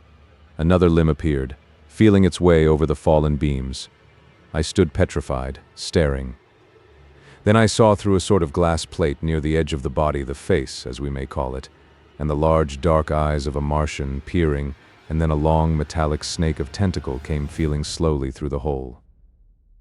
I turned by an effort, stumbled over the curate, and stopped at the scullery door. The tentacle was now some way 2 yards or more in the room and twisting and turning, with queer sudden movements, this way and that. For a while I stood fascinated by that slow, fitful advance. Then, with a faint, hoarse cry, I forced myself across the scullery. I trembled violently. I could scarcely stand upright. I opened the door of the coal cellar and stood there in the darkness staring at the faintly lit doorway into the kitchen and listening. Had the Martian seen me? What was it doing now? Something was moving to and fro there very quietly. Every now and then it tapped against the wall, or started on its movements with a faint metallic ringing, like the movements of keys on a split ring. Then a heavy body I knew too well what was dragged across the floor of the kitchen towards the opening. Irresistibly attracted, I crept to the door and peeped into the kitchen. In the triangle of bright outer sunlight I saw the Martian, in its Briareus of a handling machine, scrutinizing the curate's head. I thought at once that it would infer my presence from the mark of the blow I had given him. I crept back to the coal cellar, shut the door, and began to cover myself up as much as I could, and as noiselessly as possible in the darkness, among the firewood and coal therein. Every now and then I paused, rigid, to hear if the Martian had thrust its tentacles through the opening again. Then the faint metallic jingle returned. I traced it slowly feeling over the kitchen. Presently I heard it nearer in the scullery as I judged. I thought that its length might be insufficient to reach me. I prayed copiously. It passed, scraping faintly across the cellar door. An age of almost intolerable suspense intervened. Then I heard it fumbling at the latch. It had found the door. The Martians understood doors. It worried at the catch for a minute, perhaps, and then the door opened. In the darkness I could just see the thing like an elephant's trunk more than anything else, waving towards me and touching and examining the wall, coals, wood, and ceiling. It was like a black worm swaying its blind head to and fro. Once, even, it touched the heel of my boot. I was on the verge of screaming. I bit my hand. For a time the tentacle was silent. I could have fancied it had been withdrawn. Presently, with an abrupt click, it gripped something. I thought it had me, and seemed to go out of the cellar again. For a minute I was not sure. Apparently it had taken a lump of coal to examine. I seized the opportunity of slightly shifting my position, which had become cramped, and then listened. I whispered passionate prayers for safety. Then I heard the slow, deliberate sound creeping towards me again. Slowly, slowly it drew near, scratching against the walls and tapping the furniture. While I was still doubtful, it rapped smartly against the cellar door and closed it. I heard it go into the pantry, and the biscuit tins rattled and a bottle smashed, and then came a heavy bump against the cellar door. Then silence that passed into an infinity of suspense. Had it gone? At last I decided that it had. It came into the scullery no more, but I lay all the 10th day in the close darkness, buried among coals and firewood, not daring even to crawl out for the drink for which I craved. It was the 11th day before I ventured so far from my security. 5. The stillness. My first act before I went into the pantry was to fasten the door between the kitchen and the scullery. But the pantry was empty. Every scrap of food had gone. Apparently, the Martian had taken it all on the previous day. At that discovery, I despaired for the first time. I took no food, or no drink either, on the 11th or the 12th day.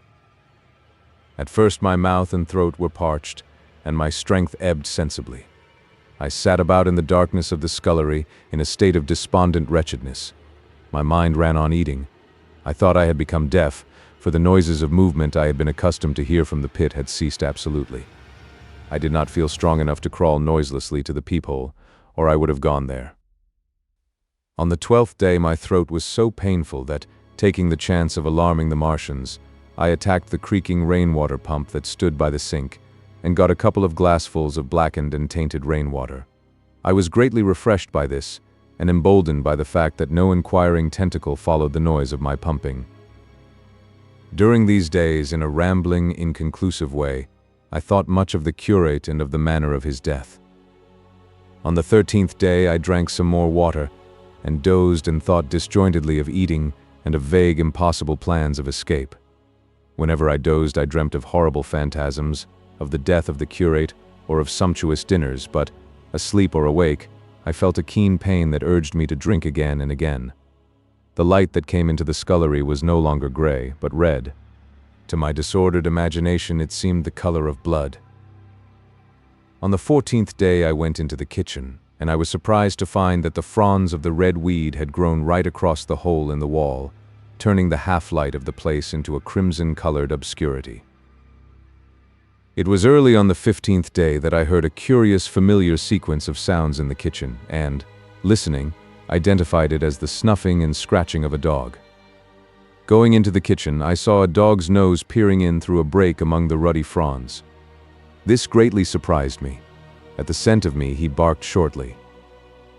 I thought if I could induce him to come into the place quietly, I should be able, perhaps, to kill and eat him, and in any case, it would be advisable to kill him, lest his actions attracted the attention of the Martians. I crept forward, saying, "Good dog," very softly, but he suddenly withdrew his head and disappeared. I listened. I was not deaf, but certainly the pit was still.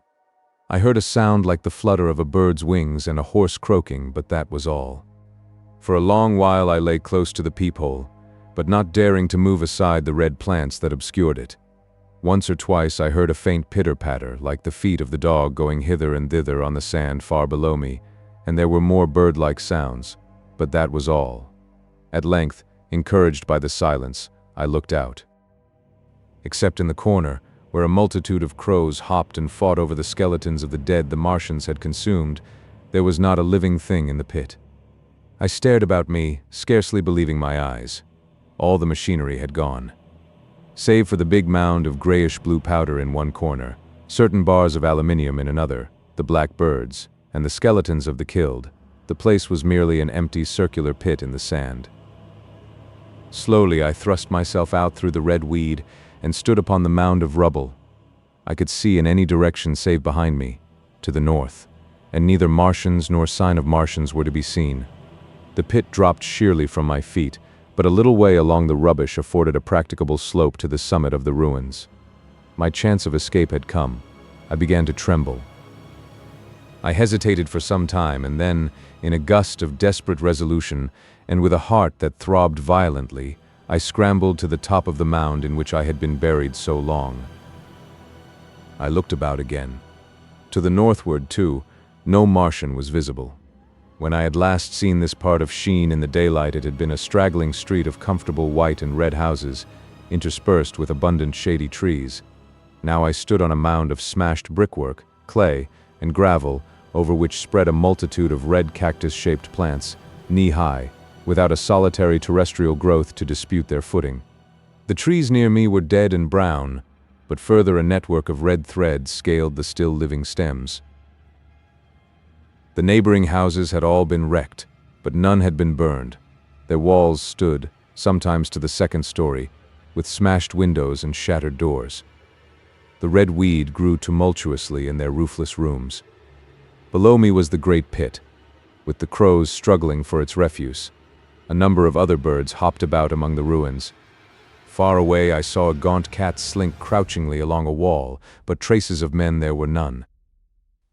The day seemed, by contrast with my recent confinement, dazzlingly bright, the sky a glowing blue. A gentle breeze kept the red weed that covered every scrap of unoccupied ground gently swaying. And oh, the sweetness of the air. 6. The work of 15 days. For some time I stood tottering on the mound regardless of my safety. Within that noisome den from which I had emerged, I had thought with a narrow intensity only of our immediate security. I had not realized what had been happening to the world, had not anticipated this startling vision of unfamiliar things. I had expected to see sheen in ruins. I found about me the landscape, weird and lurid, of another planet. For that moment I touched an emotion beyond the common range of men, yet one that the poor brutes we dominate know only too well. I felt as a rabbit might feel returning to his burrow and suddenly confronted by the work of a dozen busy navvies digging the foundations of a house. I felt the first inkling of a thing that presently grew quite clear in my mind, that oppressed me for many days, a sense of dethronement, a persuasion that I was no longer a master, but an animal among the animals, under the Martian heel. With us it would be as with them, to lurk and watch, to run and hide. The fear and empire of man had passed away. But so soon as this strangeness had been realized, it passed, and my dominant motive became the hunger of my long and dismal fast. In the direction away from the pit I saw, beyond a red-covered wall, a patch of garden ground unburied. This gave me a hint, and I went knee-deep, and sometimes neck-deep, in the red weed. The density of the weed gave me a reassuring sense of hiding. The wall was some 6 feet high, and when I attempted to clamber it, I found I could not lift my feet to the crest. So I went along by the side of it, and came to a corner in a rockwork that enabled me to get to the top, and tumble into the garden I coveted. Here I found some young onions, a couple of gladiolus bulbs, and a quantity of immature carrots, all of which I secured, and, scrambling over a ruined wall, went on my way through scarlet and crimson trees towards Q. It was like walking through an avenue of gigantic blood drops, possessed with two ideas, to get more food, and to limp, as soon and as far as my strength permitted, out of this accursed, unearthly region of the pit. Some way farther, in a grassy place, was a group of mushrooms which also I devoured, and then I came upon a brown sheet of flowing shallow water, where meadows used to be. These fragments of nourishment served only to whet my hunger. At first I was surprised at this flood in a hot, dry summer, but afterwards I discovered that it was caused by the tropical exuberance of the red weed. Directly this extraordinary growth encountered water, it straightway became gigantic and of unparalleled fecundity. Its seeds were simply poured down into the water of the Wey and Thames, and its swiftly growing and titanic water fronds speedily choked both those rivers. At Putney, as I afterwards saw, the bridge was almost lost in a tangle of this weed, and at Richmond, too, the Thames water poured in a broad and shallow stream across the meadows of Hampton and Twickenham. As the water spread, the weed followed them, until the ruined villas of the Thames Valley were for a time lost in this red swamp, whose margin I explored, and much of the desolation the Martians had caused was concealed. In the end, the red weed succumbed almost as quickly as it had spread. A cankering disease due, it is believed, to the action of certain bacteria presently seized upon it. Now, by the action of natural selection, all terrestrial plants have acquired a resisting power against bacterial diseases. They never succumb without a severe struggle, but the red weed rotted like a thing already dead. The fronds became bleached and then shriveled and brittle. They broke off at the least touch, and the waters that had stimulated their early growth carried their last vestiges out to sea. My first act on coming to this water was, of course, to slake my thirst. I drank a great deal of it and, moved by an impulse, gnawed some fronds of red weed, but they were watery and had a sickly, metallic taste.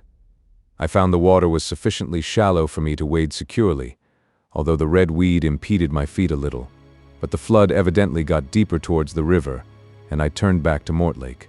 I managed to make out the road by means of occasional ruins of its villas and fences and lamps, and so presently I got out of this spate and made my way to the hill going up towards Roehampton and came out on Putney Common. Here the scenery changed from the strange and unfamiliar to the wreckage of the familiar. Patches of ground exhibited the devastation of a cyclone, and in a few score yards I would come upon perfectly undisturbed spaces, houses with their blinds trimly drawn and doors closed, as if they had been left for a day by the owners, or as if their inhabitants slept within. The red weed was less abundant. The tall trees along the lane were free from the red creeper. I hunted for food among the trees, finding nothing, and I also raided a couple of silent houses, but they had already been broken into and ransacked. I rested for the remainder of the daylight in a shrubbery, being, in my enfeebled condition, too fatigued to push on. All this time I saw no human beings and no signs of the Martians. I encountered a couple of hungry-looking dogs, but both hurried circuitously away from the advances I made them. Near Roehampton I had seen 2 human skeletons, not bodies, but skeletons, picked clean, and in the wood by me I found the crushed and scattered bones of several cats and rabbits, and the skull of a sheep. But though I gnawed parts of these in my mouth, there was nothing to be got from them. After sunset I struggled on along the road towards Putney, where I think the heat ray must have been used for some reason, and in the garden beyond Roehampton I got a quantity of immature potatoes, sufficient to stay my hunger. From this garden one looked down upon Putney and the river. The aspect of the place in the dusk was singularly desolate. Blackened trees, blackened, desolate ruins, and down the hill the sheets of the flooded river, red tinged with the weed. And over all, silence. It filled me with indescribable terror to think how swiftly that desolating change had come. For a time I believed that mankind had been swept out of existence, and that I stood there alone, the last man left alive. Hard by the top of Putney Hill I came upon another skeleton, with the arms dislocated and removed several yards from the rest of the body. As I proceeded I became more and more convinced that the extermination of mankind was, save for such stragglers as myself, already accomplished in this part of the world. The Martians, I thought, had gone on and left the country desolated, seeking food elsewhere. Perhaps even now they were destroying Berlin or Paris, or it might be they had gone northward. 7. The Man on Putney Hill. I spent that night in the inn that stands at the top of Putney Hill, sleeping in a made bed for the first time since my flight to Leatherhead. I will not tell the needless trouble I had breaking into that house. Afterwards I found the front door was on the latch, nor how I ransacked every room for food, until just on the verge of despair, in what seemed to me to be a servant's bedroom, I found a rat-gnawed crust and 2 tins of pineapple. The place had been already searched and emptied. In the bar I afterwards found some biscuits and sandwiches that had been overlooked. The latter I could not eat. They were too rotten, but the former not only stayed my hunger, but filled my pockets. I lit no lamps, fearing some Martian might come beating that part of London for food in the night. Before I went to bed I had an interval of restlessness, and prowled from window to window, peering out for some sign of these monsters. I slept little. As I lay in bed I found myself thinking consecutively, a thing I do not remember to have done since my last argument with the curate. During all the intervening time my mental condition had been a hurrying succession of vague emotional states or a sort of stupid receptivity. But in the night my brain, reinforced I suppose, by the food I had eaten, grew clear again, and I thought. 3 things struggled for possession of my mind: the killing of the curate, the whereabouts of the Martians, and the possible fate of my wife. The former gave me no sensation of horror or remorse to recall. I saw it simply as a thing done, a memory infinitely disagreeable but quite without the quality of remorse. I saw myself then as I see myself now, driven step by step towards that hasty blow, the creature of a sequence of accidents leading inevitably to that. I felt no condemnation, yet the memory, static, unprogressive, haunted me. In the silence of the night, with that sense of the nearness of God that sometimes comes into the stillness and the darkness, I stood my trial, my only trial, for that moment of wrath and fear. I retraced every step of our conversation from the moment when I had found him crouching beside me, heedless of my thirst, and pointing to the fire and smoke that streamed up from the ruins of Weybridge. We had been incapable of cooperation. Grim chance had taken no heed of that. Had I foreseen, I should have left him at Halliford. But I did not foresee, and crime is to foresee and do.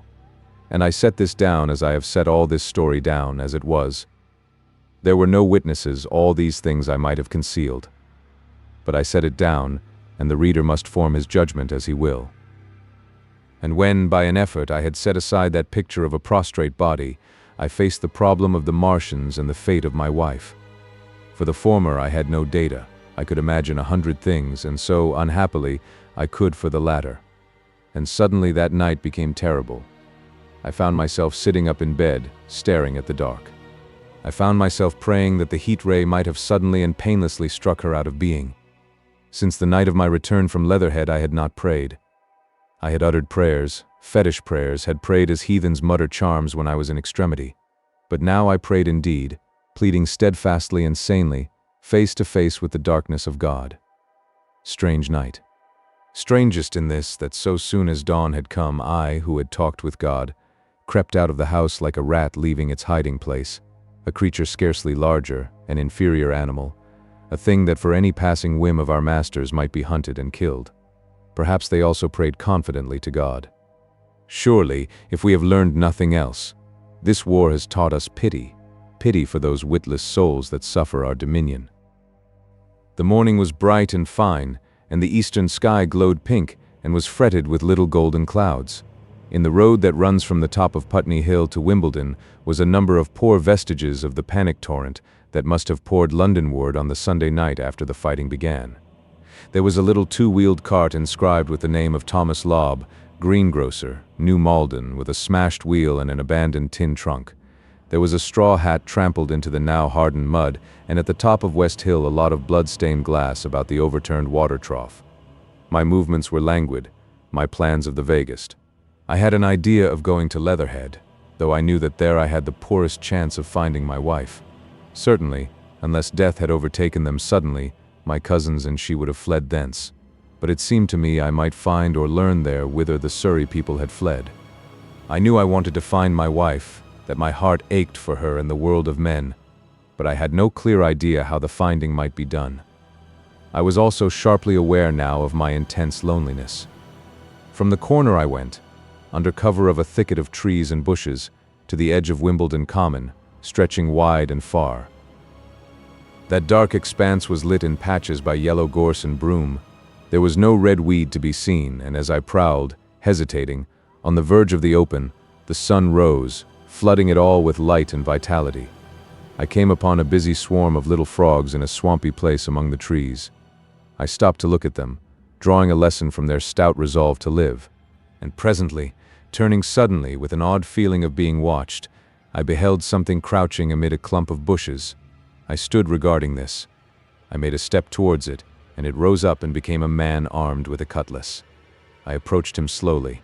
He stood silent and motionless, regarding me. As I drew nearer, I perceived he was dressed in clothes as dusty and filthy as my own. He looked indeed as though he had been dragged through a culvert. Nearer, I distinguished the green slime of ditches mixing with the pale drab of dried clay and shiny, coaly patches. His black hair fell over his eyes, and his face was dark and dirty and sunken, so that at first I did not recognize him. There was a red cut across the lower part of his face. "Stop!" he cried, when I was within 10 yards of him, and I stopped. His voice was hoarse. "Where do you come from?" he said. I thought, surveying him. "I come from Mortlake," I said. "I was buried near the pit the Martians made about their cylinder. I have worked my way out and escaped. There is no food about here," he said. "This is my country, all this hill down to the river, and back to Clapham, and up to the edge of the common. There is only food for one. Which way are you going?" I answered slowly. "I don't know," I said. "I have been buried in the ruins of a house 13 or 14 days. I don't know what has happened." He looked at me doubtfully, then started, and looked with a changed expression. "I've no wish to stop about here," said I. "I think I shall go to Leatherhead, for my wife was there." He shot out a pointing finger.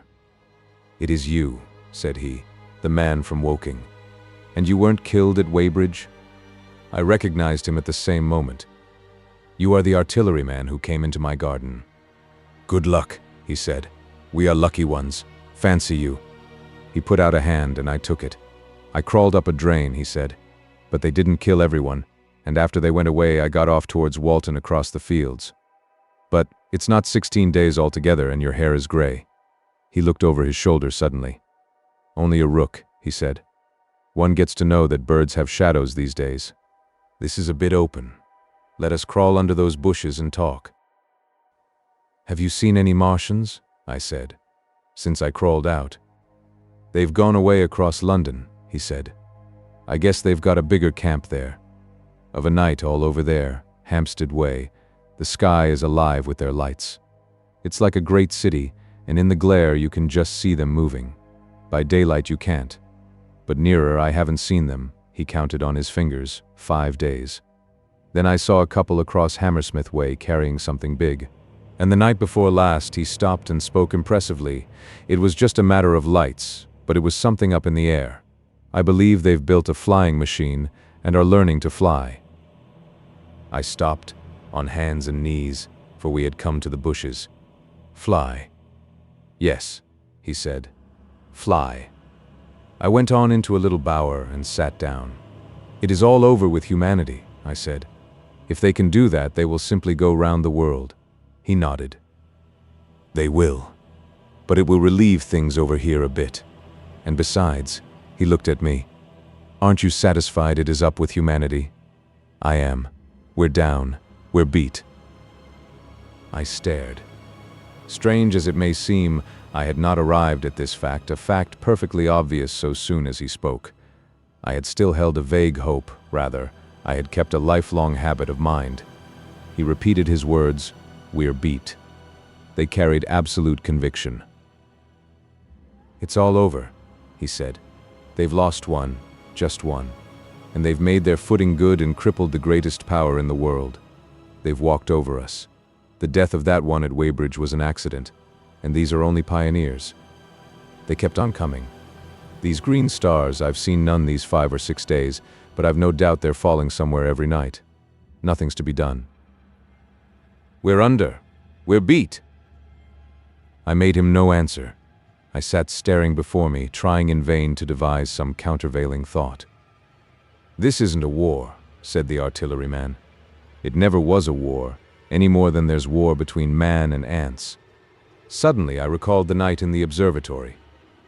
After the 10th shot they fired no more, at least, until the first cylinder came. How do you know? Said the artilleryman. I explained. He thought. Something wrong with the gun, he said. But what if there is? They'll get it right again. And even if there's a delay, how can it alter the end? It's just men and ants. There's the ants builds their cities, live their lives, have wars, revolutions, until the men want them out of the way, and then they go out of the way. That's what we are now, just ants. Only. Yes, I said. We're eatable ants. We sat looking at each other. And what will they do with us? I said. That's what I've been thinking, he said. That's what I've been thinking. After Weybridge, I went south thinking. I saw what was up. Most of the people were hard at it, squealing and exciting themselves. But I'm not so fond of squealing. I've been in sight of death once or twice. I'm not an ornamental soldier, and at the best and worst, death, it's just death. And it's the man that keeps on thinking comes through. I saw everyone tracking away south. Says I, food won't last this way, and I turned right back. I went for the Martians like a sparrow goes for man. All round he waved a hand to the horizon. They're starving in heaps, bolting, treading on each other. He saw my face and halted awkwardly. No doubt lots who had money have gone away to France, he said. He seemed to hesitate whether to apologize, met my eyes and went on. There's food all about here. Canned things in shops, wines, spirits, mineral waters, and the water mains and drains are empty. Well, I was telling you what I was thinking. Here's intelligent things, I said, and it seems they want us for food. First, they'll smash us up, ships, machines, guns, cities, all the order and organization. All that will go. If we were the size of ants, we might pull through. But we're not. It's all too bulky to stop. That's the first certainty, eh? I assented. It is. I've thought it out. Very well then, next. At present we're caught as we're wanted. A Martian has only to go a few miles to get a crowd on the run. And I saw one day, out by Wandsworth, picking houses to pieces and routing among the wreckage. But they won't keep on doing that. So soon as they've settled all our guns and ships, and smashed our railways, and done all the things they are doing over there, they will begin catching us systematic, picking the best and storing us in cages and things. That's what they will start doing in a bit. Lord, they haven't begun on us yet. Don't you see that? Not begun, I exclaimed. Not begun. All that's happened so far is through our not having the sense to keep quiet, worrying them with guns and such foolery, and losing our heads, and rushing off in crowds to where there wasn't any more safety than where we were. They don't want to bother us yet. They're making their things, making all the things they couldn't bring with them, getting things ready for the rest of their people. Very likely that's why the cylinders have stopped for a bit, for fear of hitting those who are here. And instead of our rushing about blind on the howl, or getting dynamite on the chance of busting them up, we've got to fix ourselves up according to the new state of affairs. That's how I figure it out. It isn't quite according to what a man wants for his species, but it's about what the facts point to. And that's the principle I acted upon. Cities, nations, civilization, progress, it's all over. That game's up. We're beat. But if that is so, what is there to live for? The artilleryman looked at me for a moment. There won't be any more blessed concerts for 1,000,000 years or so. There won't be any Royal Academy of Arts, and no nice little feeds at restaurants. If it's amusement you're after, I reckon the game is up. If you've got any drawing room manners or a dislike to eating peas with a knife or dropping H's, you'd better chuck 'em away. They ain't no further use. You mean? I mean that men like me are going on living for the sake of the breed. I tell you, I'm grim set on living, and if I'm not mistaken, you'll show what insides you've got too before long. We aren't going to be exterminated, and I don't mean to be caught either, and tamed and fattened and bred like a thundering ox. Ugh. Fancy those brown creepers. You don't mean to say... I do. I'm going on under their feet. I've got it planned, I've thought it out. We men are beat. We don't know enough. We've got to learn before we've got a chance, and we've got to live and keep independent while we learn. See, that's what has to be done. I stared, astonished, and stirred profoundly by the man's resolution. Great God, cried I, but you are a man indeed, and suddenly I gripped his hand. Eh? He said with his eyes shining. I've thought it out, eh? Go on, I said. Well, those who mean to escape their catching must get ready. I'm getting ready. Mind you, it isn't all of us that are made for wild beasts, and that's what it's got to be. That's why I watched you. I had my doubts. You're slender. I didn't know that it was you, you see, or just how you'd been buried. All these, the sort of people that lived in these houses, and all those damn little clerks that used to live down that way, they'd be no good. They haven't any spirit in them, no proud dreams and no proud lusts, and a man who hasn't one or the other, Lord. What is he but funk and precautions? They just used to skedaddle off to work. I've seen hundreds of 'em, bit of breakfast in hand, running wild and shining to catch their little season ticket train, for fear they'd get dismissed if they didn't. Working at businesses they were afraid to take the trouble to understand, skedaddling back for fear they wouldn't be in time for dinner, keeping indoors after dinner for fear of the back streets, and sleeping with the wives they married, not because they wanted them, but because they had a bit of money that would make for safety in their one little miserable skedaddle through the world. Lives insured and a bit invested for fear of accidents. And on Sundays, fear of the hereafter. As if hell was built for rabbits. Well, the Martians will just be a godsend to these. Nice roomy cages, fattening food, careful breeding, no worry. After a week or so chasing about the fields and lands on empty stomachs, they'll come and be caught cheerful. They'll be quite glad after a bit. They'll wonder what people did before there were Martians to take care of them. And the bar loafers and mashers and singers, I can imagine them. I can imagine them, he said, with a sort of somber gratification. There'll be any amount of sentiment and religion loose among them. There's hundreds of things I saw with my eyes that I've only begun to see clearly these last few days. There's lots will take things as they are, fat and stupid, and lots will be worried by a sort of feeling that it's all wrong and that they ought to be doing something. Now, whenever things are so that a lot of people feel they ought to be doing something, the weak, and those who go weak with a lot of complicated thinking, always make for a sort of do-nothing religion, very pious and superior, and submit to persecution and the will of the Lord. Very likely you've seen the same thing. It's energy in a gale of funk, and turned clean inside out. These cages will be full of psalms and hymns and piety, and those of a less simple sort will work in a bit of, what is it, eroticism. He paused. Very likely these Martians will make pets of some of them, train them to do tricks, who knows. Get sentimental over the pet boy who grew up and had to be killed. And some, maybe, they will train to hunt us. No, I cried. "That's impossible. No human being." "What's the good of going on with such lies?"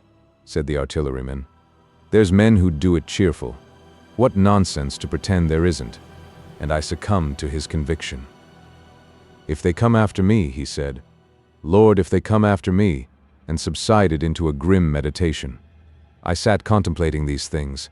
I could find nothing to bring against this man's reasoning. In the days before the invasion, no one would have questioned my intellectual superiority to his. I, a professed and recognized writer on philosophical themes, and he, a common soldier, and yet he had already formulated a situation that I had scarcely realized. "What are you doing?" I said presently. "What plans have you made?" He hesitated. "Well, it's like this," he said. "What have we to do? We have to invent a sort of life where men can live and breed and be sufficiently secure to bring the children up. Yes, wait a bit, and I'll make it clearer what I think ought to be done. The tame ones will go like all tame beasts. In a few generations they'll be big, beautiful, rich-blooded, stupid rubbish. The risk is that we who keep wild will go savage, degenerate into a sort of big, savage rat. You see, how I mean to live is underground. I've been thinking about the drains. Of course, those who don't know drains think horrible things, but under this London are miles and miles, hundreds of miles, and a few days' rain and London empty will leave them sweet and clean. The main drains are big enough and airy enough for anyone. Then there's cellars, vaults, stores from which bolting passages may be made to the drains, and the railway tunnels and subways. Eh? You begin to see? And we form a band, able-bodied, clean-minded men. We're not going to pick up any rubbish that drifts in. Weaklings go out again. As you meant me to go? Well, I parleyed, didn't I? We won't quarrel about that. Go on. Those who stop obey orders. Able-bodied, clean-minded women we want also, mothers and teachers. No lackadaisical ladies, no blasted rolling eyes. We can't have any weak or silly. Life is real again, and the useless and cumbersome and mischievous have to die. They ought to die. They ought to be willing to die. It's a sort of disloyalty, after all, to live and taint the race, and they can't be happy. Moreover, dying's none so dreadful. It's the funking makes it bad, and in all those places we shall gather. Our district will be London, and we may even be able to keep a watch and run about in the open when the Martians keep away. Play cricket, perhaps. That's how we shall save the race. Eh? It's a possible thing? But saving the race is nothing in itself. As I say, that's only being rats. It's saving our knowledge and adding to it is the thing. There men like you come in. There's books, there's models. We must make great safe places down deep and get all the books we can, not novels and poetry swipes, but ideas, science books. That's where men like you come in. We must go to the British Museum and pick all those books through. Especially we must keep up our science, learn more. We must watch these Martians. Some of us must go as spies. When it's all working, perhaps I will. Get caught, I mean. And the great thing is, we must leave the Martians alone. We mustn't even steal. If we get in their way, we clear out. We must show them we mean no harm. Yes, I know. But they're intelligent things, and they won't hunt us down if they have all they want, and think we're just harmless vermin. The artilleryman paused and laid a brown hand upon my arm. After all, it may not be so much we may have to learn before. Just imagine this. 4 or 5 of their fighting machines suddenly starting off heat rays right and left, and not a Martian in 'em. Not a Martian in 'em, but men who have learned the way how. It may be in my time, even those men. Fancy having one of them lovely things, with its heat ray wide and free. Fancy having it in control. What would it matter if you smashed to smithereens at the end of the run, after a bust like that? I reckon the Martians will open their beautiful eyes. Can't you see them, man? Can't you see them hurrying, puffing and blowing and hooting to their other mechanical affairs? Something out of gear in every case. And swish, bang, rattle, swish. Just as they are fumbling over it, swish comes the heat ray, and behold, man has come back to his own. For a while the imaginative daring of the artilleryman and the tone of assurance and courage he assumed completely dominated my mind. I believed unhesitatingly both in his forecast of human destiny and in the practicability of his astonishing scheme, and the reader who thinks me susceptible and foolish must contrast his position, reading steadily with all his thoughts about his subject, and mine, crouching fearfully in the bushes and listening, distracted by apprehension. We talked in this manner through the early morning time, and later crept out of the bushes, and after scanning the sky for Martians, hurried precipitately to the house on Putney Hill, where he had made his lair. It was the coal cellar of the place, and when I saw the work he had spent a week upon, it was a burrow scarcely 10 yards long, which he designed to reach to the main drain on Putney Hill, I had my first inkling of the gulf between his dreams and his powers. Such a hole I could have dug in a day. But I believed in him sufficiently to work with him all that morning until past midday at his digging. We had a garden barrow and shot the earth we removed against the kitchen range. We refreshed ourselves with a tin of mock turtle soup and wine from the neighboring pantry. I found a curious relief from the aching strangeness of the world in this steady labor. As we worked, I turned his project over in my mind, and presently objections and doubts began to arise. But I worked there all the morning, so glad was I to find myself with a purpose again. After working an hour, I began to speculate on the distance one had to go before the cloaca was reached, the chances we had of missing it altogether. My immediate trouble was why we should dig this long tunnel, when it was possible to get into the drain at once down one of the manholes and work back to the house. It seemed to me, too, that the house was inconveniently chosen, and required a needless length of tunnel. And just as I was beginning to face these things, the artilleryman stopped digging and looked at me. "We're working well," he said. He put down his spade. "Let us knock off a bit," he said. "I think it's time we reconnoitered from the roof of the house." I was for going on, and after a little hesitation he resumed his spade, and then suddenly I was struck by a thought. I stopped, and so did he at once. "Why were you walking about the common," I said, "instead of being here?" "Taking the air," he said. "I was coming back. It's safer by night." "But the work?" "Oh, one can't always work," he said, and in a flash I saw the man plain. He hesitated, holding his spade. "We ought to reconnoiter now," he said, "because if any come near, they may hear the spades and drop upon us unawares." I was no longer disposed to object. We went together to the roof and stood on a ladder peeping out of the roof door. No Martians were to be seen, and we ventured out on the tiles and slipped down under shelter of the parapet.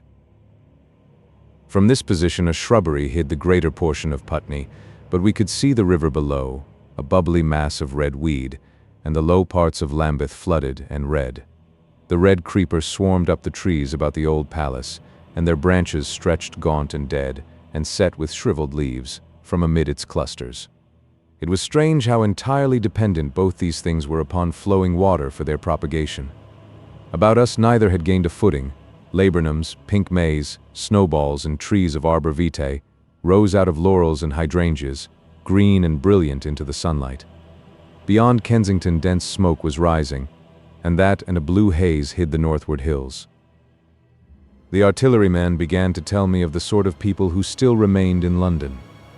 "One night last week," he said, "some fools got the electric light in order, and there was all Regent Street and the Circus ablaze, crowded with painted and ragged drunkards, men and women, dancing and shouting till dawn. A man who was there told me, and as the day came they became aware of a fighting machine standing near by the Langham and looking down at them.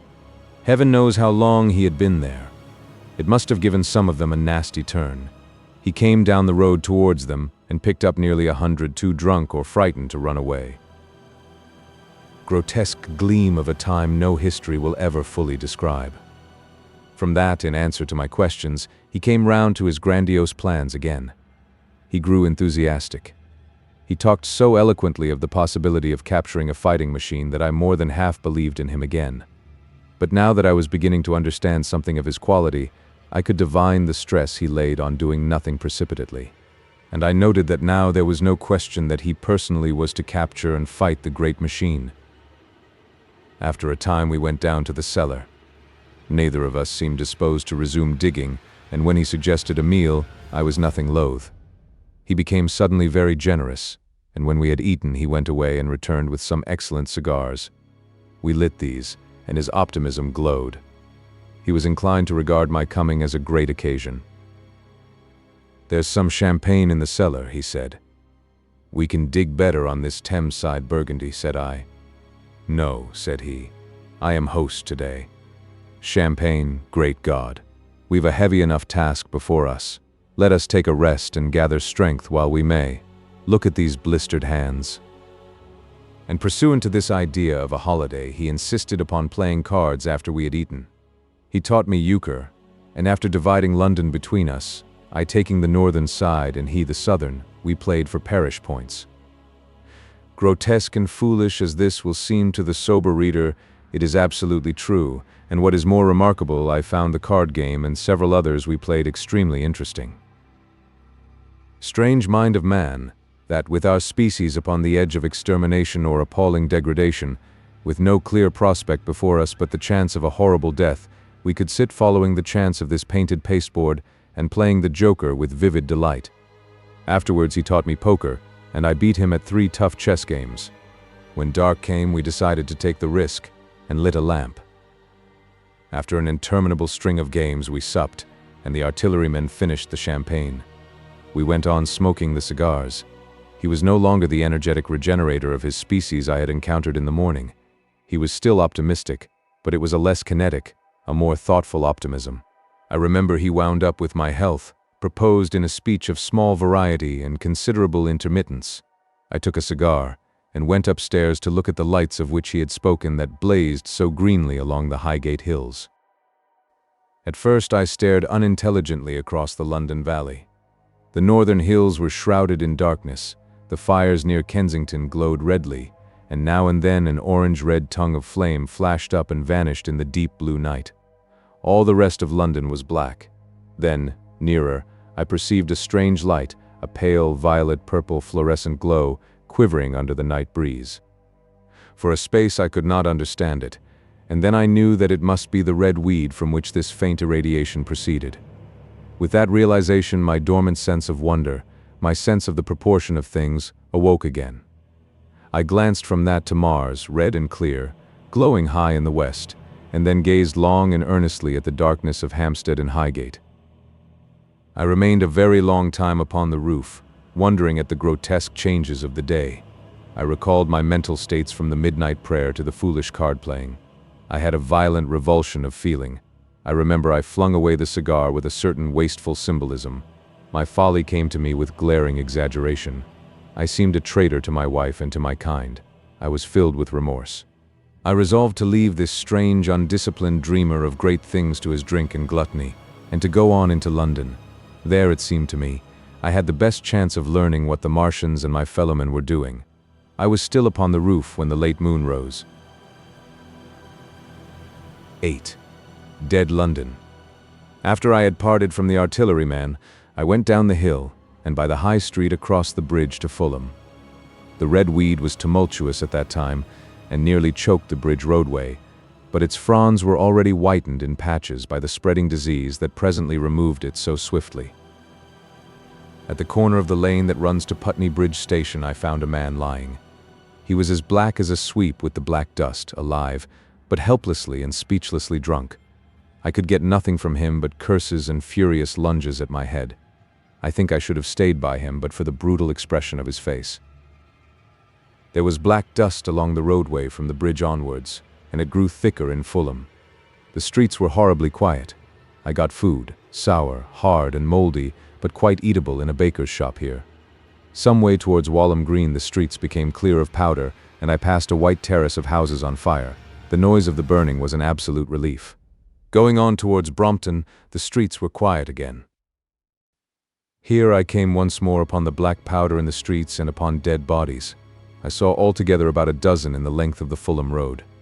They had been dead many days, so that I hurried quickly past them. The black powder covered them over and softened their outlines. 1 or 2 had been disturbed by dogs. Where there was no black powder, it was curiously like a Sunday in the city, with the closed shops, the houses locked up and the blinds drawn, the desertion and the stillness. In some places plunderers had been at work, but rarely at other than the provision and wine shops. A jeweler's window had been broken open in one place, but apparently the thief had been disturbed, and a number of gold chains and a watch lay scattered on the pavement. I did not trouble to touch them. Farther on was a tattered woman in a heap on a doorstep. The hand that hung over her knee was gashed and bled down her rusty brown dress, and a smashed magnum of champagne formed a pool across the pavement. She seemed asleep, but she was dead. The farther I penetrated into London, the profounder grew the stillness. But it was not so much the stillness of death, it was the stillness of suspense, of expectation.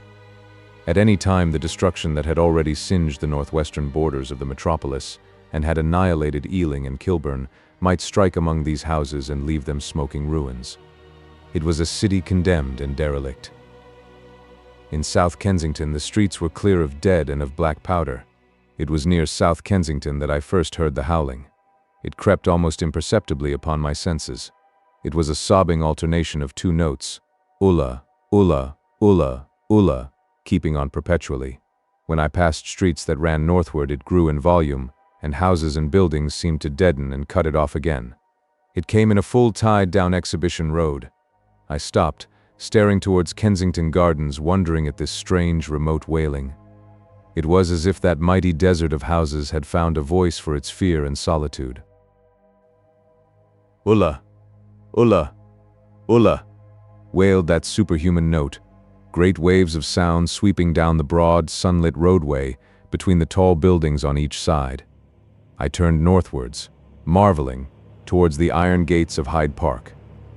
I had half a mind to break into the Natural History Museum and find my way up to the summits of the towers in order to see across the park. But I decided to keep to the ground where quick hiding was possible, and so went on up the Exhibition Road. All the large mansions on each side of the road were empty and still, and my footsteps echoed against the sides of the houses.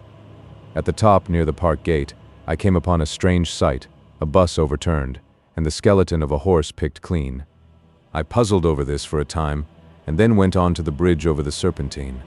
The voice grew stronger and stronger, though I could see nothing above the housetops on the north side of the park, save a haze of smoke to the northwest. "Ulla, ulla, ulla," cried the voice, coming, as it seemed to me, from the district about Regent's Park. The desolating cry worked upon my mind. The mood that had sustained me passed. The wailing took possession of me. I found I was intensely weary, footsore, and now again hungry and thirsty. It was already past noon. Why was I wandering alone in this city of the dead? Why was I alone when all London was lying in state and in its black shroud? I felt intolerably lonely. My mind ran on old friends that I had forgotten for years. I thought of the poisons in the chemist's shops, of the liquors the wine merchants stored. I recalled the two sodden creatures of despair, who, so far as I knew, shared the city with myself. I came into Oxford Street by the Marble Arch, and here again were black powder and several bodies and an evil, ominous smell from the gratings of the cellars of some of the houses. I grew very thirsty after the heat of my long walk. With infinite trouble, I managed to break into a public house and get food and drink. I was weary after eating, and went into the parlor behind the bar, and slept on a black horsehair sofa I found there. I awoke to find that dismal howling still in my ears. "Ulla! Ulla! Ulla!" It was now dusk, and after I had routed out some biscuits and a cheese in the bar, there was a meat safe, but it contained nothing but maggots. I wandered on through the silent residential squares to Baker Street. Portman Square is the only one I can name, and so came out at last upon Regent's Park. And as I emerged from the top of Baker Street, I saw far away over the trees in the clearness of the sunset the hood of the Martian giant from which this howling proceeded. I was not terrified. I came upon him as if it were a matter of course. I watched him for some time, but he did not move. He appeared to be standing and yelling, for no reason that I could discover. I tried to formulate a plan of action. That perpetual sound of ulla, ulla, ulla, ulla confused my mind. Perhaps I was too tired to be very fearful. Certainly I was more curious to know the reason of this monotonous crying than afraid. I turned back away from the park and struck into Park Road, intending to skirt the park, went along under the shelter of the terraces, and got a view of this stationary, howling Martian from the direction of St. John's Wood. A couple of 100 yards out of Baker Street I heard a yelping chorus, and saw, first a dog with a piece of putrescent red meat in his jaws coming headlong towards me, and then a pack of starving mongrels in pursuit of him. He made a wide curve to avoid me, as though he feared I might prove a fresh competitor. As the yelping died away down the silent road, the wailing sound of "Ula, ula, ula" reasserted itself. I came upon the wrecked handling machine halfway to St. John's Wood Station. At first I thought a house had fallen across the road. It was only as I clambered among the ruins that I saw, with a start, this mechanical Samson lying, with its tentacles bent and smashed and twisted, among the ruins it had made. The forepart was shattered. It seemed as if it had driven blindly straight at the house, and had been overwhelmed in its overthrow. It seemed to me then that this might have happened by a handling machine escaping from the guidance of its Martian. I could not clamber among the ruins to see it, and the twilight was now so far advanced that the blood with which its seat was smeared, and the gnawed gristle of the Martian that the dogs had left, were invisible to me. Wondering still more at all that I had seen, I pushed on towards Primrose Hill. Far away, through a gap in the trees, I saw a second Martian, as motionless as the first, standing in the park towards the zoological gardens, and silent. A little beyond the ruins about the smashed handling machine I came upon the red weed again, and found the Regent's Canal, a spongy mass of dark red vegetation. As I crossed the bridge, the sound of "Ola, ola, ola, ola" ceased. It was, as it were, cut off. The silence came like a thunderclap. The dusky houses about me stood faint and tall and dim. The trees towards the park were growing black. All about me the red weed clambered among the ruins, writhing to get above me in the dimness. Night, the mother of fear and mystery, was coming upon me. But while that voice sounded the solitude, the desolation had been endurable. By virtue of it, London had still seemed alive, and the sense of life about me had upheld me. Then suddenly a change, the passing of something, I knew not what, and then a stillness that could be felt. Nothing but this gaunt quiet. London about me gazed at me spectrally. The windows in the white houses were like the eye sockets of skulls. About me my imagination found 1,000 noiseless enemies moving. Terror seized me, a horror of my temerity. In front of me the road became pitchy black as though it was tarred, and I saw a contorted shape lying across the pathway. I could not bring myself to go on. I turned down St. John's Wood Road and ran headlong from this unendurable stillness towards Kilburn. I hid from the night in the silence until long after midnight in a cabman's shelter in Harrow Road. But before the dawn my courage returned, and while the stars were still in the sky I turned once more towards Regent's Park. I missed my way among the streets and presently saw down a long avenue, in the half-light of the early dawn, the curve of Primrose Hill. On the summit, towering up to the fading stars, was a third Martian, erect and motionless like the others. An insane resolve possessed me. I would die and end it, and I would save myself even the trouble of killing myself. I marched on recklessly towards this Titan, and then, as I drew nearer and the light grew, I saw that a multitude of blackbirds was circling and clustering about the hood. At that my heart gave a bound, and I began running along the road. I hurried through the red weed that choked St. Edmund's Terrace. I waded breast high across a torrent of water that was rushing down from the waterworks towards the Albert Road, and emerged upon the grass before the rising of the sun. Great mounds had been heaped about the crest of the hill, making a huge redoubt of it. It was the final and largest place the Martians had made, and from behind these heaps there rose a thin smoke against the sky. Against the skyline an eager dog ran and disappeared. The thought that had flashed into my mind grew real, grew credible. I felt no fear, only a wild, trembling exultation, as I ran up the hill towards the motionless monster. Out of the hood hung lank shreds of brown, at which the hungry birds pecked and tore. In another moment I had scrambled up the earthen rampart and stood upon its crest, and the interior of the redoubt was below me. A mighty space it was, with gigantic machines here and there within it, huge mounds of material and strange shelter places.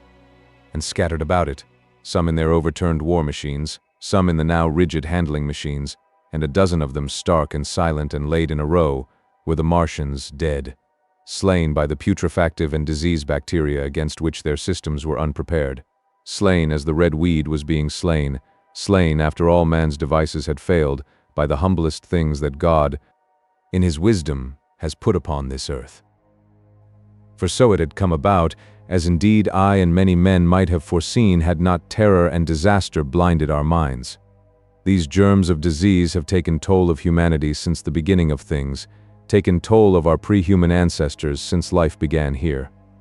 But by virtue of this natural selection of our kind, we have developed resisting power. To no germs do we succumb without a struggle, and to many those that cause putrefaction in dead matter, for instance, our living frames are altogether immune. But there are no bacteria in Mars, and directly these invaders arrived, directly they drank and fed, our microscopic allies began to work their overthrow. Already when I watched them, they were irrevocably doomed, dying and rotting even as they went to and fro. It was inevitable. By the toll of 1 billion deaths man has bought his birthright of the earth, and it is his against all comers. It would still be his were the Martians 10 times as mighty as they are, for neither do men live nor die in vain. Here and there they were scattered, nearly 50 altogether, in that great gulf they had made, overtaken by a death that must have seemed to them as incomprehensible as any death could be. To me also at that time this death was incomprehensible. All I knew was that these things that had been alive and so terrible to men were dead. For a moment I believed that the destruction of Sennacherib had been repeated, that God had repented, that the angel of death had slain them in the night. I stood staring into the pit, and my heart lightened gloriously, even as the rising sun struck the world to fire about me with his rays. The pit was still in darkness. The mighty engines, so great and wonderful in their power and complexity, so unearthly in their tortuous forms, rose weird and vague and strange out of the shadows towards the light. A multitude of dogs, I could hear, fought over the bodies that lay darkly in the depth of the pit, far below me. Across the pit on its farther lip, flat and vast and strange, lay the great flying machine with which they had been experimenting upon our denser atmosphere when decay and death arrested them. Death had come not a day too soon. At the sound of a cawing overhead, I looked up at the huge fighting machine that would fight no more forever, at the tattered red shreds of flesh that dripped down upon the overturned seats on the summit of Primrose Hill. I turned and looked down the slope of the hill to where, enhaloed now in birds, stood those other 2 Martians that I had seen overnight, just as death had overtaken them. The one had died, even as it had been crying to its companions. Perhaps it was the last to die, and its voice had gone on perpetually until the force of its machinery was exhausted. They glittered now, harmless tripod towers of shining metal, in the brightness of the rising sun. All about the pit, and saved as by a miracle from everlasting destruction, stretched the great mother of cities. Those who have only seen London veiled in her somber robes of smoke can scarcely imagine the naked clearness and beauty of the silent wilderness of houses. Eastward, over the blackened ruins of the Albert Terrace and the splintered spire of the church, the sun blazed dazzling in a clear sky, and here and there some facet in the great wilderness of roofs caught the light and glared with a white intensity. Northward were Kilburn and Hampstead, blue and crowded with houses. Westward the great city was dimmed, and southward, beyond the Martians, the green waves of Regent's Park, the Langham Hotel, the dome of the Albert Hall, the Imperial Institute, and the giant mansions of the Brompton Road came out clear and little in the sunrise, the jagged ruins of Westminster rising hazily beyond. Far away and blue were the Surrey hills, and the towers of the Crystal Palace glittered like 2 silver rods. The dome of St. Paul's was dark against the sunrise, and injured, I saw for the first time, by a huge gaping cavity on its western side. And as I looked at this wide expanse of houses and factories and churches, silent and abandoned, as I thought of the multitudinous hopes and efforts, the innumerable hosts of lives that had gone to build this human reef, and of the swift and ruthless destruction that had hung over it all, when I realized that the shadow had been rolled back and that men might still live in the streets, and this dear vast dead city of mine be once more alive and powerful, I felt a wave of emotion that was near akin to tears. The torment was over. Even that day the healing would begin. The survivors of the people scattered over the country, leaderless, lawless, foodless, like sheep without a shepherd. The thousands who had fled by sea would begin to return. The pulse of life, growing stronger and stronger, would beat again in the empty streets and pour across the vacant squares. Whatever destruction was done, the hand of the destroyer was stayed. All the gaunt wrecks, the blackened skeletons of houses that stared so dismally at the sunlit grass of the hill, would presently be echoing with the hammers of the restorers and ringing with the tapping of their trowels. At the thought I extended my hands towards the sky and began thanking God. In a year, thought I, in a year. With overwhelming force came the thought of myself, of my wife, and the old life of hope and tender helpfulness that had ceased forever. 9. Wreckage. And now comes the strangest thing in my story. Yet, perhaps it is not altogether strange. I remember, clearly and coldly and vividly, all that I did that day until the time that I stood weeping and praising God upon the summit of Primrose Hill. And then I forget. Of the next 3 days I know nothing. I have learned since that, so far from my being the first discoverer of the Martian overthrow, several such wanderers as myself had already discovered this on the previous night. One man, the first, had gone to St. Martin's-le-Grand, and while I sheltered in the cabman's hut, had contrived to telegraph to Paris. Thence the joyful news had flashed all over the world. 1,000 cities, chilled by ghastly apprehensions, suddenly flashed into frantic illuminations. They knew of it in Dublin, Edinburgh, Manchester, Birmingham, at the time when I stood upon the verge of the pit. Already men, weeping with joy, as I have heard, shouting and staying their work to shake hands and shout, were making up trains, even as near as Crewe, to descend upon London. The church bells that had ceased a fortnight since suddenly caught the news, until all England was bell-ringing. Men on cycles, lean-faced, unkempt, scorched along every country lane, shouting of unhoped deliverance, shouting to gaunt, staring figures of despair. And for the food. Across the Channel, across the Irish Sea, across the Atlantic, corn, bread, and meat were tearing to our relief. All the shipping in the world seemed going Londonward in those days. But of all this I have no memory. I drifted a demented man.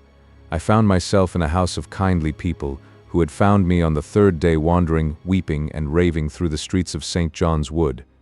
They have told me since that I was singing some insane doggerel about the last man left alive. Hurrah! The last man left alive.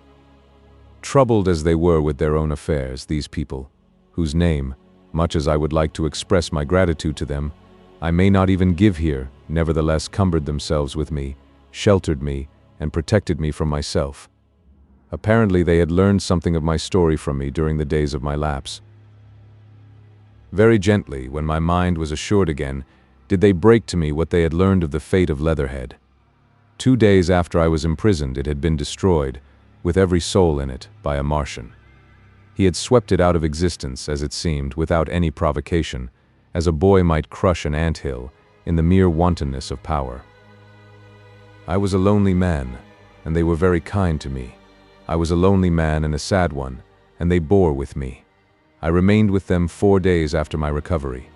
All that time I felt a growing craving to look once more on whatever remained of the little life that seemed so happy and bright in my past. It was a mere hopeless desire to feast upon my misery.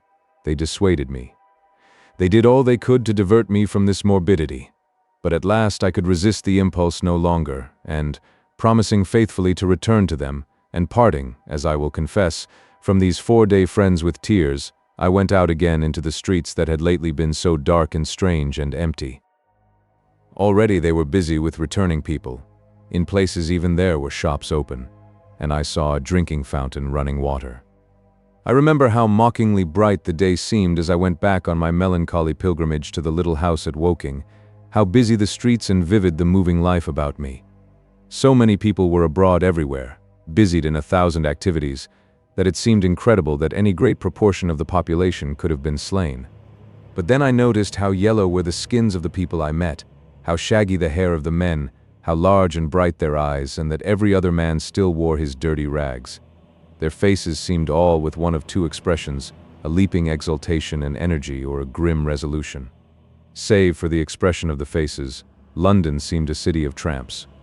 The vestries were indiscriminately distributing bread sent us by the French government. The ribs of the few horses showed dismally. Haggard special constables with white badges stood at the corners of every street. I saw little of the mischief wrought by the Martians until I reached Wellington Street, and there I saw the red weed clambering over the buttresses of Waterloo Bridge. At the corner of the bridge, too, I saw one of the common contrasts of that grotesque time, a sheet of paper flaunting against a thicket of the red weed, transfixed by a stick that kept it in place. It was the placard of the first newspaper to resume publication, the Daily Mail. I bought a copy for a blackened shilling I found in my pocket. Most of it was in blank. But the solitary compositor who did the thing had amused himself by making a grotesque scheme of advertisement stereo on the back page. The matter he printed was emotional. The news organization had not as yet found its way back. I learned nothing fresh except that already in 1 week the examination of the Martian mechanisms had yielded astonishing results. Among other things, the article assured me what I did not believe at the time, that the secret of flying was discovered. At Waterloo I found the free trains that were taking people to their homes. The first rush was already over. There were few people in the train, and I was in no mood for casual conversation. I got a compartment to myself and sat with folded arms, looking grayly at the sunlit devastation that flowed past the windows. And just outside the terminus, the train jolted over temporary rails, and on either side of the railway the houses were blackened ruins. To Clapham Junction, the face of London was grimy with powder of the black smoke, in spite of 2 days of thunderstorms and rain, and at Clapham Junction the line had been wrecked again. There were hundreds of out-of-work clerks and shopmen working side by side with the customary navvies, and we were jolted over a hasty relaying. All down the line from there the aspect of the country was gaunt and unfamiliar. Wimbledon particularly had suffered. Walton, by virtue of its unburned pine woods, seemed the least hurt of any place along the line. The Wandle, the Mole, every little stream, was a heaped mass of red weed, in appearance between butcher's meat and pickled cabbage. The Surrey pine woods were too dry, however, for the festoons of the red climber. Beyond Wimbledon, within sight of the line, in certain nursery grounds, were the heaped masses of earth about the sixth cylinder. A number of people were standing about it, and some sappers were busy in the midst of it. Over it flaunted a Union Jack, flapping cheerfully in the morning breeze. The nursery grounds were everywhere crimson with the weed, a wide expanse of livid color cut with purple shadows, and very painful to the eye. One's gaze went with infinite relief from the scorched grays and sullen reds of the foreground to the blue-green softness of the eastward hills. The line on the London side of Woking Station was still undergoing repair, so I descended at Byfleet Station and took the road to Maybury, past the place where I and the artilleryman had talked to the hussars, and on by the spot where the Martian had appeared to me in the thunderstorm. Here, moved by curiosity, I turned aside to find, among a tangle of red fronds, the warped and broken dog-cart with the whitened bones of the horse scattered and gnawed. For a time I stood regarding these vestiges. Then I returned through the pine wood, neck-high with red weed here and there, to find the landlord of the spotted dog had already found burial, and so came home past the College Arms. A man standing at an open cottage door greeted me by name as I passed.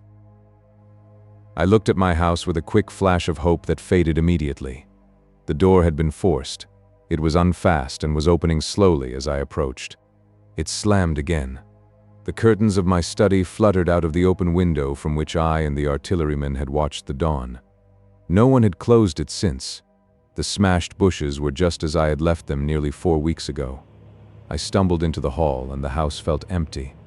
The stair carpet was ruffled and discolored where I had crouched, soaked to the skin from the thunderstorm the night of the catastrophe. Our muddy footsteps I saw still went up the stairs.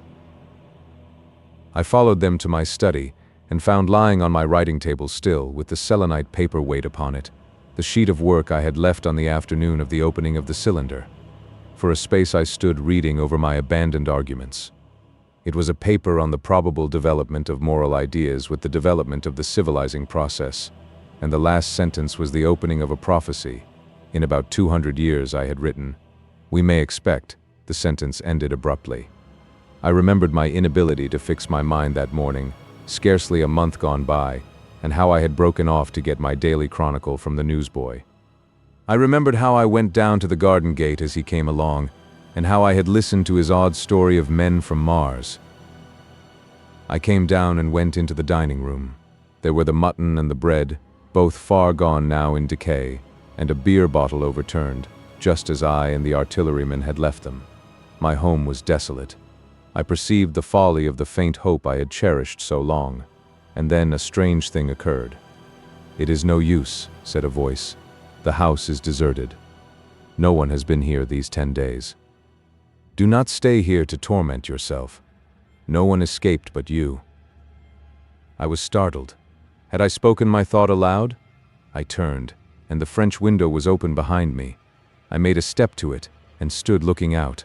And there, amazed and afraid, even as I stood amazed and afraid, were my cousin and my wife white and tearless.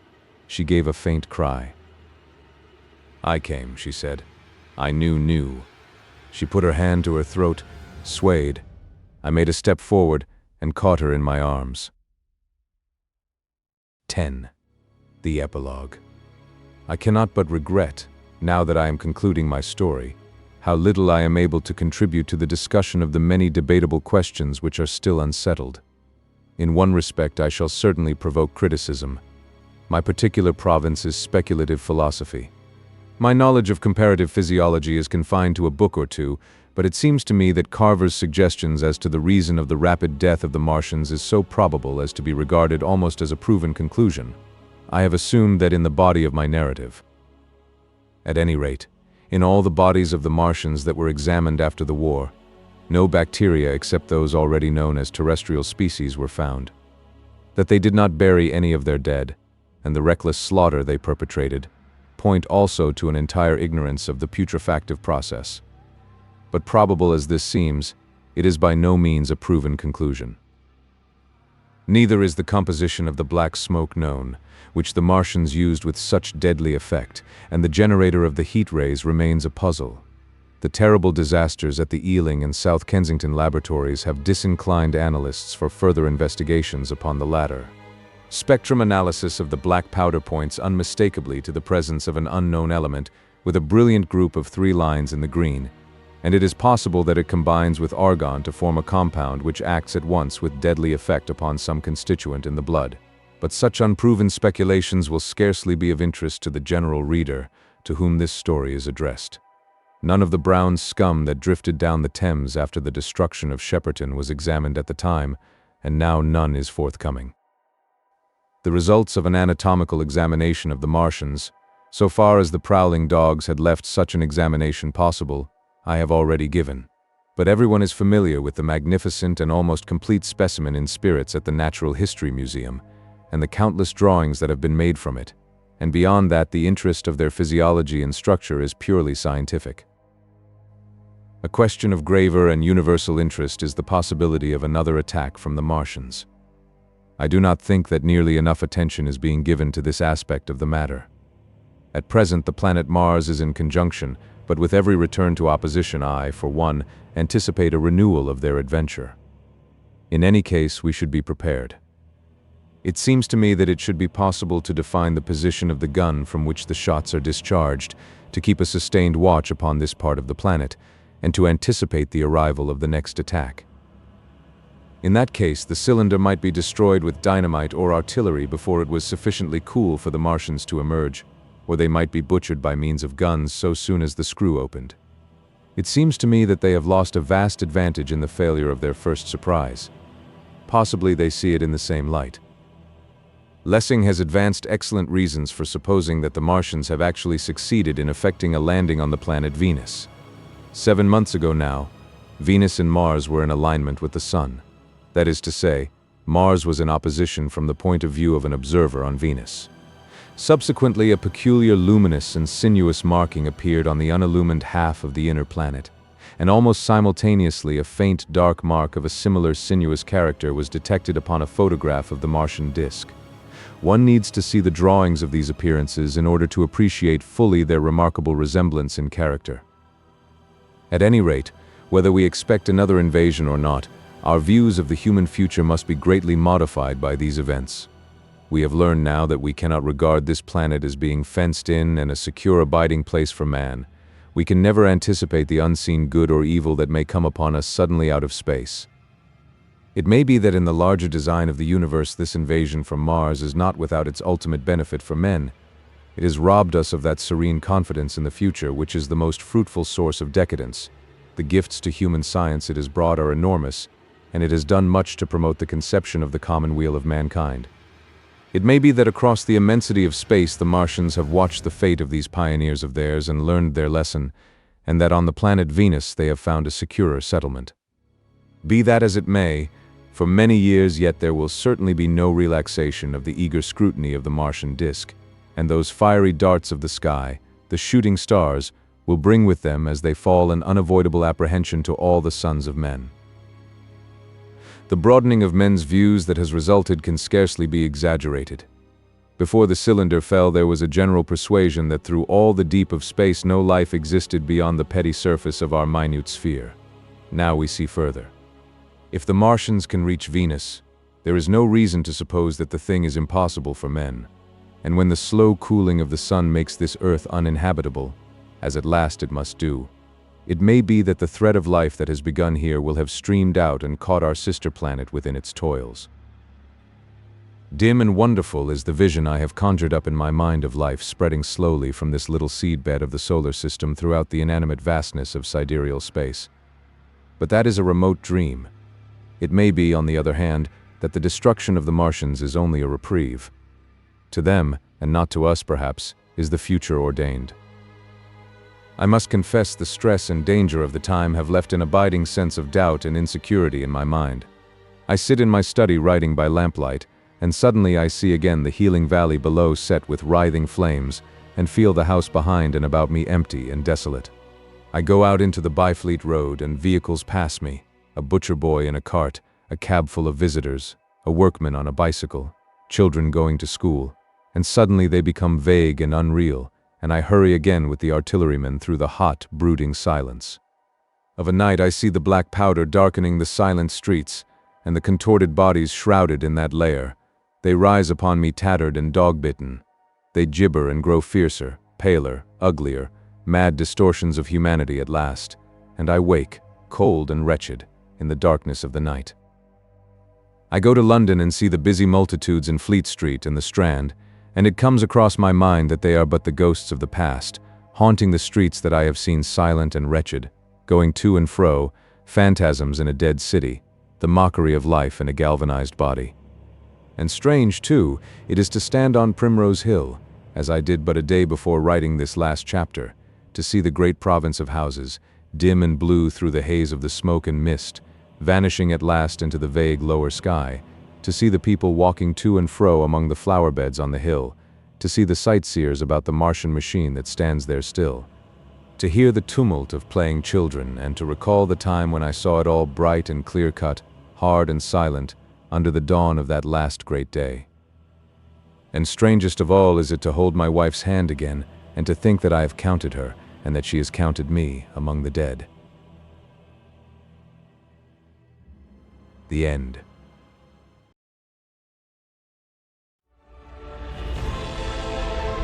A whole galaxy to go.